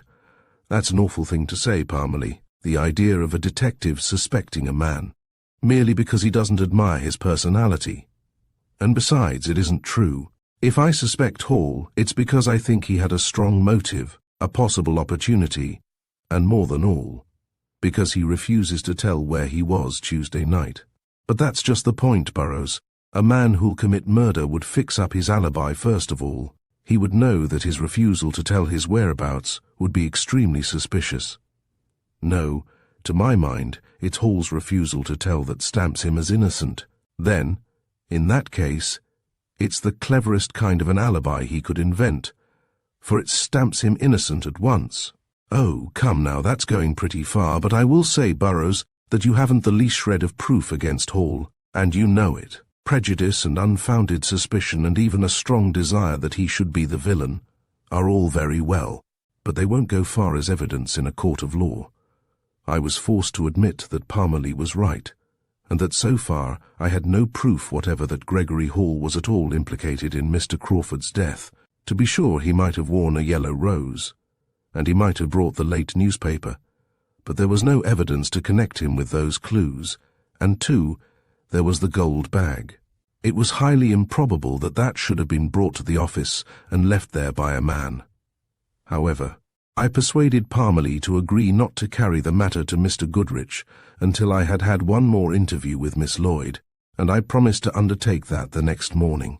After Parmalee had gone, I indulged in some very gloomy reflections. Everything seemed to point one way. Every proof, every suspicion, and every hint more or less implicated Miss Lloyd. But the more I realized this, the more I determined to do all I could for her, and as to do this, I must gain her confidence and even liking. I resolved to approach the subject the next day with the utmost tactfulness and kindliness, hoping by this means to induce the truth from her. The next morning I started on my mission with renewed hopefulness. Reaching the Crawford house, I asked for Miss Lloyd. and I was shown into a small parlour to wait for her. It was a sort of morning room, a pretty little apartment that I had not been in before, and it was so much more cheerful and pleasant than the stately library, I couldn't help hoping that Miss Lloyd, too, would prove more amenable than she had yet been. She soon came in, and though I was beginning to get accustomed to the fact that she was a creature of variable moods, I was unprepared for this one. Her hauteur had disappeared. She was apparently in a sweet and gentle frame of mind. Her large dark eyes were soft and gentle, and though her red lips quivered, it was not with anger or disdain as they had done the day before. She wore a plain white morning gown and a long black necklace of small beads. The simplicity of this costume suited her well, and threw into relief her own rich colouring and striking beauty.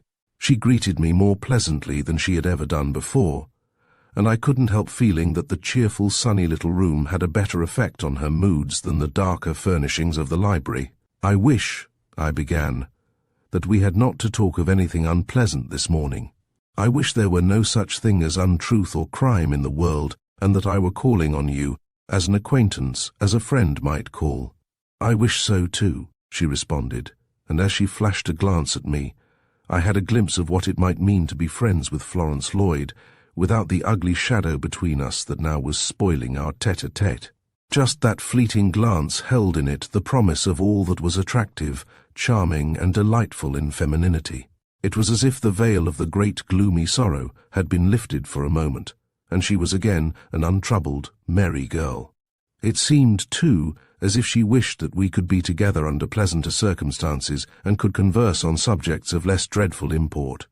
However, all these thoughts that tumultuously raced through my mind must be thrust aside in favour of the business in hand, so though I hated to, I began at once. "I am sorry, Miss Lloyd, to doubt your word, but I want to tell you myself, rather than to have you learn it from others, that I have a witness who has testified to your presence in your uncle's office that fateful Tuesday night, although you have said you didn't go down there." As I had feared, the girl turned white and shivered as if with a dreadful apprehension. "Who is the witness?" she said. I seemed to read her mind, and I felt at once that to her the importance of what I had said depended largely on my answer to this question, and I paused a moment to think what this could mean. And then it flashed across me that she was afraid I would say the witness was Gregory Hall. I became more and more convinced that she was shielding Hall, and I felt sure that when she learned it was not he, she would feel relieved. However, I had promised Lewis not to let her know that he had told me of seeing her, unless it should be necessary.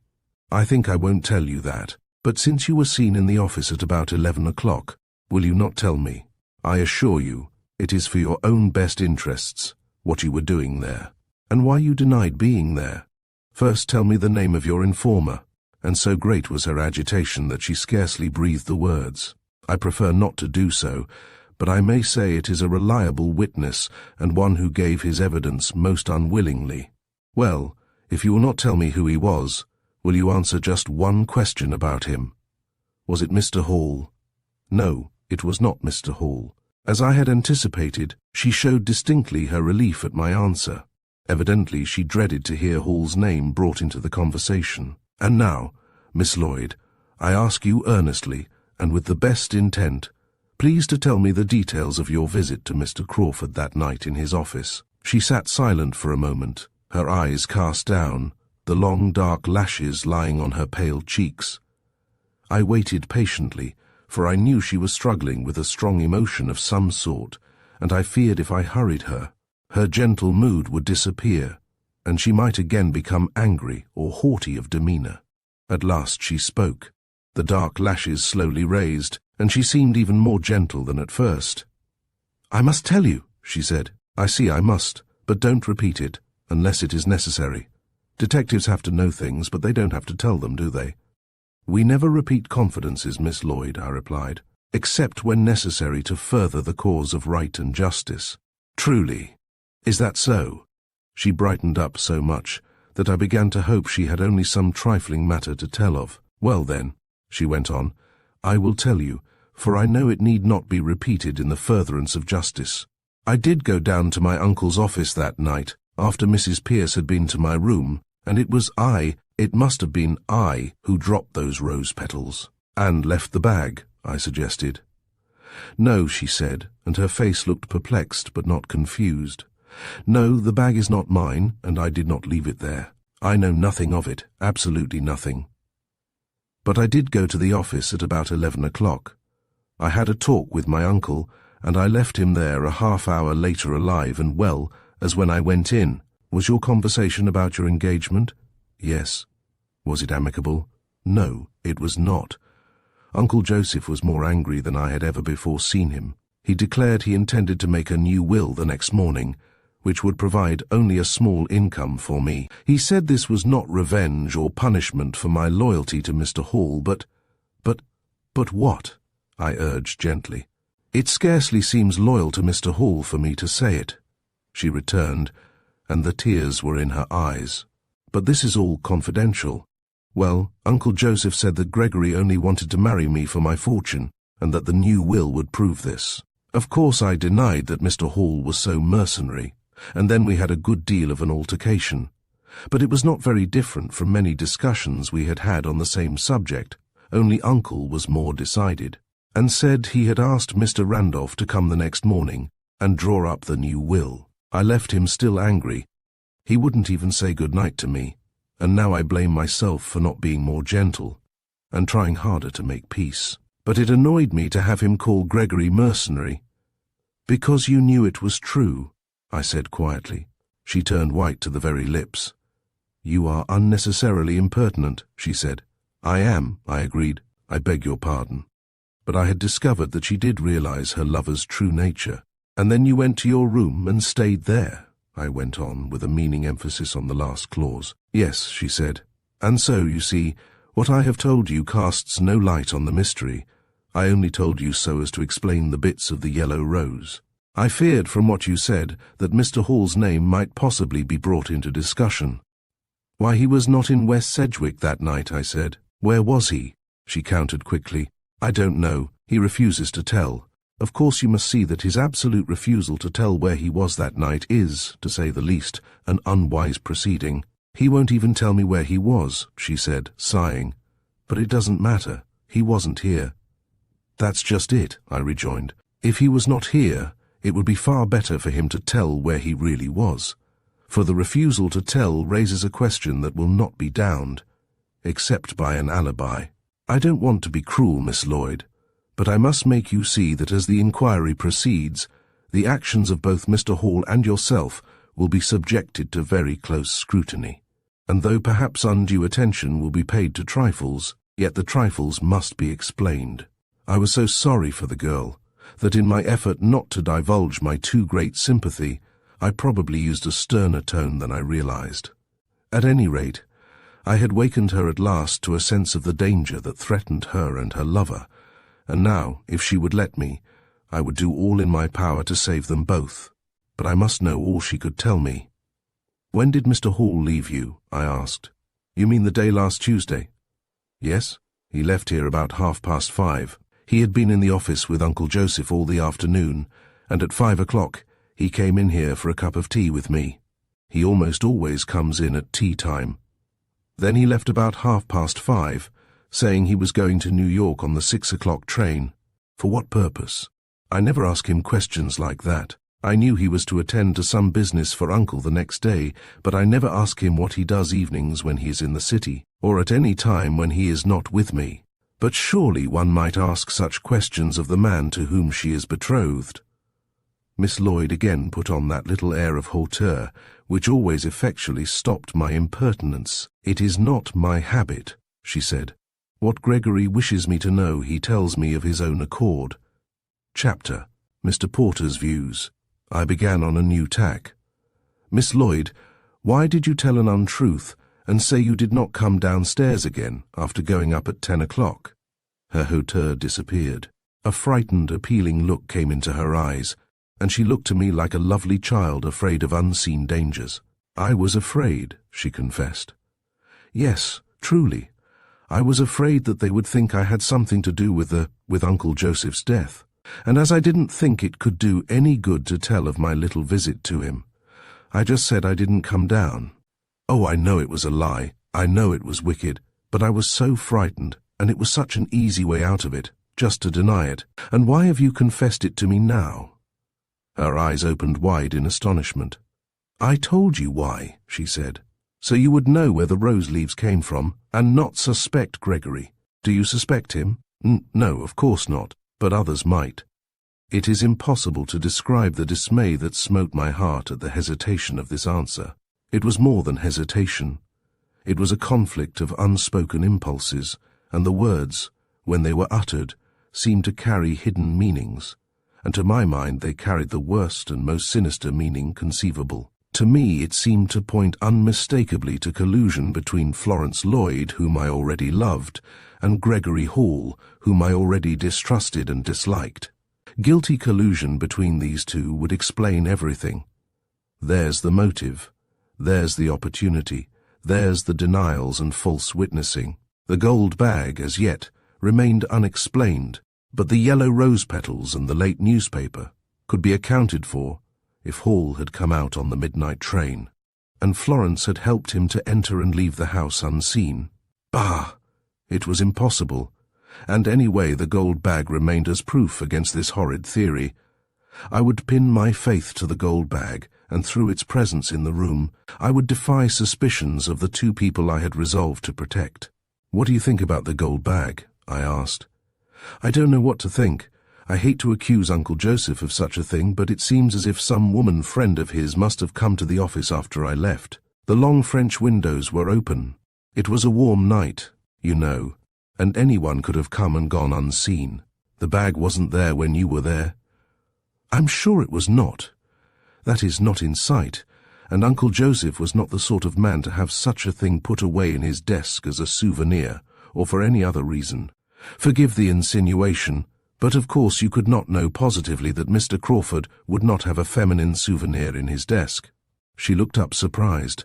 Of course I could not be positive, she said, but it is difficult to imagine anything sentimental connected with Uncle Joseph. She almost smiled as she said this, for apparently the mere idea was amusing, and I had a flashing glimpse of what it must be to see Florence Lloyd smile. Well, it should not be my fault, or due to my lack of exertion, if the day did not come when she should smile again, and I promised myself I should be there to see it. But stifling these thoughts, I brought my mind back to duty. Drawing from my pocket the photograph I had found in Mr. Crawford's desk, I showed it to her. In Uncle's desk, she exclaimed. This does surprise me. I had no idea Uncle Joseph had received a photograph from a lady with an affectionate message too. Are you quite sure it belonged to him? I only know that we found it in his desk, hidden beneath some old letters and papers. Were the letters from this lady? No, in no case could we find a signature that agreed with these initials. Here's your chance, Mr. Burrows. And again, Florence Lloyd's dimples nearly escaped the bondage which held them during these sad days. If you're a detective, you ought to gather at once from this photograph and signature all the details about this lady, who she is, and what she had to do with Uncle Joseph. I wish I could do so, I replied. But you see, I'm not that kind of detective. I have a friend, Mr. Stone, who could do it, and would tell you, as you say, everything about that lady merely by looking at her picture. As a case in point, I told her then and there the story of Fleming Stone's wonderful deductions from the pair of muddy shoes we had seen in a hotel one morning. But you never proved that it was true? She asked, her dark eyes sparkling with interest and her face alight with animation. No, but it wasn't necessary. Stone's deductions are always right, and if not, you know it is the exception that proves the rule. Well, let us try to deduce a little from this picture. I don't believe for a moment that Uncle Joseph had a romantic attachment for any lady, though these words on the back of the picture do seem to indicate it. Well, go on, said I, so carried away by the fascination of the girl, when she had for a moment seemed to forget her troubles, that I wanted to prolong the moment. Go ahead and see what inferences you can draw from the photograph. I think she is about 50 years old, Florence began, or perhaps 55. What do you think? I wouldn't presume to guess a lady's age, I returned, and beside I want you to try your powers on this. You may be better at deductions than I am. I have already confessed to you my inability in that direction. Well, she went on, I think this lady is rather good-looking, and I think she appreciates the fact. The first is evident on the face of it, and the second is a universal truth, so you haven't really deduced much as yet. No, that's so. And she pouted a little. But at any rate, I can deduce more about her dress than you can. The picture was taken, or at least that costume was made, about a year ago, for that is the style that was worn then. Marvelous, Holmes, marvelous. She flashed me a glance of understanding and appreciation, but undaunted went on. The gown also was not made by a competent modiste, but was made by a dressmaker in the house, who came in by the day. The lady is of an economical turn of mind, because the lace yoke of the gown is an old one, and has even been darned to make it presentable to use in the new gown. Now that is deduction, I said admiringly. The only trouble is that it doesn't do us much good. Somehow I can't seem to fancy this good-looking, economical, middle-aged lady who has her dressmaking done at home, coming here in the middle of the night and killing Mr. Crawford. No, I can't either, said Florence gravely. But then, I can't imagine anyone else doing that either. It seems like a horrible dream, and I can't realize that it really happened to Uncle Joseph. But it did happen, and we must find the guilty person. I think with you that this photograph is of little value as a clue, and yet it may turn out to be. And yet I do think the gold bag is a clue. You are quite sure it isn't yours? Perhaps it was a mean way to put the question, but the look of indignation she gave me helped to convince me that the bag was not hers. I told you it was not, she said. But, and her eyes fell, since I have confessed to one falsehood, of course you cannot believe my statement. But I do believe it, I said, and I did, thoroughly. At any rate, it is a sort of proof, she said, smiling sadly, that anyone who knows anything about women's fashions can tell you that it is not customary to carry a bag of that sort when one is in the house and in evening dress, or rather, in a negligee costume, for I had taken off my evening gown and wore a tea gown. I should not think of going anywhere in a tea gown and carrying a gold bag. The girl had seemingly grown almost light-hearted. Her speech was punctuated by little smiles, and her half-sad, half-gay demeanor bewitched me. I felt sure that what little suggestion of light-heartedness had come into her mood had come because she had at last confessed the falsehood she had told, and her freed conscience gave her a little buoyancy of heart. But there were still important questions to be asked, so, though unwillingly, I returned to the old subject. Did you see your uncle's will while you were there? No. He talked about it, but did not show it to me. Did he talk about it as if it was still in his possession? Why, yes, I think so.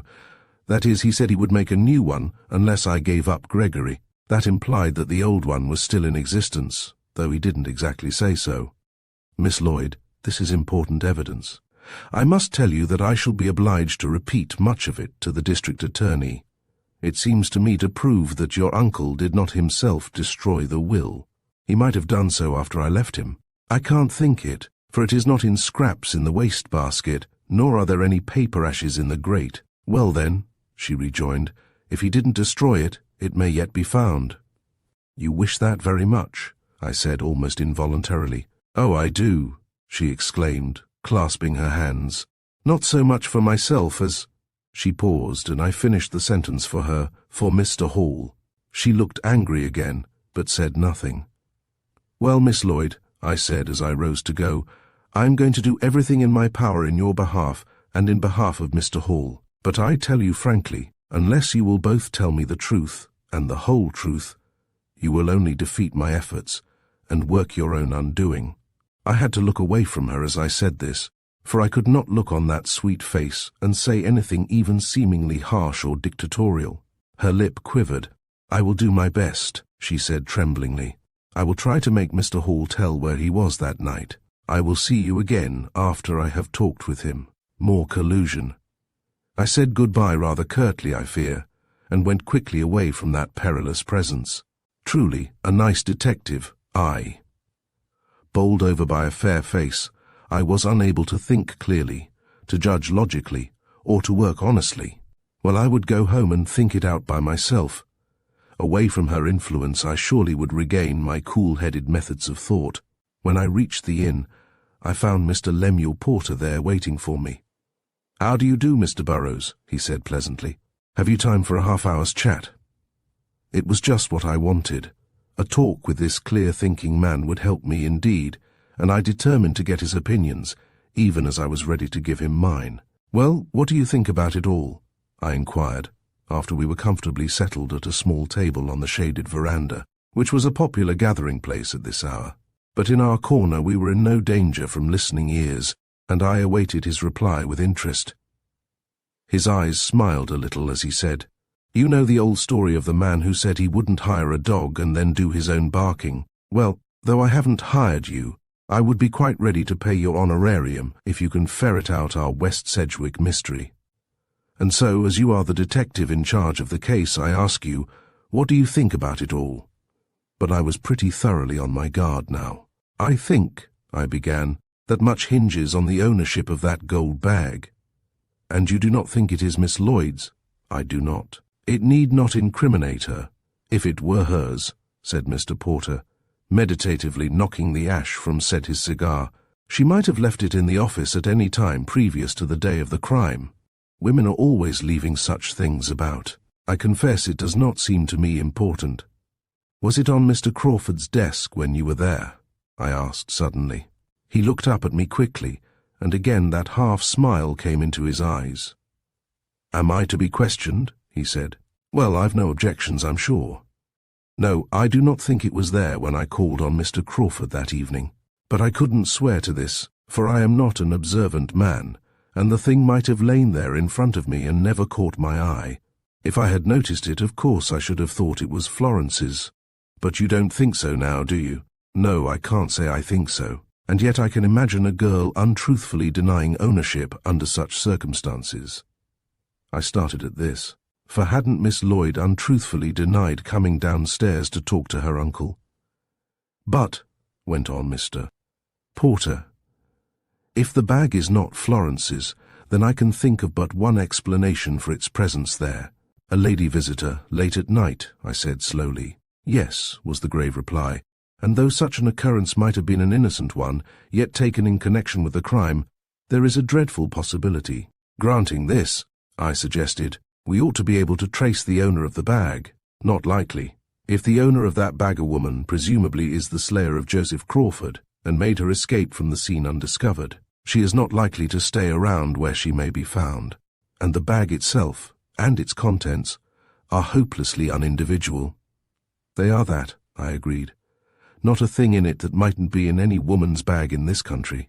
To me that cleaner's advertisement means nothing in connection with Miss Lloyd." "I am glad to hear you say that, Mr. Burrows. I confess I have had a half-fear that your suspicions had a trend in Florence's direction, and I assure you, sir, that girl is incapable of the slightest impulse toward crime." "I'm sure of that," I said heartily, my blood bounding in my veins at an opportunity to speak in defense of the woman I loved. "But how if her impulses were directed or even coerced by another?" "Just what do you mean by that?" "Oh, nothing. But sometimes the best and sweetest women will act against their own good impulses for those they love." "I cannot pretend to misunderstand you," said Mr. Porter, "but you are wrong.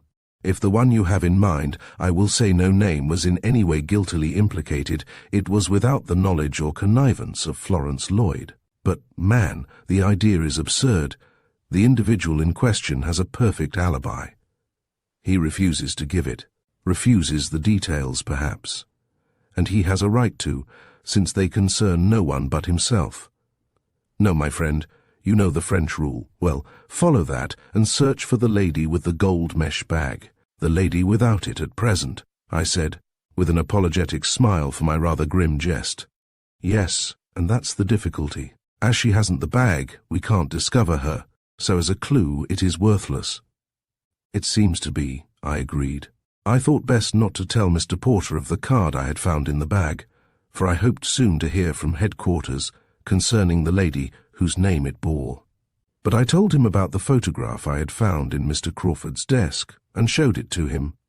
He did not recognize it as being a portrait of anyone he had ever seen, nor did he take it very seriously as a clue. "I'm quite sure," he said, "that Joseph Crawford has not been interested in any woman since the death of his wife. He has always seemed devoted to her memory, and as one of his nearest friends, I think I would have known if he had formed any other attachment.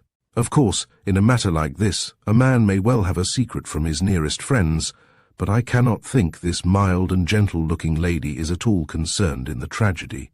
As a matter of fact, I agreed with Mr. Porter, for nothing I had discovered among the late Mr. Crawford's effects led me to think he had any secret romance.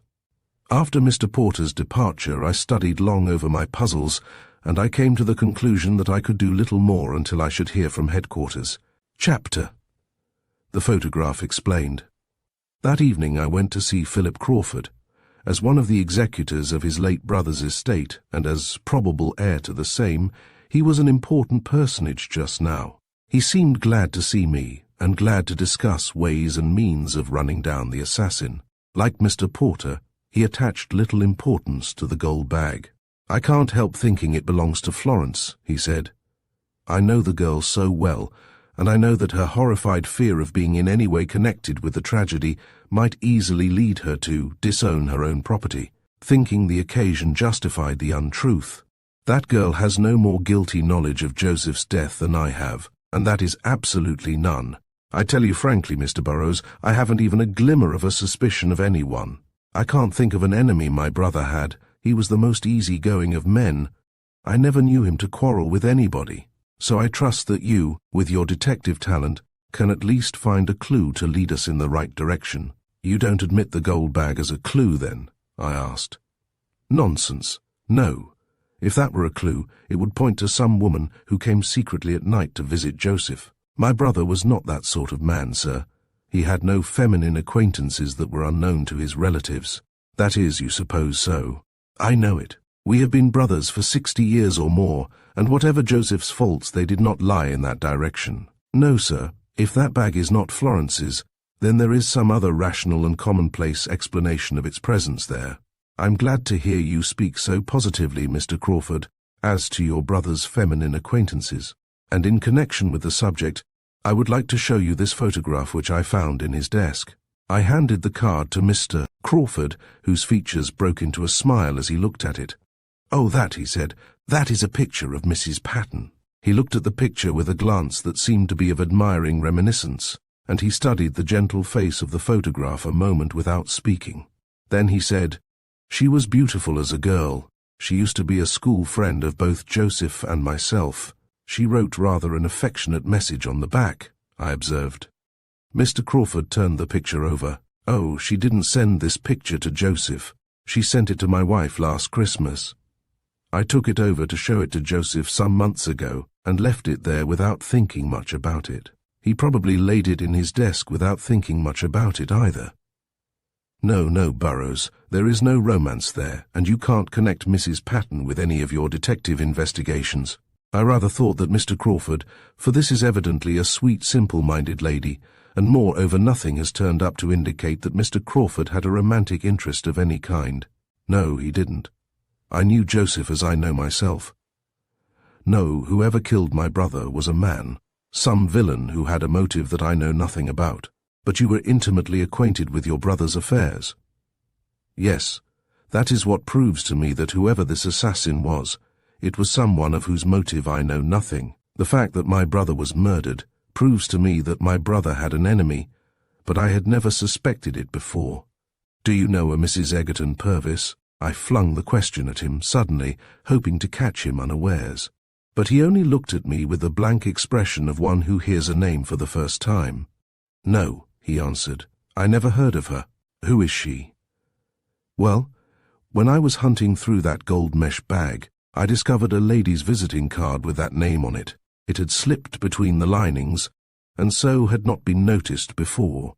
To my surprise, this piece of information seemed to annoy Mr. Crawford greatly. "No," he exclaimed. "In the bag. Then someone has put it there." For I looked over all the bag's contents myself. "It was between the pocket and the lining," said I. "It is there still, for as I felt sure no one else would discover it, I left it there. Mr. Goodrich has the bag." "Oh, I don't want to see it," he exclaimed angrily. "And I tell you anyway, Mr. Burrows, that bag is worthless as a clue. Take my advice and pay no further attention to it." I couldn't understand Mr. Crawford's decided attitude against the bag as a clue, but I dropped the subject, for I didn't wish to tell him I'd made plans to trace up that visiting card. It is difficult to find anything that is a real clue, I said. Yes, indeed. The whole affair is mysterious, and for my part, I cannot form even a conjecture as to who the villain might have been. He certainly left no trace. Where is the revolver? I said, picturing the scene in imagination. Philip Crawford started as if caught unawares. How do I know? He cried almost angrily. I tell you, I have no suspicions. I wish I had. I desire, above all things, to bring my brother's murderer to justice, but I don't know where to look. If the weapon were not missing, I should think it a suicide. The doctor declares it could not have been suicide, even if the weapon had been found near him. This they learned from the position of his arms and head. Yes, I know it. It was, without doubt, murder. But who would have a motive? They say, I observed, motives for murder are usually love, revenge, or money. There is no question of love or revenge in this instance. And as for money, as I am the one who has profited financially, suspicion should rest on me. Absurd, I said. Yes, it is absurd, he went on. For had I desired Joseph's fortune, I need not have killed him to acquire it. He told me the day before he died that he intended to disinherit Florence and make me his heir, unless she broke with that secretary of his. I tried to dissuade him from this step, for we are not a mercenary lot, we Crawfords, and I thought I had made him reconsider his decision. Now, as it turns out, he persisted in his resolve, and was only prevented from carrying it out by this midnight assassin.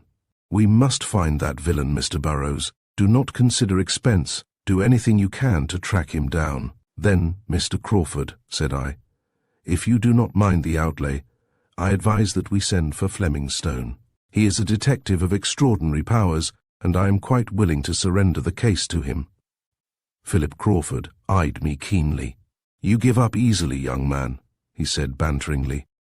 I know it seems so, I replied, but I have my reasons. One is that Fleming Stone makes important deductions from seemingly unimportant clues, and he holds that unless these clues are followed immediately, they are lost sight of and great opportunities are gone. Mused Philip Crawford, stroking his strong square chin.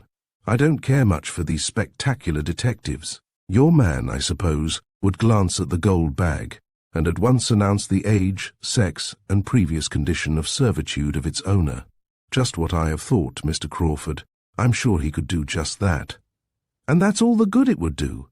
That bag doesn't belong to the criminal. How do you know? By common sense. No woman came to the house in the dead of night and shot my brother, and then departed, taking her revolver with her. And again, granting a woman did have nerve and strength enough to do that, such a woman is not going off leaving her gold bag behind her as evidence. This speech didn't affect me much. It was pure conjecture.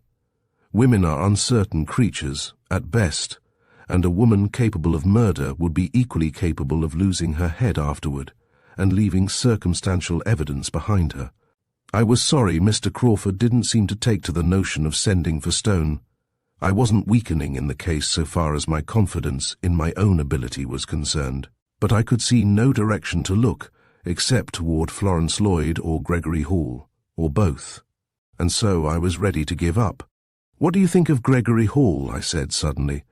As a man or as a suspect? Inquired Mr. Crawford. Both. Well, as a man, I think he's about the average, ordinary young American, of the secretary type. He has little real ambition, but he has had a good berth with Joseph, and he has worked fairly hard to keep it. As a suspect, the notion is absurd. He wasn't even in West Sedgwick. How do you know? Because he went away at 6 that evening and was in New York until nearly noon the next day. How do you know? Philip Crawford stared at me. He says so, I went on, but no one can prove his statement. He refuses to say where he was in New York or what he did. Now, merely as a supposition, why couldn't he have come out here, say, on the midnight train called on Mr. Joseph Crawford, and returned to New York before daylight? Absurd! Why, he had no motive for killing Joseph. He had the same motive Florence would have. He knew of Mr. Crawford's objection to their union, and he knew of his threat to change his will. Mr. Hall is not blind to the advantages of a fortune. Right you are there. In fact, I always felt he was marrying Florence for her money. I had no real reason to think this, but somehow he gave me that impression. Me too. Moreover, I found a late extra of a New York paper in Mr. Crawford's office. This wasn't on sale until about 11:30 that night, so whoever left it there must have come out from the city on that midnight train, or later. A change came over Philip Crawford's face. Apparently he was brought to see the whole matter in a new light. "What? What's that?" he cried excitedly, grasping his chair arms and half rising. "A late newspaper. An extra." "Yes, the liner accident, you know. But Gregory Hall. Why, man, you're crazy. Hall is a good fellow, not remarkably clever perhaps, and a fortune hunter maybe, but surely not a murderer."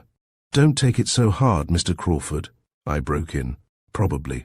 Mr. Hall is innocent, but the late paper must have been left there by someone after, say, 1 o'clock. "This is awful, this is terrible," groaned the poor man, and I couldn't help wondering if he had some other evidence against Hall that this seemed to corroborate. Then, by an effort, he recovered himself and began to talk in more normal tones. "Now, don't let this new idea run away with you, Mr. Burrows," he said. "If Hall had an interview with my brother that night, he would have learned from him that he intended to make a new will, but hadn't yet done so." "Exactly, and that would constitute a motive for putting Mr. Crawford out of the way before he could accomplish his purpose. But Joseph had already destroyed the will that favored Florence." "We don't know that," I responded gravely. "And anyway, if he had done so, Mr. Hall didn't know it. This leaves his motive unchanged."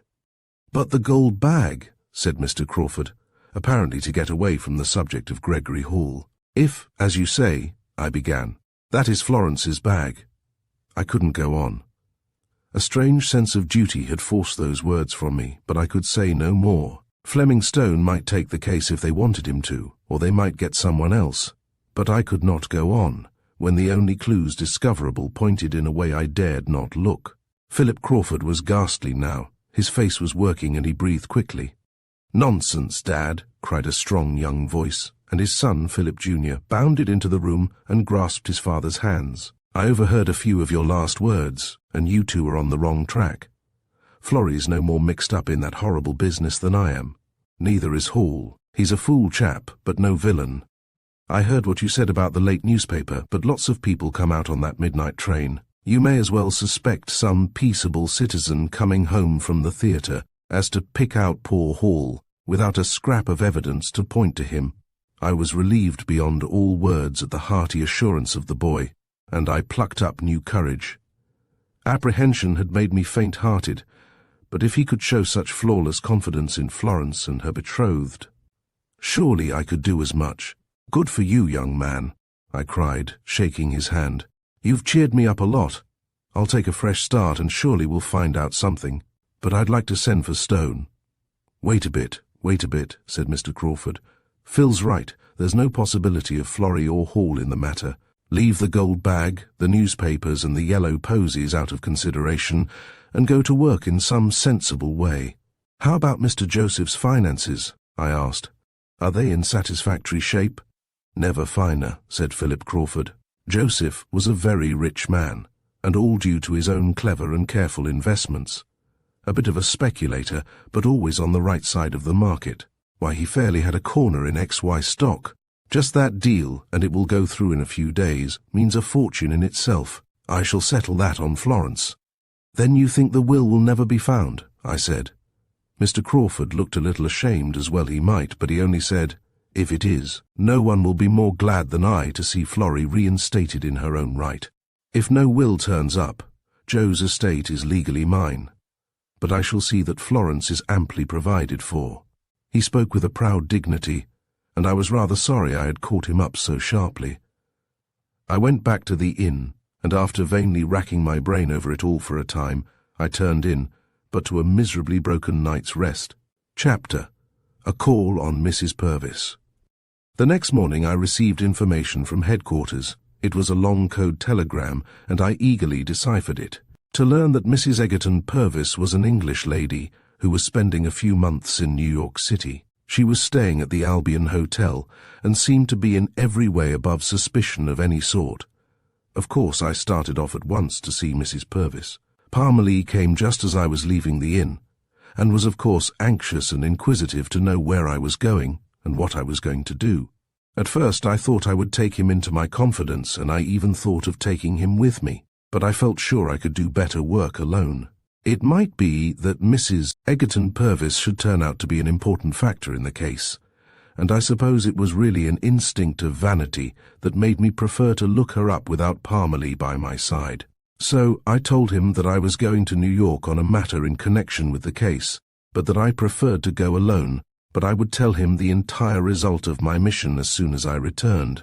I think he was a little disappointed, but he was a good-natured chap, and bade me a cheerful goodbye, saying he would meet me on my return. I went to New York and went straight to the Albion Hotel. Learning at the desk that the lady was really there, I sent my card up to her with a request for an immediate audience, and very soon I was summoned to her apartment. She greeted me with that air of frigid reserve typical of an Englishwoman. Though not unattractive to look at, she possessed the high cheekbones and prominent teeth which are almost universal in the women of her nation. She was perhaps between 30 and 40 years old, and had the air of a grande dame. "Mr. Burrows?" she said, looking through her lorgnon at my card which she held in her hand. "Yes," I assented, and judging from her appearance that she was a woman of a decided and straightforward nature, I came at once to the point. "I'm a detective, madam," I began, and the remark startled her out of her calm. "A detective!" she cried out, with much the same tone as if I had said a rattlesnake. "Do not be alarmed. I merely state my profession to explain my errand." "Not be alarmed? When a detective comes to see me, how can I help it? Why, I've never had such an experience before. It is shocking. I've met many queer people in the States, but not a detective. Reporters are bad enough. Don't let it disturb you so, Mrs. Purvis. I assure you there is nothing to trouble you in the fact of my presence here, unless it is trouble of your own making." "Trouble of my own making?" she almost shrieked. "Tell me at once what you mean, or I shall ring the bell and have you dismissed." Her fear and excitement made me think that perhaps I was on the track of new developments, and lest she should carry out her threat of ringing the bell, I plunged at once into the subject. "Mrs. Purvis, have you lost a gold mesh bag?" I said bluntly. "No, I haven't," she snapped, "and if I had, I should take means to recover it, and not wait for a detective to come and ask me about it." I was terribly disappointed. To be sure, she might be telling a falsehood about the bag, but I didn't think so. She was angry, annoyed, and a little frightened at my intrusion, but she was not at all embarrassed at my question. "Are you quite sure you have not lost a gold-link bag?" I insisted, as if in idiotic endeavor to persuade her to have done so. "Of course I'm sure," she replied, half laughing now. "I suppose I should know it if I had done so. It's a rather valuable bag," I went on, "with a gold framework and gold chain." "Well, if it's worth a whole fortune, it isn't my bag," she declared, "for I never owned such a one." "Well," I said in desperation, "your visiting card is in it." "My visiting card," she said, with an expression of blank wonderment. "Well, even if that is true, it doesn't make it my bag. I frequently give my cards to other people." This seemed to promise light at last. Somehow I couldn't doubt her assertion that it was not her bag, and yet the thought suddenly occurred to me, if she were clever enough to be implicated in the Crawford tragedy, and if she had left her bag there, she would be expecting this inquiry, and would probably be clever enough to have a story prepared. "Mrs. Purvis, since you say it is not your bag, I'm going to ask you, in the interests of justice, to help me all you can." "I'm quite willing to do so, sir. What is it you wish to know?" "A crime has been committed in a small town in New Jersey. A gold-link bag was afterward discovered at the scene of the crime, and though none of its other contents betokened its owner, a visiting card with your name on it was in the bag." Becoming interested in the story, Mrs. Purvis seemed to get over her fright, and was exceedingly sensible for a woman. "It certainly is not my bag, Mr. Burrows, and if my card is in it, I can only say that I must have given that card to the lady who owns the bag." This seemed distinctly plausible, and also promised further information, Do you remember giving your card to any lady with such a bag? Mrs. Purvis smiled. So many of your American women carry those bags, she said. They seem to be almost universal this year. I've probably given my card to a score of ladies who immediately put it into just such a bag. Could you tell me who they are? No, indeed, and Mrs. Purvis almost laughed outright at what was doubtless a foolish question. But can't you help me in any way? I pleaded. I don't really see how I can, she replied. You see, I have so many friends in New York, and they make little parties for me, or afternoon teas. Then I meet a great many American ladies, and we often exchange cards. But we do it so often that of course I can't remember every particular instance. Have you the card you speak of? I thanked my stars that I'd been thoughtful enough to obtain the card before leaving West Sedgwick, and taking it from my pocketbook, I gave it to her. Oh, that one, she said. Perhaps I can help you a little, Mr. Burrows. That is an old-fashioned card, one of a few left over from an old lot. I have been using them only lately, because my others gave out. I have really gone much more into society in New York than I had anticipated, and my cards seemed fairly to melt away. I ordered some new ones here, but before they were sent to me I was obliged to use a few of these old-fashioned ones. I don't know that this would help you, but I think I can tell pretty nearly to whom I gave those cards. It seemed a precarious sort of a chance, but as I talked with Mrs. Purvis, I felt more and more positive that she herself was not implicated in the Crawford case. However, it was just as well to make certain. She had gone to her writing desk and seemed to be looking over a diary or engagement book. Mrs. Purvis, I said, will you tell me where you were on Tuesday evening of last week? Certainly, and she turned back the leaves of the book. I went to a theatre party with my friends, the Hepworths, and afterward we went to a little supper at a restaurant. I returned here about midnight. Must I prove this? She added, smiling, for I can probably do so by the hotel clerk and by my maid, and, of course, by my friends who gave the party. No, you needn't prove it, I answered, certain now that she knew nothing of the Crawford matter, but I hope you can give me more information about your card. Why, I remember that very night. I gave my cards to two ladies who were at the theatre with us, and I remember now that at that time I had only these old-fashioned cards. I was rather ashamed of them, for Americans are punctilious in such matters, and now that I think of it, one of the ladies was carrying a gold mesh bag. Who was she? I asked, hardly daring to hope that I had really struck the trail. I can't seem to remember her name, but perhaps it will come to me. It was rather an English type of name, something like Coningsby. Where did she live? I haven't the slightest idea. You see, I meet these ladies so casually, and I really never expect to see any of them again. Our exchange of cards is a mere bit of formal courtesy. No, I can't remember her name, or where she was from. But I don't think she was a New Yorker. Truly, it was hard to come so near getting what might be vital information, and yet have it beyond my grasp. It was quite evident that Mrs. Purvis was honestly trying to remember the lady's name, but could not do so. And then I had what seemed to me an inspiration. Didn't she give you her card? I asked. A light broke over Mrs. Purvis's face. Why, yes, of course she did, and I'm sure I can find it. She turned to a card tray, and rapidly running over the bits of pasteboard, she selected 3 or 4.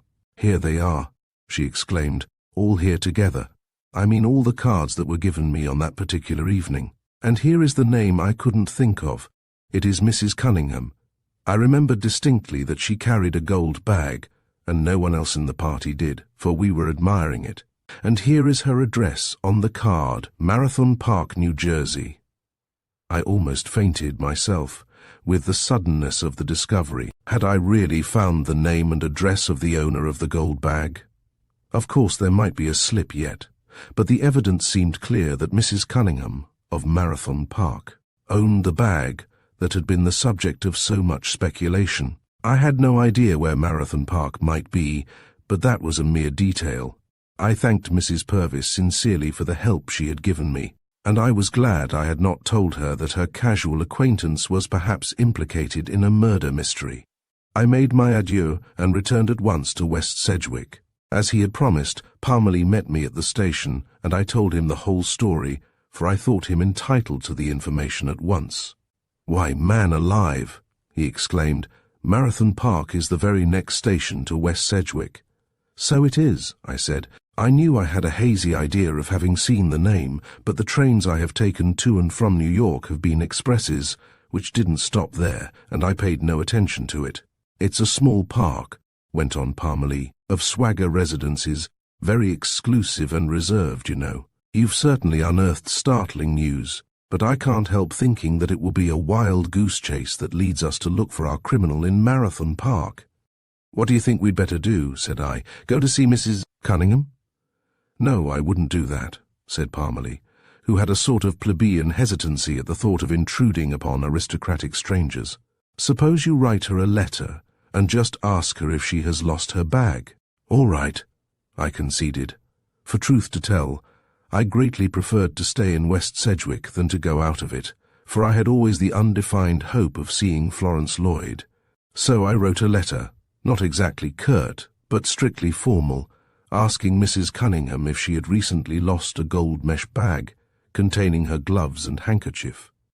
Then Parmalee and I agreed to keep the matter a secret until we should get a reply to this, for we concluded there was no use in stirring up public curiosity on the matter until we knew ourselves that we were on the right trail. Chapter: The Owner of the Gold Bag. The next day I received a letter addressed in modish, angular penmanship, which, before I opened it, I felt sure had come from Mrs. Cunningham. It ran as follows: Mr. Herbert Burrows. Dear Sir, yes, I have lost a gold bag, and I have known all along that it is the one the newspapers are talking so much about in connection with the Crawford case. I know, too, that you are the detective on the case, and though I can't imagine how you did it, I think it was awfully clever of you to trace the bag to me, for I'm sure my name wasn't in it anywhere. As I say, the bag is mine, but I didn't kill Mr. Crawford, and I don't know who did. I would go straight to you and tell you all about it, but I am afraid of detectives and lawyers, and I don't want to be mixed up in the affair anyway. But I am going to see Miss Lloyd and explain it all to her, and then she can tell you. Please don't let my name get in the papers, as I hate that sort of prominence. Very truly yours, Elizabeth Cunningham. I smiled a little over the femininity of the letter, but as Parmalee had prophesied, Marathon Park was evidently no place to look for our criminal. The foolish little woman who had written that letter had no guilty secret on her conscience. Of that I was sure. I telephoned for Parmalee and showed him the letter. "It doesn't help us in one way," he said, "for of course Mrs. Cunningham is not implicated. But the bag is still a clue, for how did it get into Mr. Crawford's office?" "We must find out who Mr. Cunningham is," I suggested. "He's not the criminal either. If he had left his wife's bag there, he never would have let her send this letter. Perhaps he didn't know she wrote it. Oh, perhaps lots of things. But I am anxious to learn what Mrs. Cunningham tells Miss Lloyd.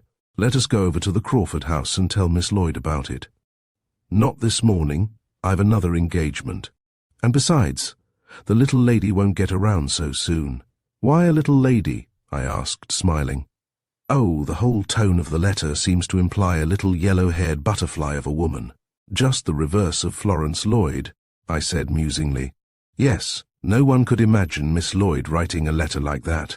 There's lots of personality in a woman's letter, much more than in a man's." Parmalee went away, and prompted by his suggestions, I studied the letter I had just received. It was merely an idle fancy, for if Mrs. Cunningham was going to tell Miss Lloyd her story, it made little difference to me what might be her stature or the colour of her hair.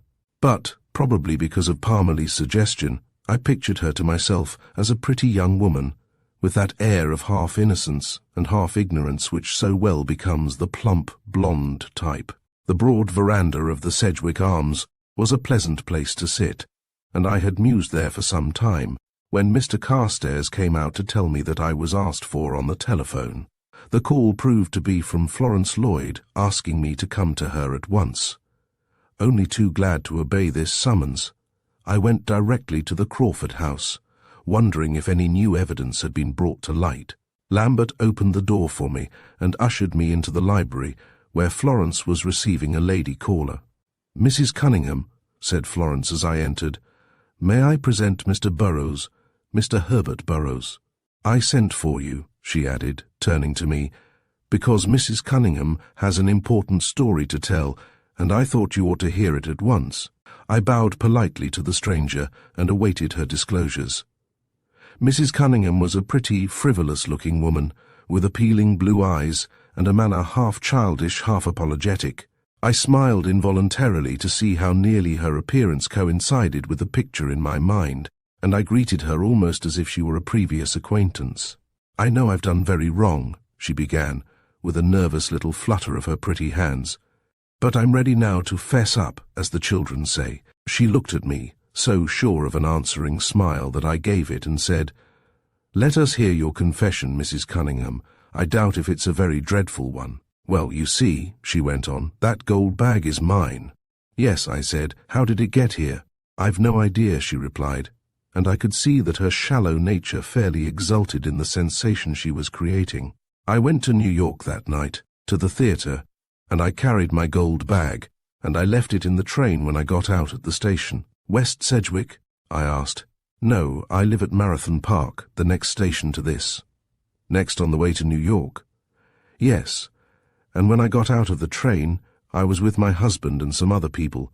We had been to a little theatre party. I missed the bag, but I didn't tell Jack, because I knew he'd scold me for being so careless. I thought I'd get it back from the Lost and Found department. And then, the very next day, I read in the paper about the awful accident, and it told about a gold bag being found here." "You recognized it as yours?" "Of course, for the paper described everything in it, even to the cleaner's advertisement that I'd just cut out that very day. Why didn't you come and claim it at once?" "Oh, Mr. Burroughs, you must know why I didn't.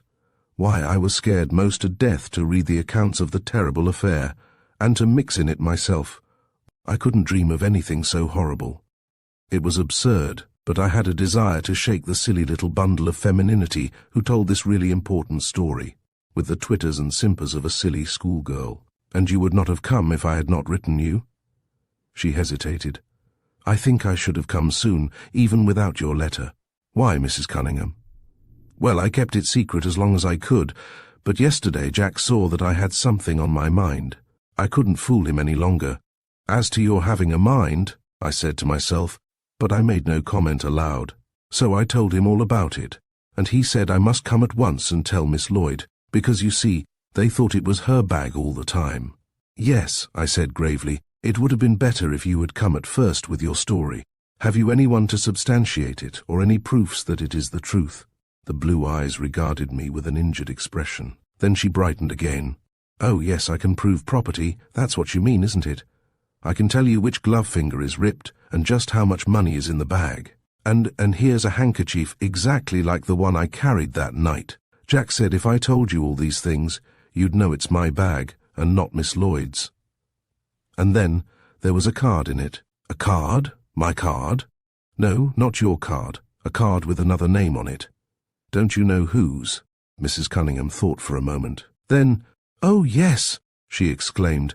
"Mrs. Purvis gave me her card, and I tucked it in the pocket of the bag. Was that the way you discovered the bag was mine?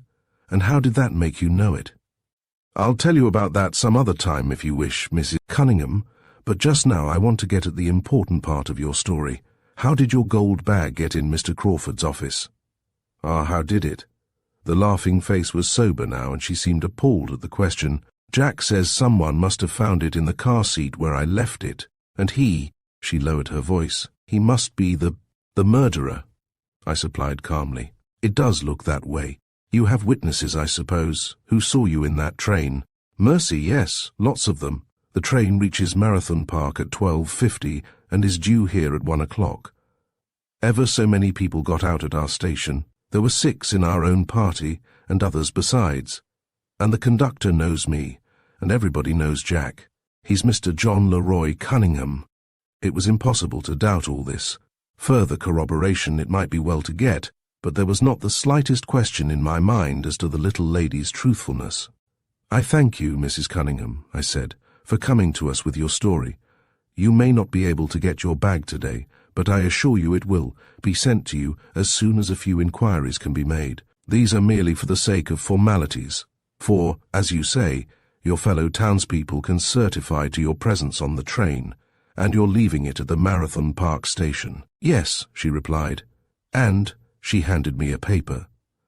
There's my husband's address, and his lawyer's address, and the addresses of all the people that were in our party that night. Jack said you might like to have the list. He would have come himself today, only he's fearfully busy. And I said I didn't mind coming alone, just to see Miss Lloyd. I wouldn't have gone to a jury meeting, though, and I'm in no hurry for the bag. In fact, I don't care much if I never get it.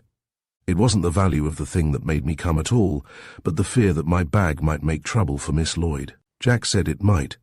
I don't see how myself, but I'm a foolish little thing with no head for business matters. She shook her head and gurgled an absurd little laugh, and then, after a loquacious leave-taking, she went away.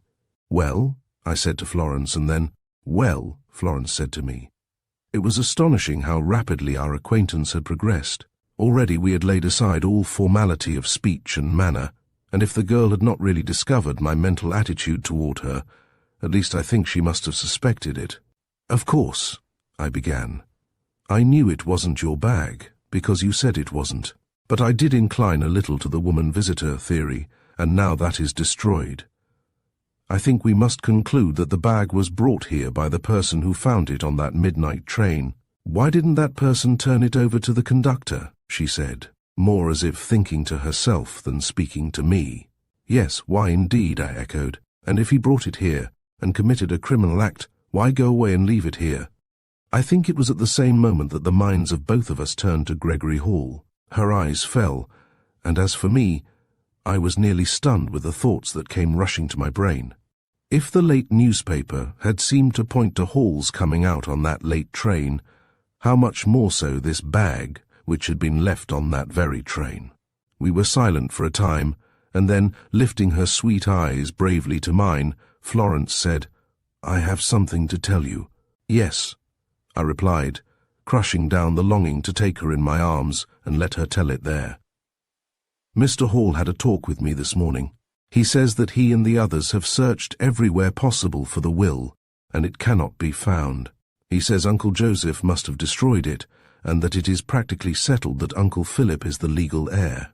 Of course, Mr. Philip Crawford isn't my uncle, but I have always called him that, and Phil and I have been just like cousins. What else did Mr. Hall say? I asked, for I divined that the difficult part of her recital was yet to come. He said, she went on, with a rising colour, that he wished me to break our engagement. I will do myself the justice to say that although my first uncontrollable thought was one of pure joy at this revelation, yet it was instantly followed by sympathy and consideration for her. Why? I asked in a voice that I tried to keep from being hard.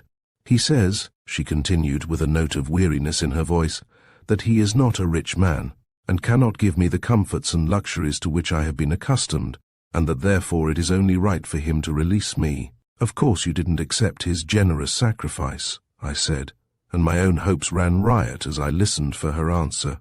I told him I was willing to share poverty with him, she said with a quiet dignity, as if telling an impersonal tale, but he insisted that the engagement should be broken.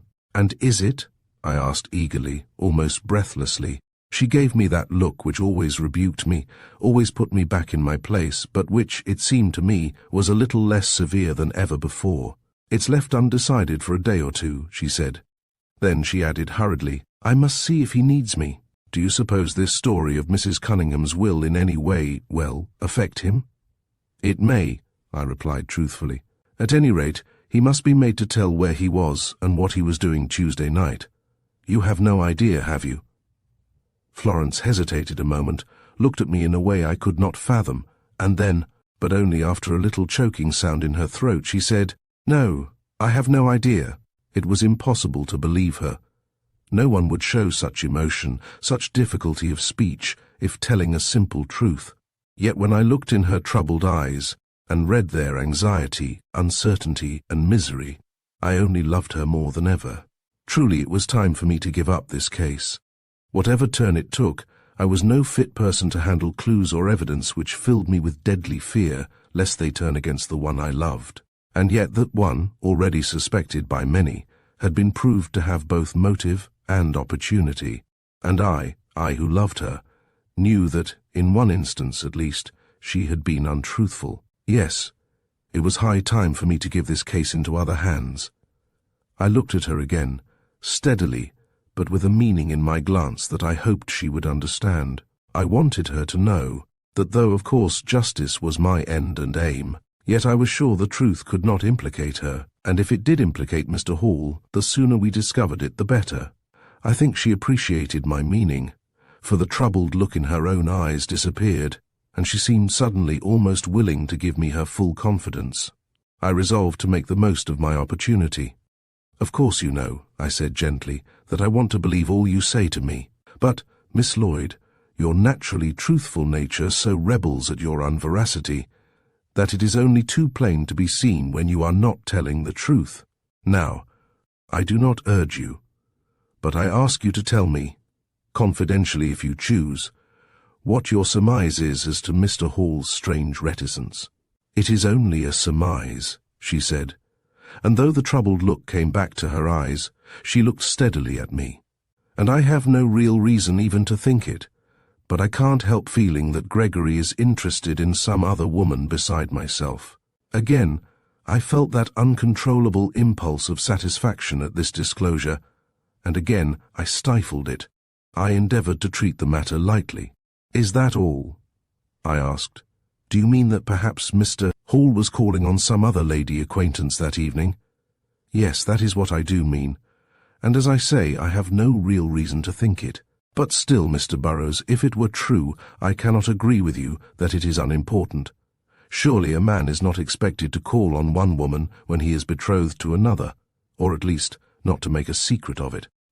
I thoroughly agreed with her, and my opinion that Hall was a cad received decided confirmation. My treating it as a light matter, Miss Lloyd, was not quite sincere. Indeed, I may as well confess that it was partly to cover the too serious interest I take in the matter. She looked up, startled at this, but as my eyes told her a certain truth I made no effort to conceal, she looked down again, and her lip quivered. I pulled myself together. "Don't think I am taking advantage of your confidence," I said gently. "I want only to help you. Please consider me an impersonal factor and let me do all I can for you. For the moment, let us suppose your surmise is correct. This would of course free Mr. Hall from any implication of crime, yes, and while I can't suspect him of anything like crime, I hate also to suspect him of disloyalty to me." Her head went up with a proud gesture, and I suddenly knew that the thought of Hall's interest in another woman affected her pride and her sense of what was due her far more than it did her heart. Her fear was not so much that Hall loved another woman, as that his secrecy in the matter meant a slight to her own dignified position. "I understand, Miss Lloyd, and I hope for the sake of all concerned, your surmise is not correct. But with your permission, I feel it my duty to discover where Mr. Hall was that evening. Even if to do this, it is necessary to have professional assistance from headquarters." She shuddered at this. "It is so horrid," she said, "to spy upon a gentleman's movements, if he is only engaged in his personal affairs. If we were sure of that, we need not spy upon him. But to the eye of justice there is always the possibility that he was not about his personal affairs that evening, but was here in West Sedgwick. You don't really suspect him, do you?" she said, and she looked at me as if trying to read my very soul. "I'm afraid I do," I answered gravely, "but not so much from evidence against him, as because I don't know where else to look." "Do you?"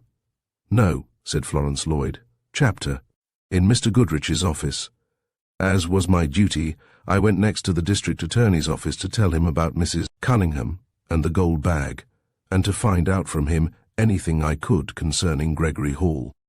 I found Mr. Porter calling there, and both he and Mr. Goodrich welcomed me as a possible bringer of fresh news. When I said that I did know of new developments, Mr. Porter half rose from his chair. "I dare say I've no business here," he said, "but you know the deep interest I take in this whole matter. Joseph Crawford was my lifelong friend and near neighbor, and if I can be in any way instrumental in freeing Florence from this web of suspicion—" I turned on him angrily and interrupted him by saying, "Excuse me, Mr. Porter, no one has as yet voiced a suspicion against Miss Lloyd. For you to put such a thought into words is starting a mine of trouble." The older man looked at me indulgently. and I think his shrewd perceptions told him at once that I was more interested in Miss Lloyd than a mere detective need be. "You are right," he said, "but I considered this a confidential session." "It is," broke in Mr. Goodrich, "and if you will stay, Mr. Porter, I shall be glad to have you listen to whatever Mr. Burrows has to tell us, and then give us the benefit of your advice." I practically echoed the district attorney's words, for I knew Lemuel Porter to be a clear-headed and well-balanced businessman, and his opinions well worth having. So it was to two very interested hearers that I related first the story of Florence's coming downstairs at 11 o'clock on the fatal night for a final endeavour to gain her uncle's consent to her betrothal. "Then it was her bag," exclaimed Mr. Porter. "I thought so all the time."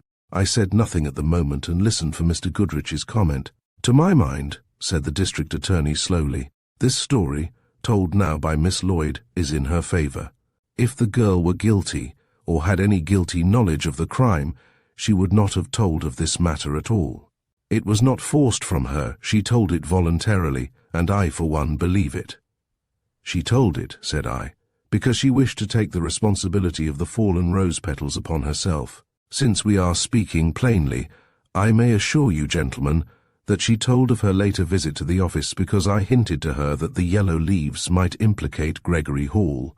Then," said Mr. Goodrich triumphantly, "she herself suspects Mr. Hall, which proves that she is innocent." "It doesn't prove her innocent of collusion," observed Mr. Porter. "Nor does it prove that she suspects Mr. Hall," I added. "It merely shows that she fears others may suspect him." "It is very complicated," said the district attorney. "It is," I agreed, "and that is why I wish to send for the famous detective, Fleming Stone." "Stone? Nonsense," exclaimed Mr. Goodrich. "I have every confidence in your skill, Mr. Burrows. I would not insult you by calling in another detective." "Surely not," agreed Mr. Porter.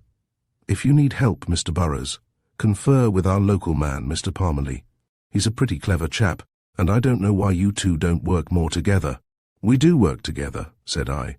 "Mr. Parmalee is both clever and congenial, and we have done our best in the matter. But the days are going by, and little of real importance has been discovered. However, I haven't told you as yet the story of the gold bag. I have found its owner." Of course there were exclamations of surprise at this, but realizing its importance, they quietly listened to my story. With scarcely a word of interruption from my hearers, I told them how I had found the card in the bag, how I had learned about Mrs. Purvis from headquarters, how I had gone to see her, and how it had all resulted in Mrs. Cunningham's visit to Miss Lloyd that morning.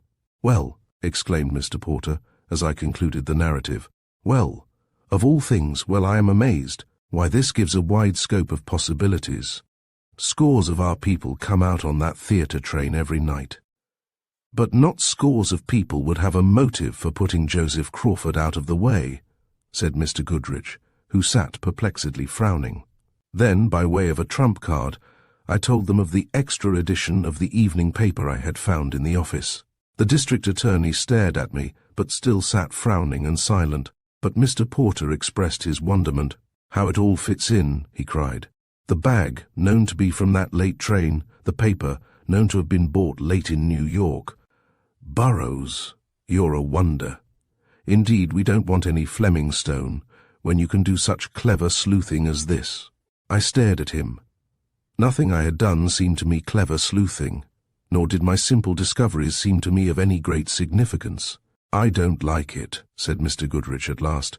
"Everything so far known, both early and late information, seems to me to point to Gregory Hall and Florence Lloyd in collusion." "But you said," I interrupted, "that Miss Lloyd's confession that she did go downstairs late at night was in her favour."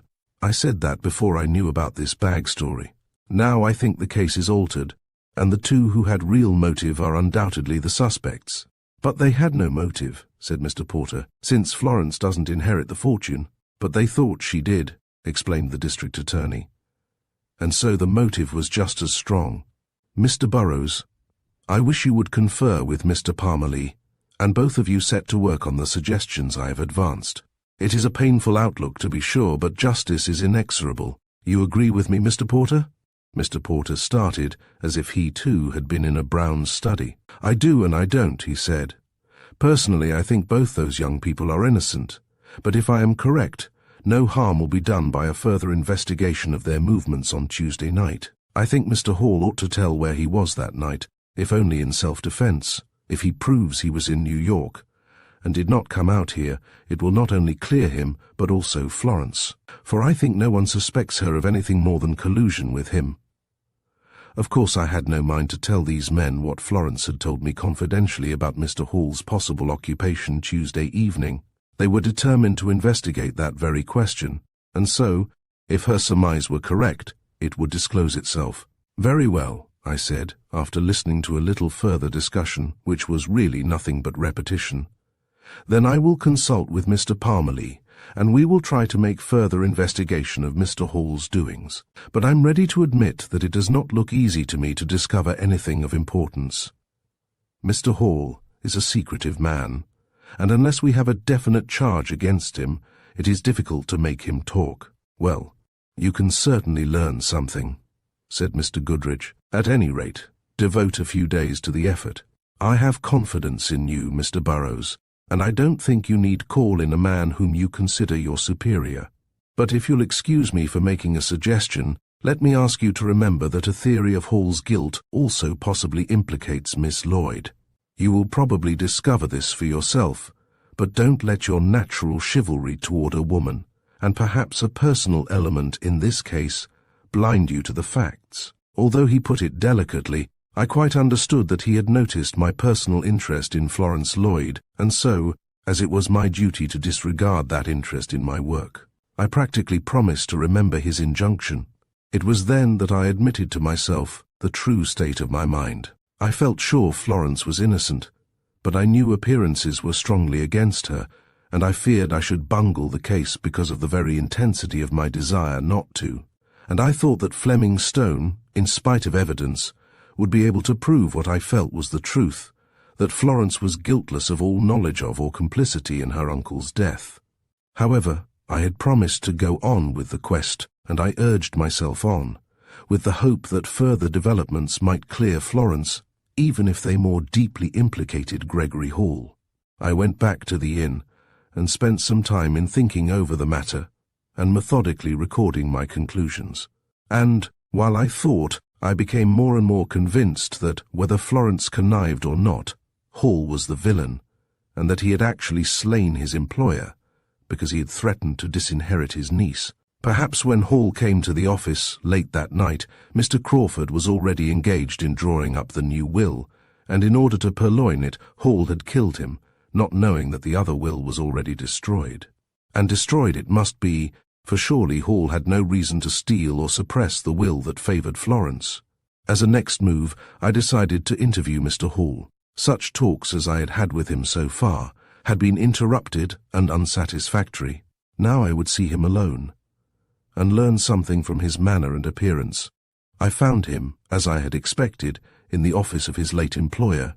He was surrounded with papers, and was evidently very busy, but he greeted me with a fair show of cordiality and offered me a chair.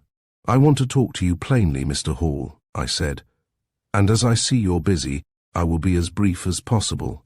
"I've been expecting you," said he calmly. "In fact, I'm rather surprised that you haven't been here before." "Why?" said I, eyeing him closely. "Only because the inquiries made at the inquest amounted to very little, and I assumed you would question all the members of the household again." "I'm not sure that's necessary," I responded, following his example in adopting a light, casual tone. "I have no reason to suspect that the servants told other than the exact truth. I have talked to both the ladies, and now I've only a few questions to put to you."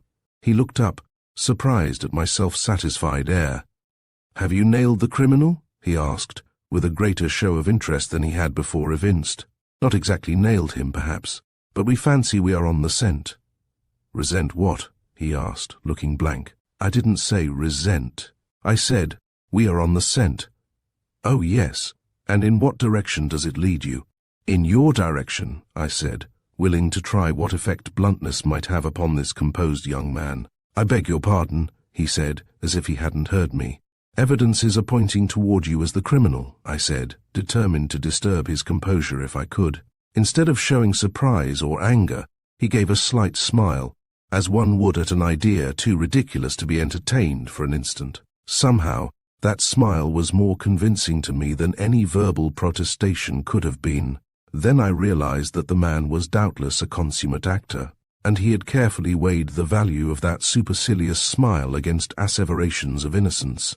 So I went on, "When did you first learn of the accident to the Atlantic liner, the North America?"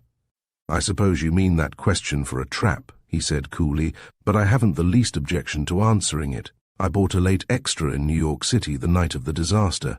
"At what hour did you buy it?" "I don't know exactly. It was some time after midnight." Really, there was little use in questioning this man. If he had bought his paper at 11:30, as I felt positive he did, and if he had come out to Sedgwick on the 12 o'clock train, he was quite capable of answering me in this casual way, to throw me off the track. Well, I would try once again. "Excuse me, Mr. Hall, but I am obliged to ask you some personal questions now. Are you engaged to Miss Lloyd?" "I beg your pardon?" His continued requests for me to repeat my questions irritated me beyond endurance. Of course it was a bluff to gain time, but he did it so politely I couldn't rebuke him. "Are you engaged to Miss Lloyd?" I repeated. "No, I think not," he said slowly. "She wants to break it off, and I, as a poor man, should not stand in the way of her making a brilliant marriage. She has many opportunities for such, as her uncle often told me, and I should be selfish indeed, now that she herself is poor, to hold her to her promise to me. The hypocrite, to lay on Florence the responsibility for breaking the engagement. Truly she was well rid of him, and I hoped I could convince her of the fact.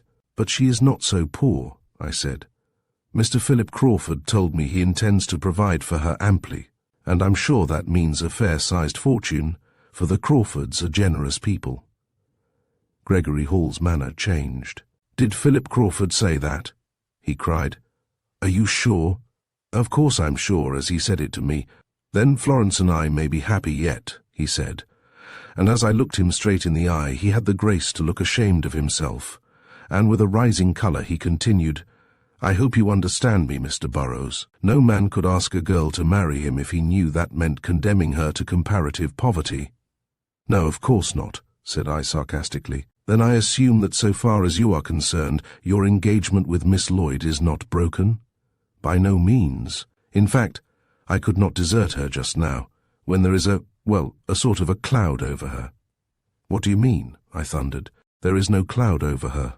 "Well, you know, the gold bag and the yellow rose leaves. Be silent. The gold bag has been claimed by its owner, but you are responsible for its presence in this room. You, who brought it from the midnight train and left it here. You, who also left the late city newspaper here. You, who also dropped 2 yellow petals from the rose in your buttonhole." Gregory Hall seemed to turn to stone as he listened to my words. He became white, then ashen grey. His hands clinched his chair arms, and his eyes grew glassy and fixed. I pushed home my advantage, and therefore, traced by these undeniable evidences, I know that you are the slayer of Joseph Crawford. You killed your friend, your benefactor, your employer, in order that he might not disinherit the girl whose fortune you wished to acquire by marrying her. Though I had spoken in low tones, my own intense emotion made my words emphatic, and as I finished, I was perhaps the more excited of the two. For Hall's composure had returned, his face resumed its natural colour, his eyes their normal expression, that of cold indifference. "Mr. Burrows," he said quietly, "you must be insane." "That is no answer to my accusations," I stormed.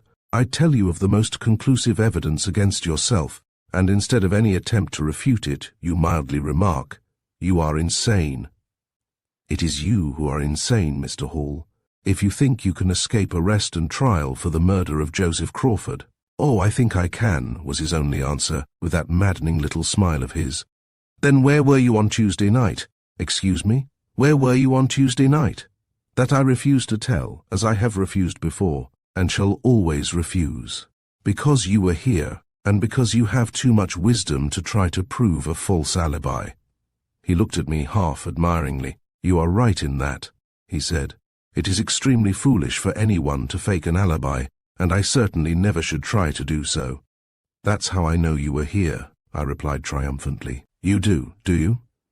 Well, Mr. Burrows, I don't pretend to misunderstand you, for Miss Lloyd has told me all about Mrs. Cunningham and her bag that she left in the train. But I will say this, if you think I came out on that midnight train, go and ask the conductor. He knows me, and as I often do come out on that train, he may remember that I was not on it that night. And while you're about it, and since you consider that late newspaper a clue, also ask him who was on the train that might have come here afterward. If this was bluffing, it was a very clever bluff, and magnificently carried out. Probably his hope was that the conductor could not say definitely as to Hall's presence on the late train, and any other names he might mention would only complicate matters. But before I left, I made one more attempt to get at this man's secret. "Mr. Hall," I began, "I am not unfriendly. In fact, for Miss Lloyd's sake as well as your own, I should like to remove every shadow of suspicion that hovers near either or both of you." "I know that," he said quickly. "Don't think I can't see through your friendliness to Miss Lloyd. But be careful there, Mr. Burrows. A man does not allow too many friendly glances toward the girl he is engaged to. So he had discovered my secret. Well, perhaps it was a good thing. Now I could fight for Florence more openly if necessary. You are right, Mr. Hall," I went on. "I hold Miss Lloyd in very high esteem, and I assure you as man to man that so long as you and she are betrothed, neither of you will have cause to look on me as other than a detective earnest in his work in your behalf." "Thank you," said Hall, a little taken aback by my frankness. I went away soon after that, and without quizzing him any further, for though I still suspected him, I realized that he would never say anything to incriminate himself. The theory that the criminal was someone who came in on that midnight train was plausible indeed, but what a scope it offered. Why, a total stranger to Sedgwick might have come and gone, entirely unobserved, in the crowd. It was with little hope, therefore, that I arranged for an interview with the conductor of the train. He lived in Hunterton, a few stations from West Sedgwick, and, after ascertaining by telephone that he could see me the next day, I went to his house. "Well, no," he replied, after thinking over my query a bit. "I don't think Mr. Hall came out from New York that night. I'm most sure he didn't, because he usually gives me his newspaper as he steps off the train, and I didn't get any extra that night. Of course, this wasn't positive proof that Hall wasn't there, so I asked him to tell me all the West Sedgwick people that he did remember as being on his train that night. He mentioned a dozen or more, but they were nearly all names unknown to me." "Do you remember the Cunninghams being on the train?" I asked. "Those Marathon Park people?" "Oh, yes. They were a gay party, coming back from a theatre supper, I suppose. And that reminds me, Philip Crawford sat right behind the Cunninghams. I forgot him before. Well, I guess that's all the West Sedgwick people I can remember." I went away not much the wiser, but with a growing thought that buzzed in my brain. It was absurd, of course, but he had said Philip Crawford had sat right behind Mrs. Cunningham. How, then, could he help seeing the gold bag she left behind when she got out at the station just before West Sedgwick? Indeed, who else could have seen it but the man in the seat directly behind? Even if someone else had picked it up and carried it from the car, Mr. Crawford must have seen it. Moreover, why hadn't he said he was on that train? Why conceal such a simple matter? Again, who had profited by the whole affair? And why had Gregory Hall said, "Ask the conductor who did get off that train"? The rose petals were already explained by Florence. If, then, Philip Crawford had, much later, come to his brother's with the gold bag and the late newspaper, and had gone away and left them there, and had never told of all this, was there not a new direction in which to look? But Philip Crawford, the dead man's own brother. Chapter: The Midnight Train. The enormity of suspecting Philip Crawford was so great to my mind that I went at once to the district attorney's office for consultation with him.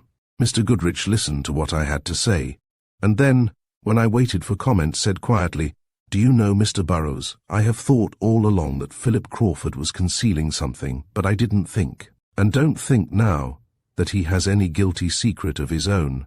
I rather fancied he might know something that, if told, would be detrimental to Miss Lloyd's cause." "It may be so," I returned. But I can't see how that would make him conceal the fact of his having been on that late train Tuesday night. Why, I discussed with him the possibility of Hall's coming out on it, and it would have been only natural to say he was on it, and didn't see Hall. Unless he did see him, remarked the district attorney. Yes, there's that possibility. He may be shielding Hall for Miss Lloyd's sake, and— Let's go to see him, suggested Mr. Goodrich. I believe in the immediate following up of any idea we may have. It was about 5 in the afternoon, an hour when we were likely to find Mr. Crawford at home, so we started off at once. And on reaching his house we were told that Mr. Randolph was with him in the library, but that he would see us. So to the library we went, and found Mr. Crawford and his lawyer hard at work on the papers of the Joseph Crawford estate. Perhaps it was imagination, but I thought I detected a look of apprehension on Philip Crawford's face as we entered, but he greeted us in his pleasant, simple way, and asked us to be seated. To come right to the point, Mr. Crawford, said the district attorney, Mr. Burrows and I are still searching for new light on the tragedy of your brother's death, and now Mr. Burrows wants to put a few questions to you, which may help him in his quest. Philip Crawford looked straight at me with his piercing eyes, and it seemed to me that he straightened himself. As for an expected blow— Yes, Mr. Burrows, he said courteously, what is it you want to ask? So plain and straightforward was his manner that I decided to be equally direct. Did you come out in that midnight train from New York last Tuesday night? I began. I did, he replied, in even tones.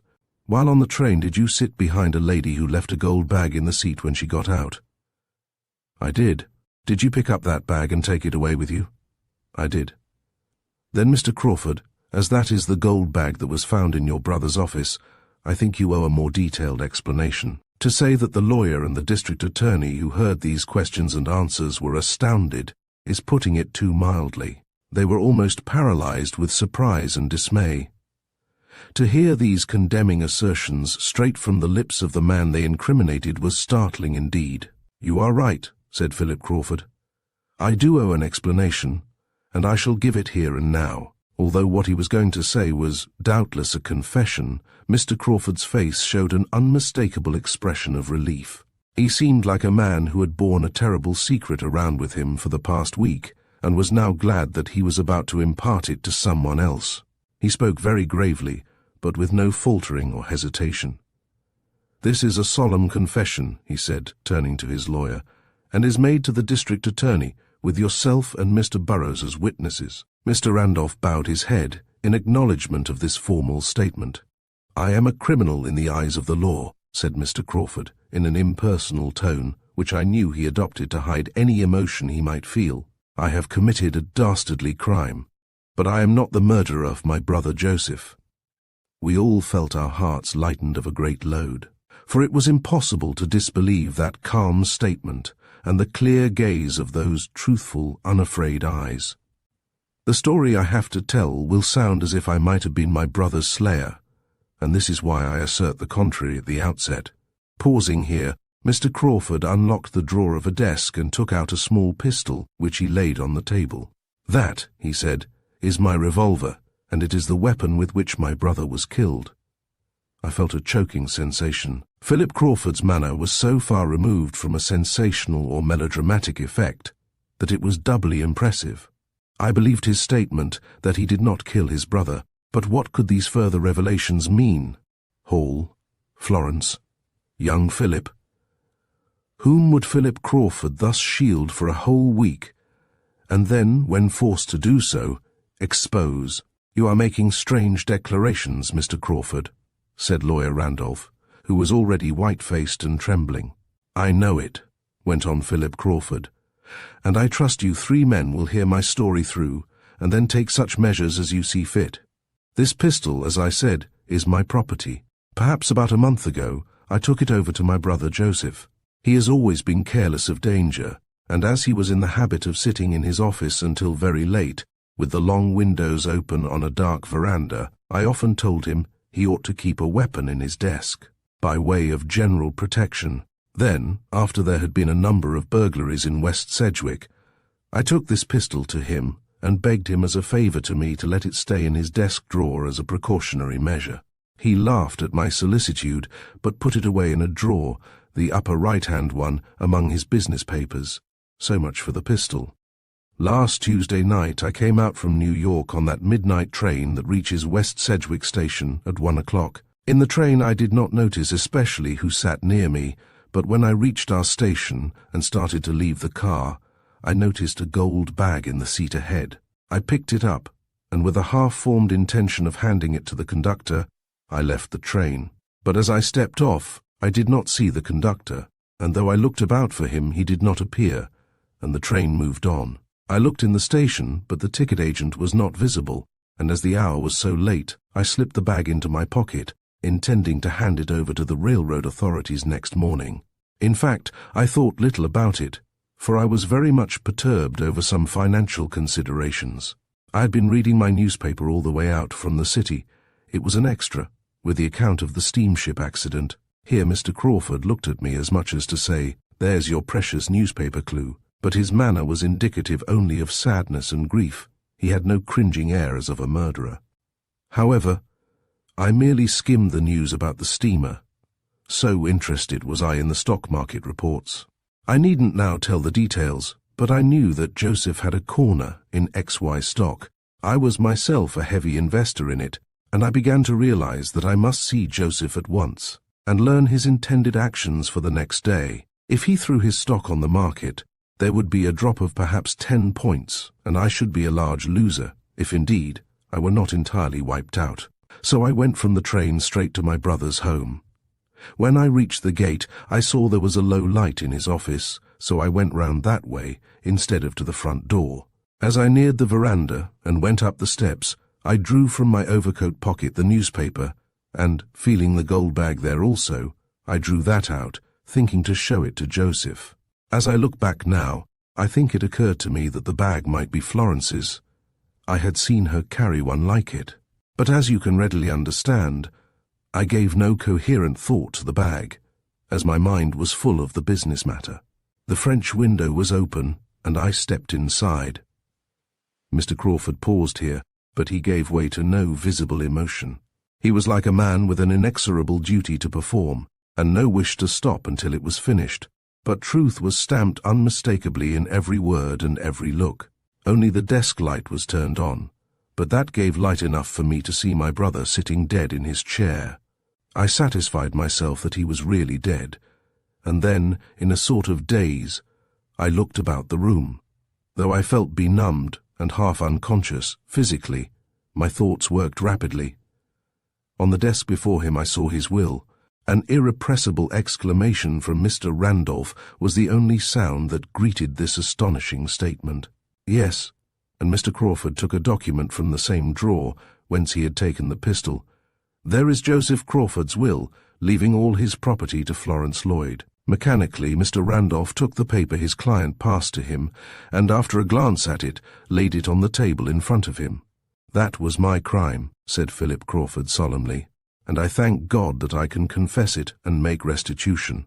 I must have been suddenly possessed of a devil of greed, for the moment I saw that will, I knew that if I took it away the property would be mine, and I would then run no danger of being ruined by my stock speculations. I had a dim feeling that I should eventually give all, or a large part, of the fortune to Florence, but at the moment I was obsessed by evil, and I stole my brother's will. It was an honest confession of an awful crime. But under the spell of that strong, low voice and the upright bearing of that impressive figure, we could not at the moment condemn. We could only listen and wait. Then, the speaker proceeded, I was seized with a terrific unreasoning fear that I dare say always besets a malefactor. I had but one thought, to get away, and leave the murder to be discovered by someone else. In a sort of subconscious effort at caution, I took my pistol lest it prove incriminating evidence against me, but in my mad frenzy of fear, I gave no thought to the gold bag or the newspaper. I came home, secreted the will and the revolver, and ever since I have had no doubts as to the existence of a hell. 1,000 times I have been on the point of making this confession, and even had it not been brought about as it has, I must have given way soon. No mortal could stand out long under the pressure of remorse and regret that has been on me this past week. Now, gentlemen, I have told you all. The action you may take in this matter must be of your own choosing. But except for the stigma of past sin, I stand again before the world with no unconfessed crime upon my conscience. I stole the will, I have restored it, but my hands are clean of the blood of my brother, and I am now free to add my efforts to yours to find the criminal and avenge the crime. He had not raised his voice above those low, even tones in which he had started his recital. He had made no bid for leniency of judgment. But, to a man, his three hearers rose and held out friendly hands to him as he finished his story. "Thank you," he said simply, as he accepted this mute token of our belief in his word. "I am gratified at your kindly attitude, but I realize none the less what this will all mean for me. Not only myself but my innocent family must share my disgrace. However, that is part of the wrongdoer's punishment, that results fall not only on his own head, but on the heads and hearts of his loved ones." "Mr. Goodrich," said Mr. Randolph, "I don't know how you look upon this matter from your official viewpoint, but unless you deem it necessary, I should think that this confidence of Mr. Crawford's need never be given to the public. May we not simply state that the missing will has been found without any further disclosures?" "I am not asking for any such consideration," said Philip Crawford. "If you decide upon such a course, it will be entirely of your own volition." The district attorney hesitated. "Speaking personally," he said at last, "I may say that I place full credence in Mr. Crawford's story. I am entirely convinced of the absolute truth of all his statements, but, speaking officially, I may say that in a court of justice witnesses would be required who could corroborate his words. But such witnesses are manifestly impossible to procure," said Mr. Randolph. "Certainly they are," I agreed, "and I should like to make this suggestion. Believing, as we do, in Mr. Crawford's story, it becomes important testimony in the case. Now, if it were made public, it would lose its importance, for it would set ignorant tongues wagging and give rise to absurd and untrue theories, and result in blocking our best-meant efforts. So I propose that we keep the matter to ourselves for a time, say a week or a fortnight, keeping Mr. Crawford under surveillance, if need be. Then we can work on the case, with the benefit of the suggestions offered by Mr. Crawford's revelations, and I, for one, think such benefit of immense importance."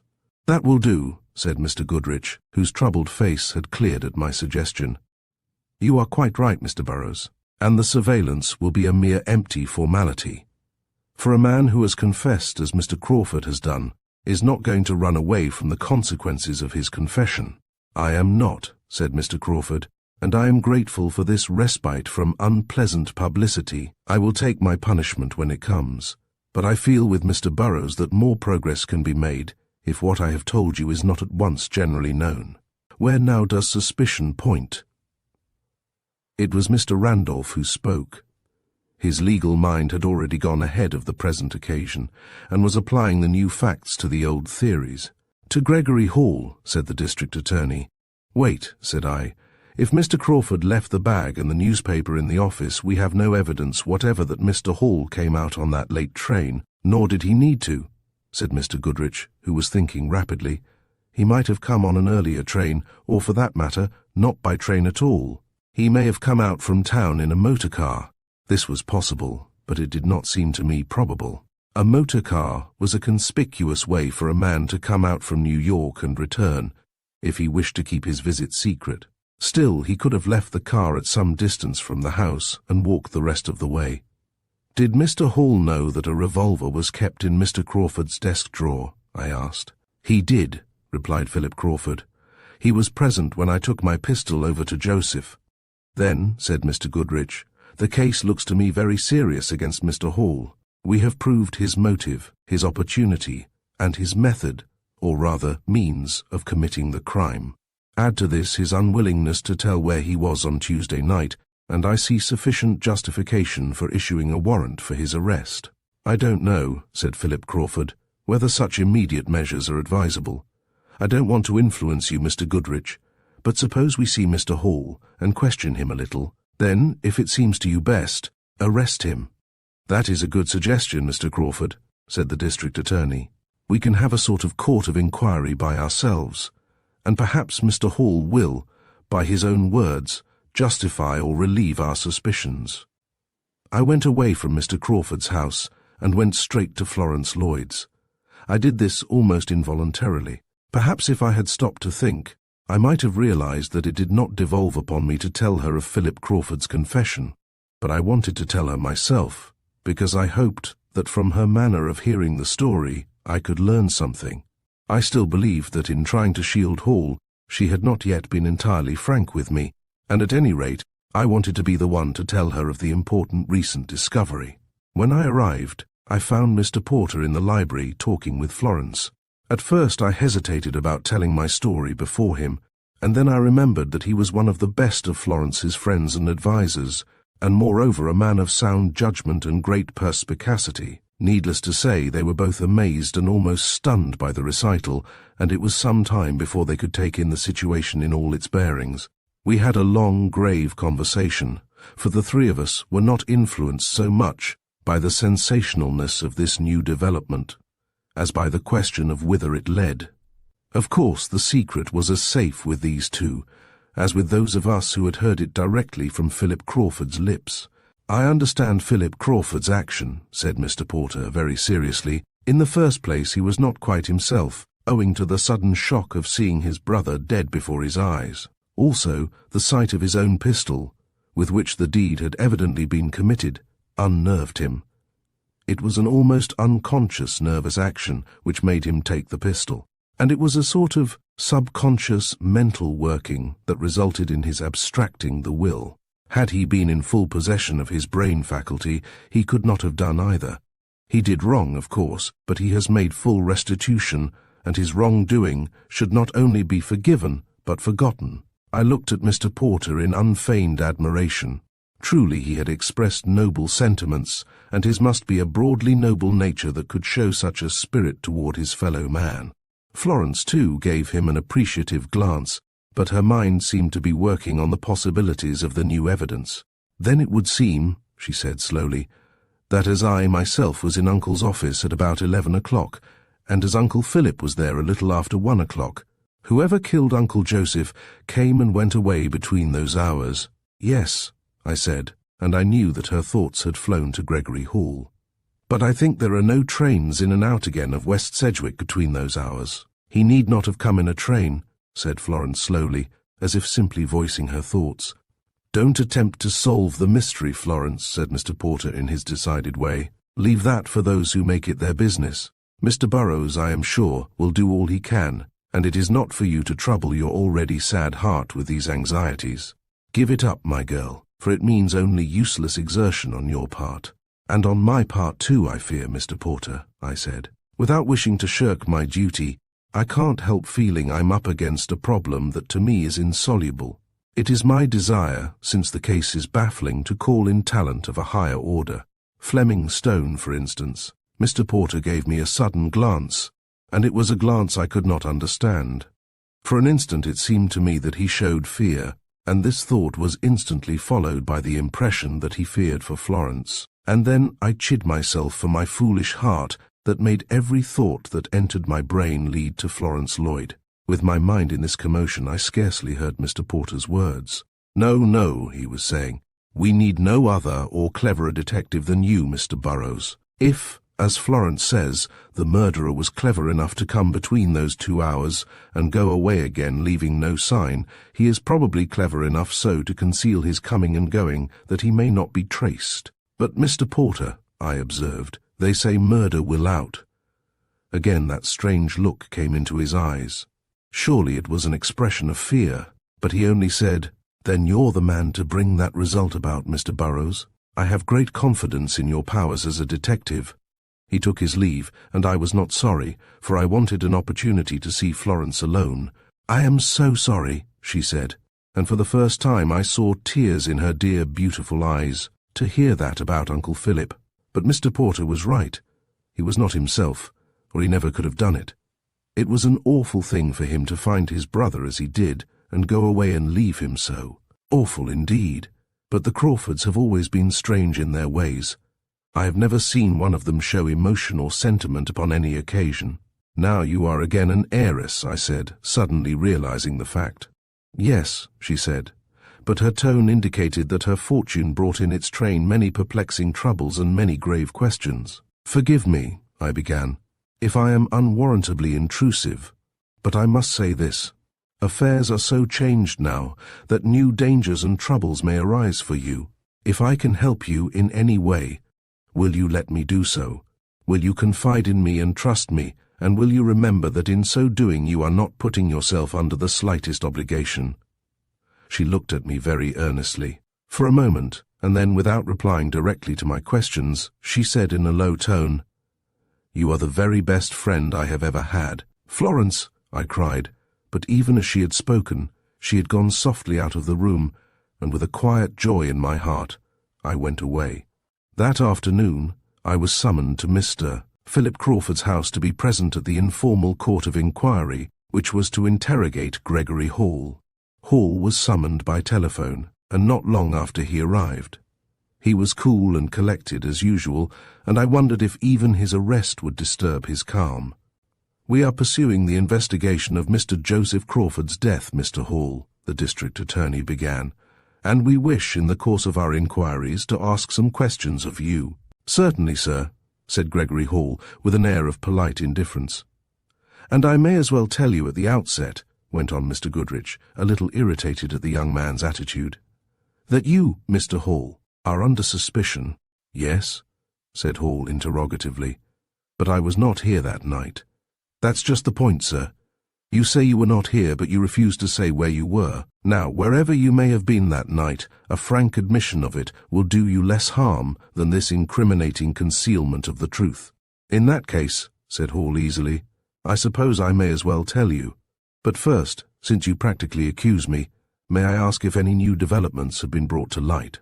"One has," said Mr. Goodrich. "The missing will has been found." "What?" cried Hall, unable to conceal his satisfaction at this information. "Yes," said Mr. Goodrich coldly, disgusted at the plainly apparent mercenary spirit of the man.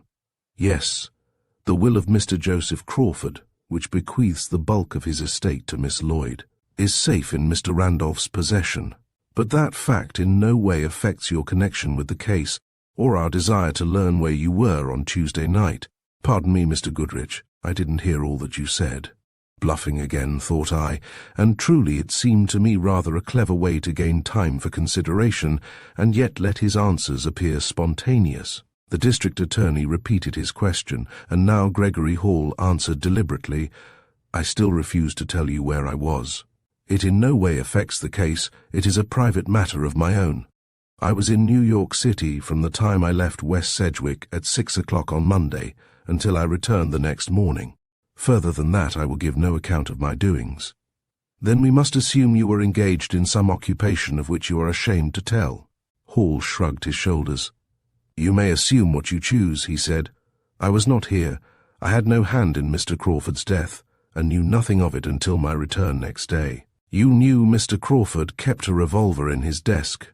You must know it is not there now." Hall looked troubled. "I know nothing about that revolver," he said. "I saw it the day Mr. Philip Crawford brought it there, but I have never seen it since." This sounded honest enough, but if he were the criminal, he would, of course, make these same avowals. "Well, Mr. Hall," said the district attorney with an air of finality, "we suspect you. We hold that you had motive, opportunity, and means for this crime. Therefore, unless you can prove an alibi for Tuesday night, and bring witnesses to prove where you were, we must arrest you on suspicion for the murder of Joseph Crawford." Gregory Hall deliberated silently for a few moments, then he said, "I am innocent, but I persist in my refusal to allow intrusion on my private and personal affairs. Arrest me if you will, but you will yet learn your mistake. I can never explain it, even to myself, but something in the man's tone and manner convinced me, even against my own will, that he spoke the truth." Chapter: Fleming Stone. The news of Gregory Hall's arrest flew through the town like wildfire. That evening I went to call on Florence Lloyd, though I had little hope that she would see me. To my surprise, however, she welcomed me almost eagerly, and though I knew she wanted to see me only for what legal help I might give her, I was glad even of this, and yet her manner was far from impersonal. Indeed, She showed a slight embarrassment in my presence, which, if I had dared, I should have been glad to think meant a growing interest in our friendship. "You have heard all?" I asked, knowing from her manner that she had. "Yes," she replied. "Mr. Hall was here for dinner, and then he went away to prison," I finished quietly. "Florence, I cannot think he is the murderer of your uncle." If she noticed this, my first use of her Christian name, she offered no remonstrance, and I went on. "To be sure, they have proved that he had motive, means, opportunity and all that, but it is only indefinite evidence. If he would but tell where he was on Tuesday night, he could so easily free himself. Why will he not tell?" "I don't know," she said, looking thoughtful, "but I cannot think he was here either.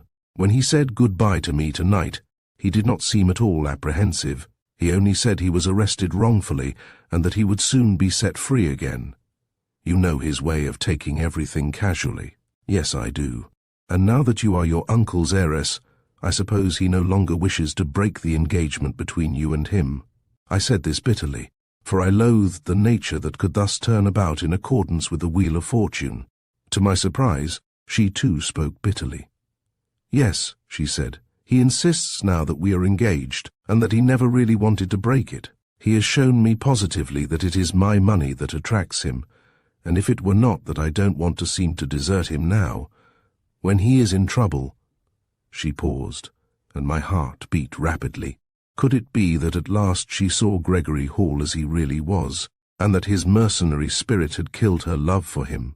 At least she had intimated this, and forcing myself to be content with that for the present, I said, "Would you then, if you could, get him out of this trouble?"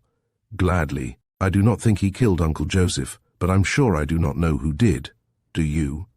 "I haven't the least idea," I answered honestly, for there, in Florence Lloyd's presence, gazing into the depths of her clear eyes, my last, faint suspicion of her wrongdoing faded away. And it is this total lack of suspicion that makes the case so simple and therefore so difficult.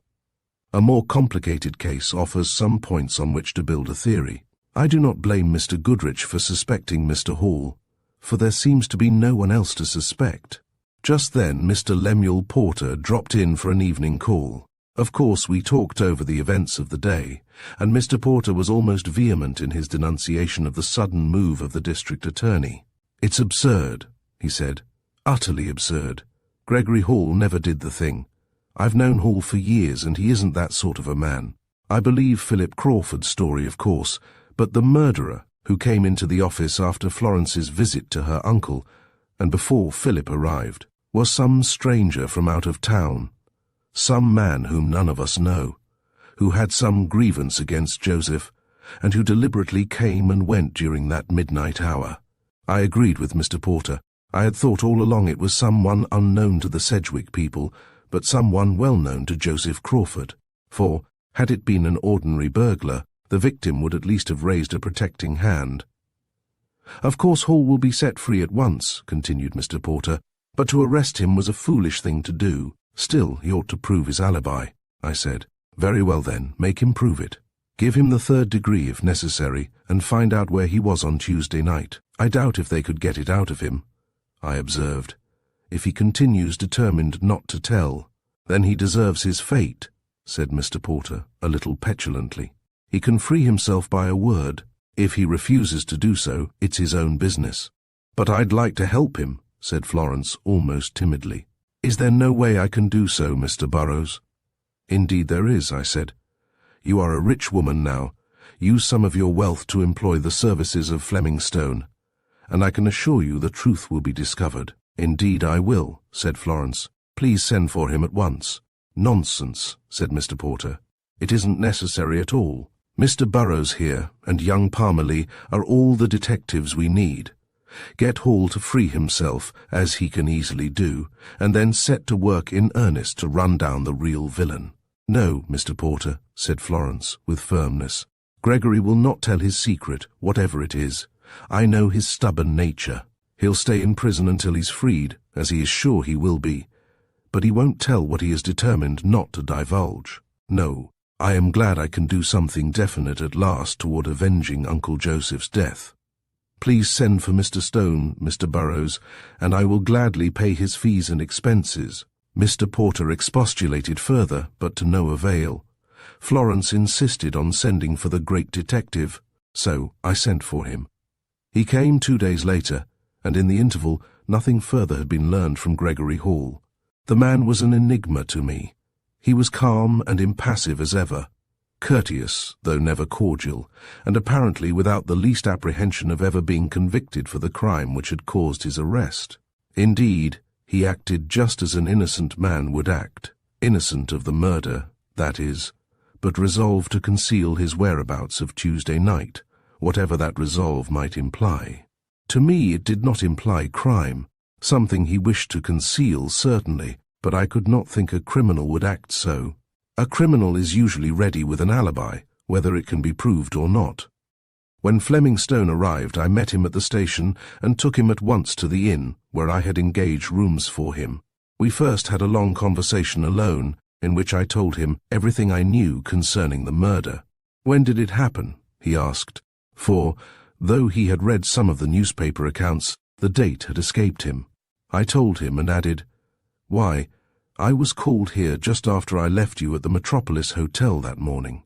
Don't you remember you deduced a lot of information from a pair of shoes which were waiting to be cleaned?" "Yes, I remember," said Stone, smiling a little at the recollection. "And I tried to make similar deductions from the gold bag and the newspaper, but I couldn't do it. I bungled matters every time. My deductions are mostly from the witness's looks or tones when giving evidence." "On the stand?" "Not necessarily on the stand. I've learned much from talking to the principals informally." "And where do your suspicions point?" "Nowhere. I've suspected Florence Lloyd and Gregory Hall in turn, and in collusion, but now I suspect neither of them." "Why not Hall?" "His manner is too frank and unconcerned. A good bluff for a criminal to use. Then he won't tell where he was that night. If he is the murderer, he can't tell. A false alibi is so easily riddled. It's rather clever to keep doggedly silent, but what does he say is his reason?" "He won't give any reason. He has determined to keep up that calm, indifferent pose, and though it is aggravating, I must admit it serves his purpose well." "How did they find him the morning after the murder?" "Let me see, I believe the coroner said he telephoned first to Hall's club, but the steward said Hall didn't stay there, as there was no vacant room, and that he had stayed all night at a hotel." "What hotel?" "I don't know. The coroner asked the steward, but he didn't know." "Didn't he find out from Hall afterward?" "I don't know, Stone. Perhaps the coroner asked him, but if he did, I doubt if Hall told. It didn't seem to me important." "Burrows, my son, you should have learned every detail of Hall's doings that night.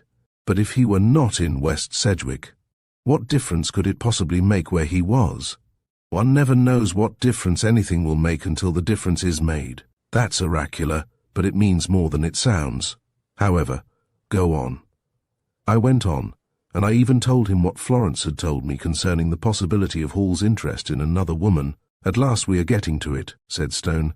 "Why in the name of all good detectives didn't you hunt up that other woman?"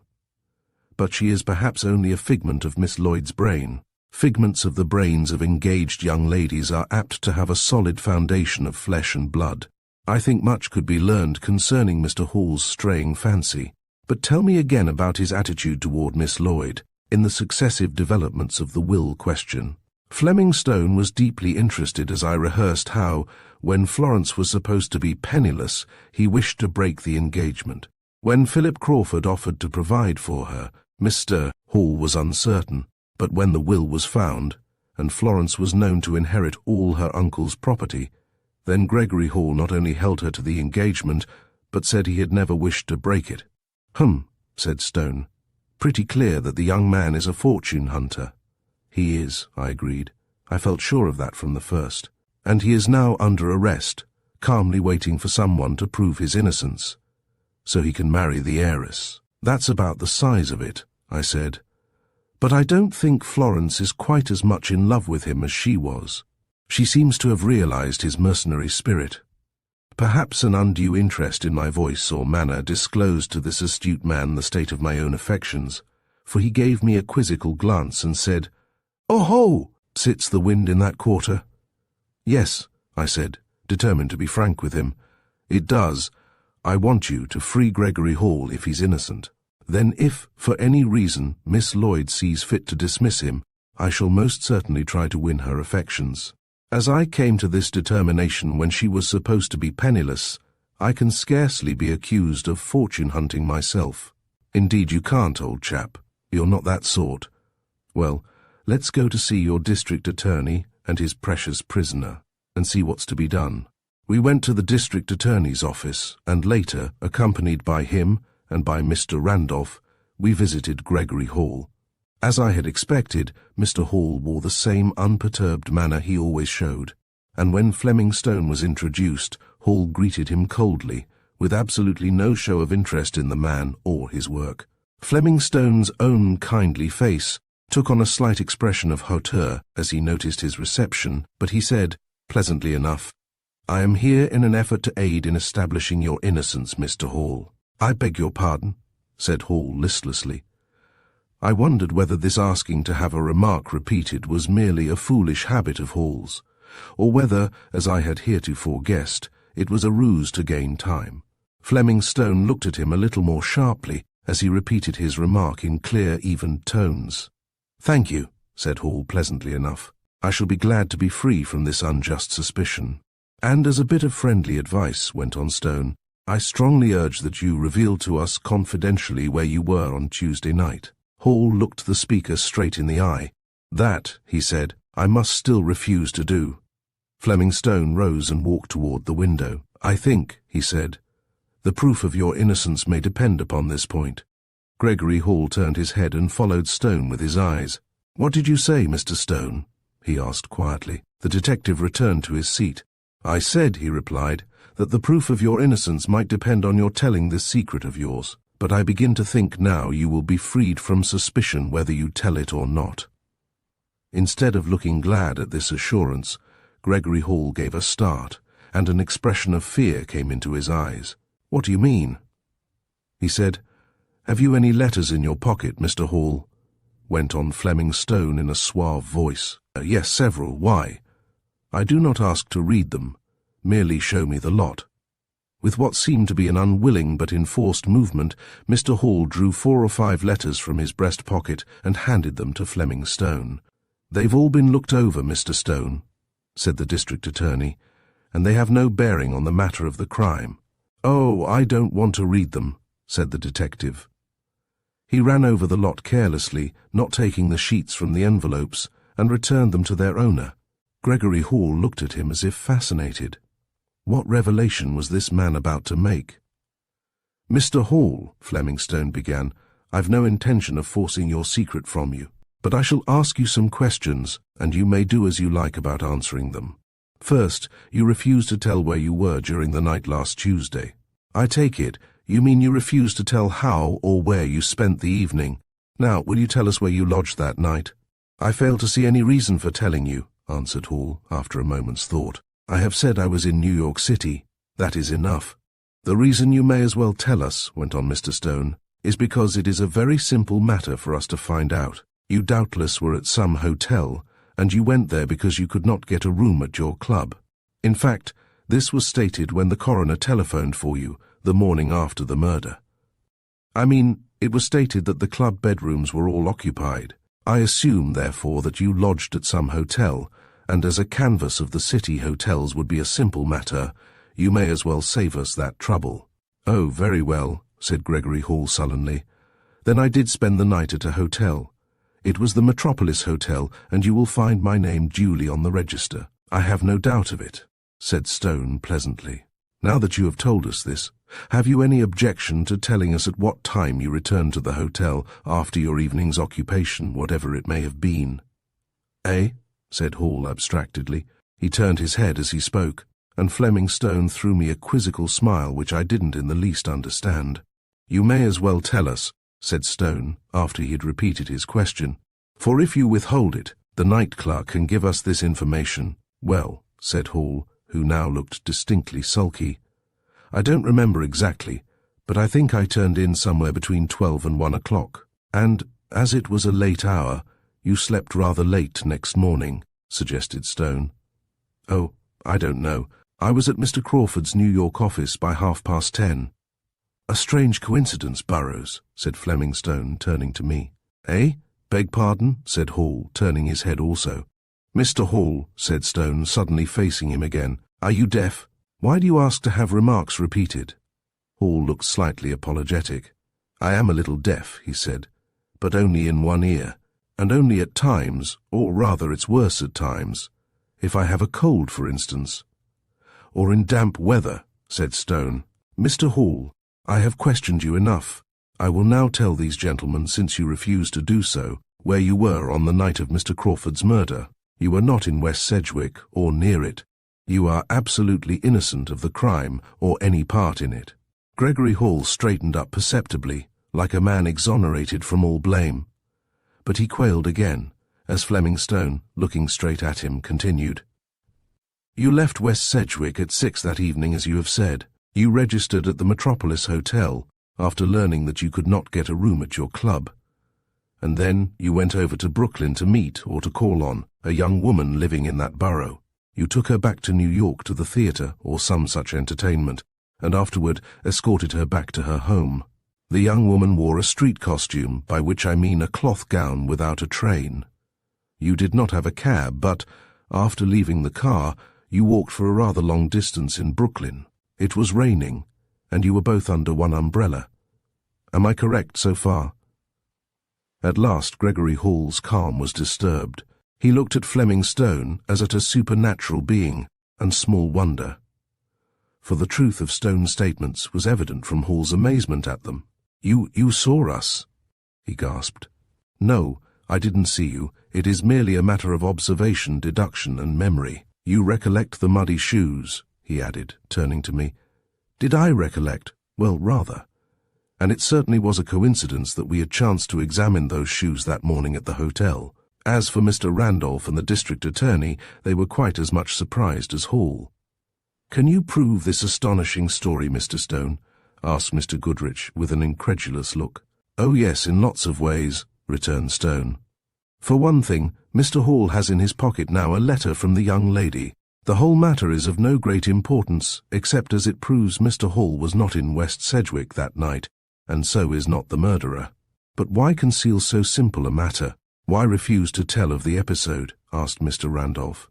"Because," and now Fleming Stone looked at Hall with accusation in his glance, "because Mr. Hall is very anxious that his fiancée shall not know of his attentions to the young lady in Brooklyn." "Oh ho," said Mr. Goodrich with sudden enlightenment. "I see it all now. Is it the truth, Mr. Hall? Did you go to Brooklyn and back that night, as Mr. Stone has described?" Gregory Hall fidgeted in an embarrassed way, but, unable to escape the piercing gaze of Stone's eyes, he admitted grudgingly that the detective had told the truth, adding, "But it's wizardry, that's what it is." "How could he know?" "I had reason for suspicion," said Stone, "and when I found you were deaf in your right ear, and that you had in your pocket a letter addressed in a feminine hand and postmarked Brooklyn, I was sure." "It's all true," said Hall slowly. "You have the facts all right. But unless you have had me shadowed, will you tell me how you knew it all?" And then Fleming Stone told of his observations and deductions when we noticed the muddied shoes at the Metropolis Hotel that morning. "But," he said, as he concluded, "when I hastily adjudged the young lady to be deaf in the left ear, I see now I was mistaken. As soon as I realized Mr. Hall himself is deaf in the right ear, especially so in damp or wet weather, I saw that it fitted the case as well as if the lady had been deaf in her left ear. Then a note in his pocket from a lady in Brooklyn made me quite sure I was right." "But, Mr. Stone," said Lawyer Randolph, "it is very astonishing that you should make those deductions from those shoes, and then come out here and meet the owner of the shoes. It seems more remarkable than it really is, Mr. Randolph," was the response. "For I am continually observing whatever comes to my notice. Hundreds of my deductions are never verified, or even thought of again, so it is not so strange that now and then one should prove of use in my work." "Well," said the district attorney, "it seems wonderful to me. But now that Mr. Hall has proved his alibi, or rather Mr. Stone has proved it for him, we must begin anew our search for the real criminal." "One moment," said Gregory Hall. "As you know, gentlemen, I endeavored to keep this little matter of my going to Brooklyn a secret, as it has no possible bearing on the case of Mr. Crawford. May I ask of you to respect my desire that you say nothing about it?" "For my part," said the district attorney, "I am quite willing to grant Mr. Hall's request. I have put him to unnecessary trouble and embarrassment by having him arrested, and I shall be glad to do him this favor that he asks, by way of amends." But Mr. Randolph seemed reluctant to make the required promise, and Fleming Stone looked at Hall and said nothing. Then I spoke out, and perhaps with scant courtesy, I said, "I, for one, refuse to keep this revelation a secret. It was discovered by the detective engaged by Miss Lloyd. Therefore, I think Miss Lloyd is entitled to the knowledge we have thus gained." Mr. Randolph looked at me with approval. He was a good friend of Florence Lloyd, and he was of no mind to hide from her something which it might be better for her to know. Gregory Hall set his lips together in a way which argued no pleasant feelings toward me, but he said nothing then. He was forthwith released from custody, and the rest of us separated, having arranged to meet that evening at Miss Lloyd's home to discuss matters. Chapter: The Disclosure. Except the half-hour required for a hasty dinner, Fleming Stone devoted the intervening time to looking over the reports of the coroner's inquest, and in asking me questions about all the people who were connected with the affair. "Burroughs," he said at last, "everyone who is interested in Joseph Crawford's death has suspected Gregory Hall, except one person. Not everybody said they suspected him, but they did, all the same. Even Miss Lloyd wasn't sure that Hall wasn't the criminal. Now, there's just one person who declares that Hall did not do it, and that he is not implicated. Why should this person feel so sure of Hall's innocence? And furthermore, my boy, here are a few more important questions. In which drawer of the desk was the revolver kept?" "The upper right-hand drawer," I replied. "I mean, what else was in that drawer?" "Oh, important, valuable memoranda of Mr. Crawford's stocks and bonds." "Do you mean stock certificates and actual bonds?" "No, merely lists and certain data referring to them. The certificates themselves were in the bank." "And the will, where had that been kept?" "In a drawer on the other side of the desk. I know all these things, because with the lawyer and Mr. Philip Crawford, I have been through all the papers of the estate." "Well then, Burroughs, let us build up the scene. Mr. Joseph Crawford, after returning from his lawyer's that night, goes to his office. Naturally, he takes out his will that he thinks of changing, and we'll say it is lying on his desk when Mr. Lemuel Porter calls. He talks of other matters, and the will still lies there unheeded. It is there when Miss Lloyd comes down later. She has said so. It remains there until much later, when Philip Crawford comes and, after discovering that his brother is dead, sees the will still on the desk and takes it away with him, and also sees the pistol on the desk, and takes that too.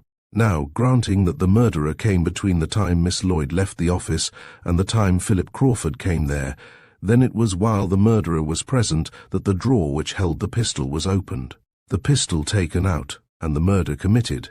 Since Mr. Joseph Crawford showed no sign of fear of violence, the murderer must have been not a burglar or an unwelcome intruder, but a friend, or an acquaintance, at least. His visit must have been the reason for opening that drawer, and that not to get the pistol, but to look at or discuss the papers contained in that drawer.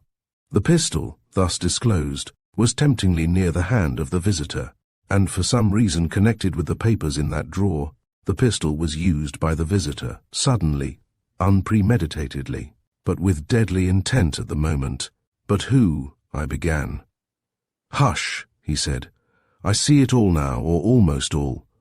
Let us go to Philip Crawford's at once, before it is time to go to Miss Lloyd's." We did so, and Fleming Stone, in a short business talk with Mr. Crawford, learned all that he wanted to know. Then we three went over to Florence Lloyd's home. Awaiting us were several people. The district attorney, of course, and lawyer Randolph, also Mr. Hamilton and Mr. Porter, who had been asked to be present. Gregory Hall was there too, and from his crestfallen expression, I couldn't help thinking that he had had an unsatisfactory interview with Florence. As we all sat round the library, Fleming Stone was the principal speaker. He said, "I have come here at Miss Lloyd's request, to discover, if possible, the murderer of her uncle." Mr. Joseph Crawford. I have learned the identity of the assassin, and if you all wish me to, I will now divulge it." "We do wish you to, Mr. Stone," said Mr. Goodrich, and his voice trembled a little, for he knew not where the blow might fall. But after Fleming Stone's wonderful detective work in the case of Gregory Hall, the district attorney felt full confidence in his powers. Sitting quietly by the library table, with the eyes of all the company upon him, Fleming Stone said, in effect, to them just what he had said to me. He told of the revolver in the drawer with the financial papers. He told how the midnight visitor must have been some friend or neighbor, whose coming would in no way startle or alarm Mr. Crawford, and whose interest in the question of stocks was desperate.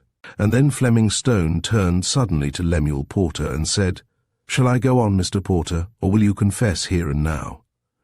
It was as if a thunderbolt had fallen. Hitherto unsuspected, the guilt of Lemuel Porter was now apparent beyond all doubt. White-faced and shaking, his burning eyes glared at Fleming Stone. "What are you?" he whispered in hoarse, hissing tones. "I feared you, and I was right to fear you. I have heard of you before. I tried to prevent your coming here, but I could not, and I knew when you came that I was doomed." "Doomed? Yes," he went on, looking around at the startled faces. "Yes, I killed Joseph Crawford. If I had not, he would have ruined me financially. Randolph knows that, and Philip Crawford too. I had no thought of murder in my heart. I came here late that night to renew the request I had made in my earlier visit that evening, that Joseph Crawford would unload his XY stock gradually, and in that way save me. I had overtraded, I had pyramided my paper profits, until my affairs were in such a state that a sudden drop of 10 points would wipe me out entirely. But Joseph Crawford was adamant to my entreaties. He said he would see to it that at the opening of the market the next morning, XY stock should be hammered down out of sight. Details are unnecessary. You lawyers and financial men understand. It was in his power to ruin or to save me, and he chose to ruin me. I know why, but that concerns no one here. Then, as by chance, he moved a paper in the drawer, and I saw the pistol. In a moment of blind rage I grasped it and shot him. Death was instantaneous. Like one in a dream, I laid down the pistol and came away. I was saved, but at what a cost. No one, I think, saw me come or go. I was afterward puzzled to know what became of the pistol, and of the will which lay on the desk when I was there. These matters have since been explained. Philip Crawford is as much a criminal as I. I shot a man, but he robbed the dead. He has confessed and made restitution, so he merits no punishment. In the nature of things, I cannot do that, but I can at least cheat the gallows." With these words, Mr. Porter put something into his mouth and swallowed it. Several people started toward him in dismay, but he waved them back, saying, "Too late. Goodbye, all. If possible, do not let my wife know the truth. Can't you tell her I died of heart failure or something like that?" The poison he had taken was of quick effect. Though a doctor was telephoned for at once, Mr. Porter was dead before he came.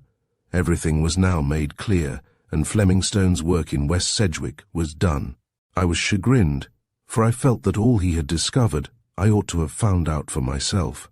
But as I glanced at Florence and saw her lovely eyes fixed on me, I knew that one reason I had failed in my work was because of her distracting influence on it. "Take me away from here," she said, and I gently led her from the library.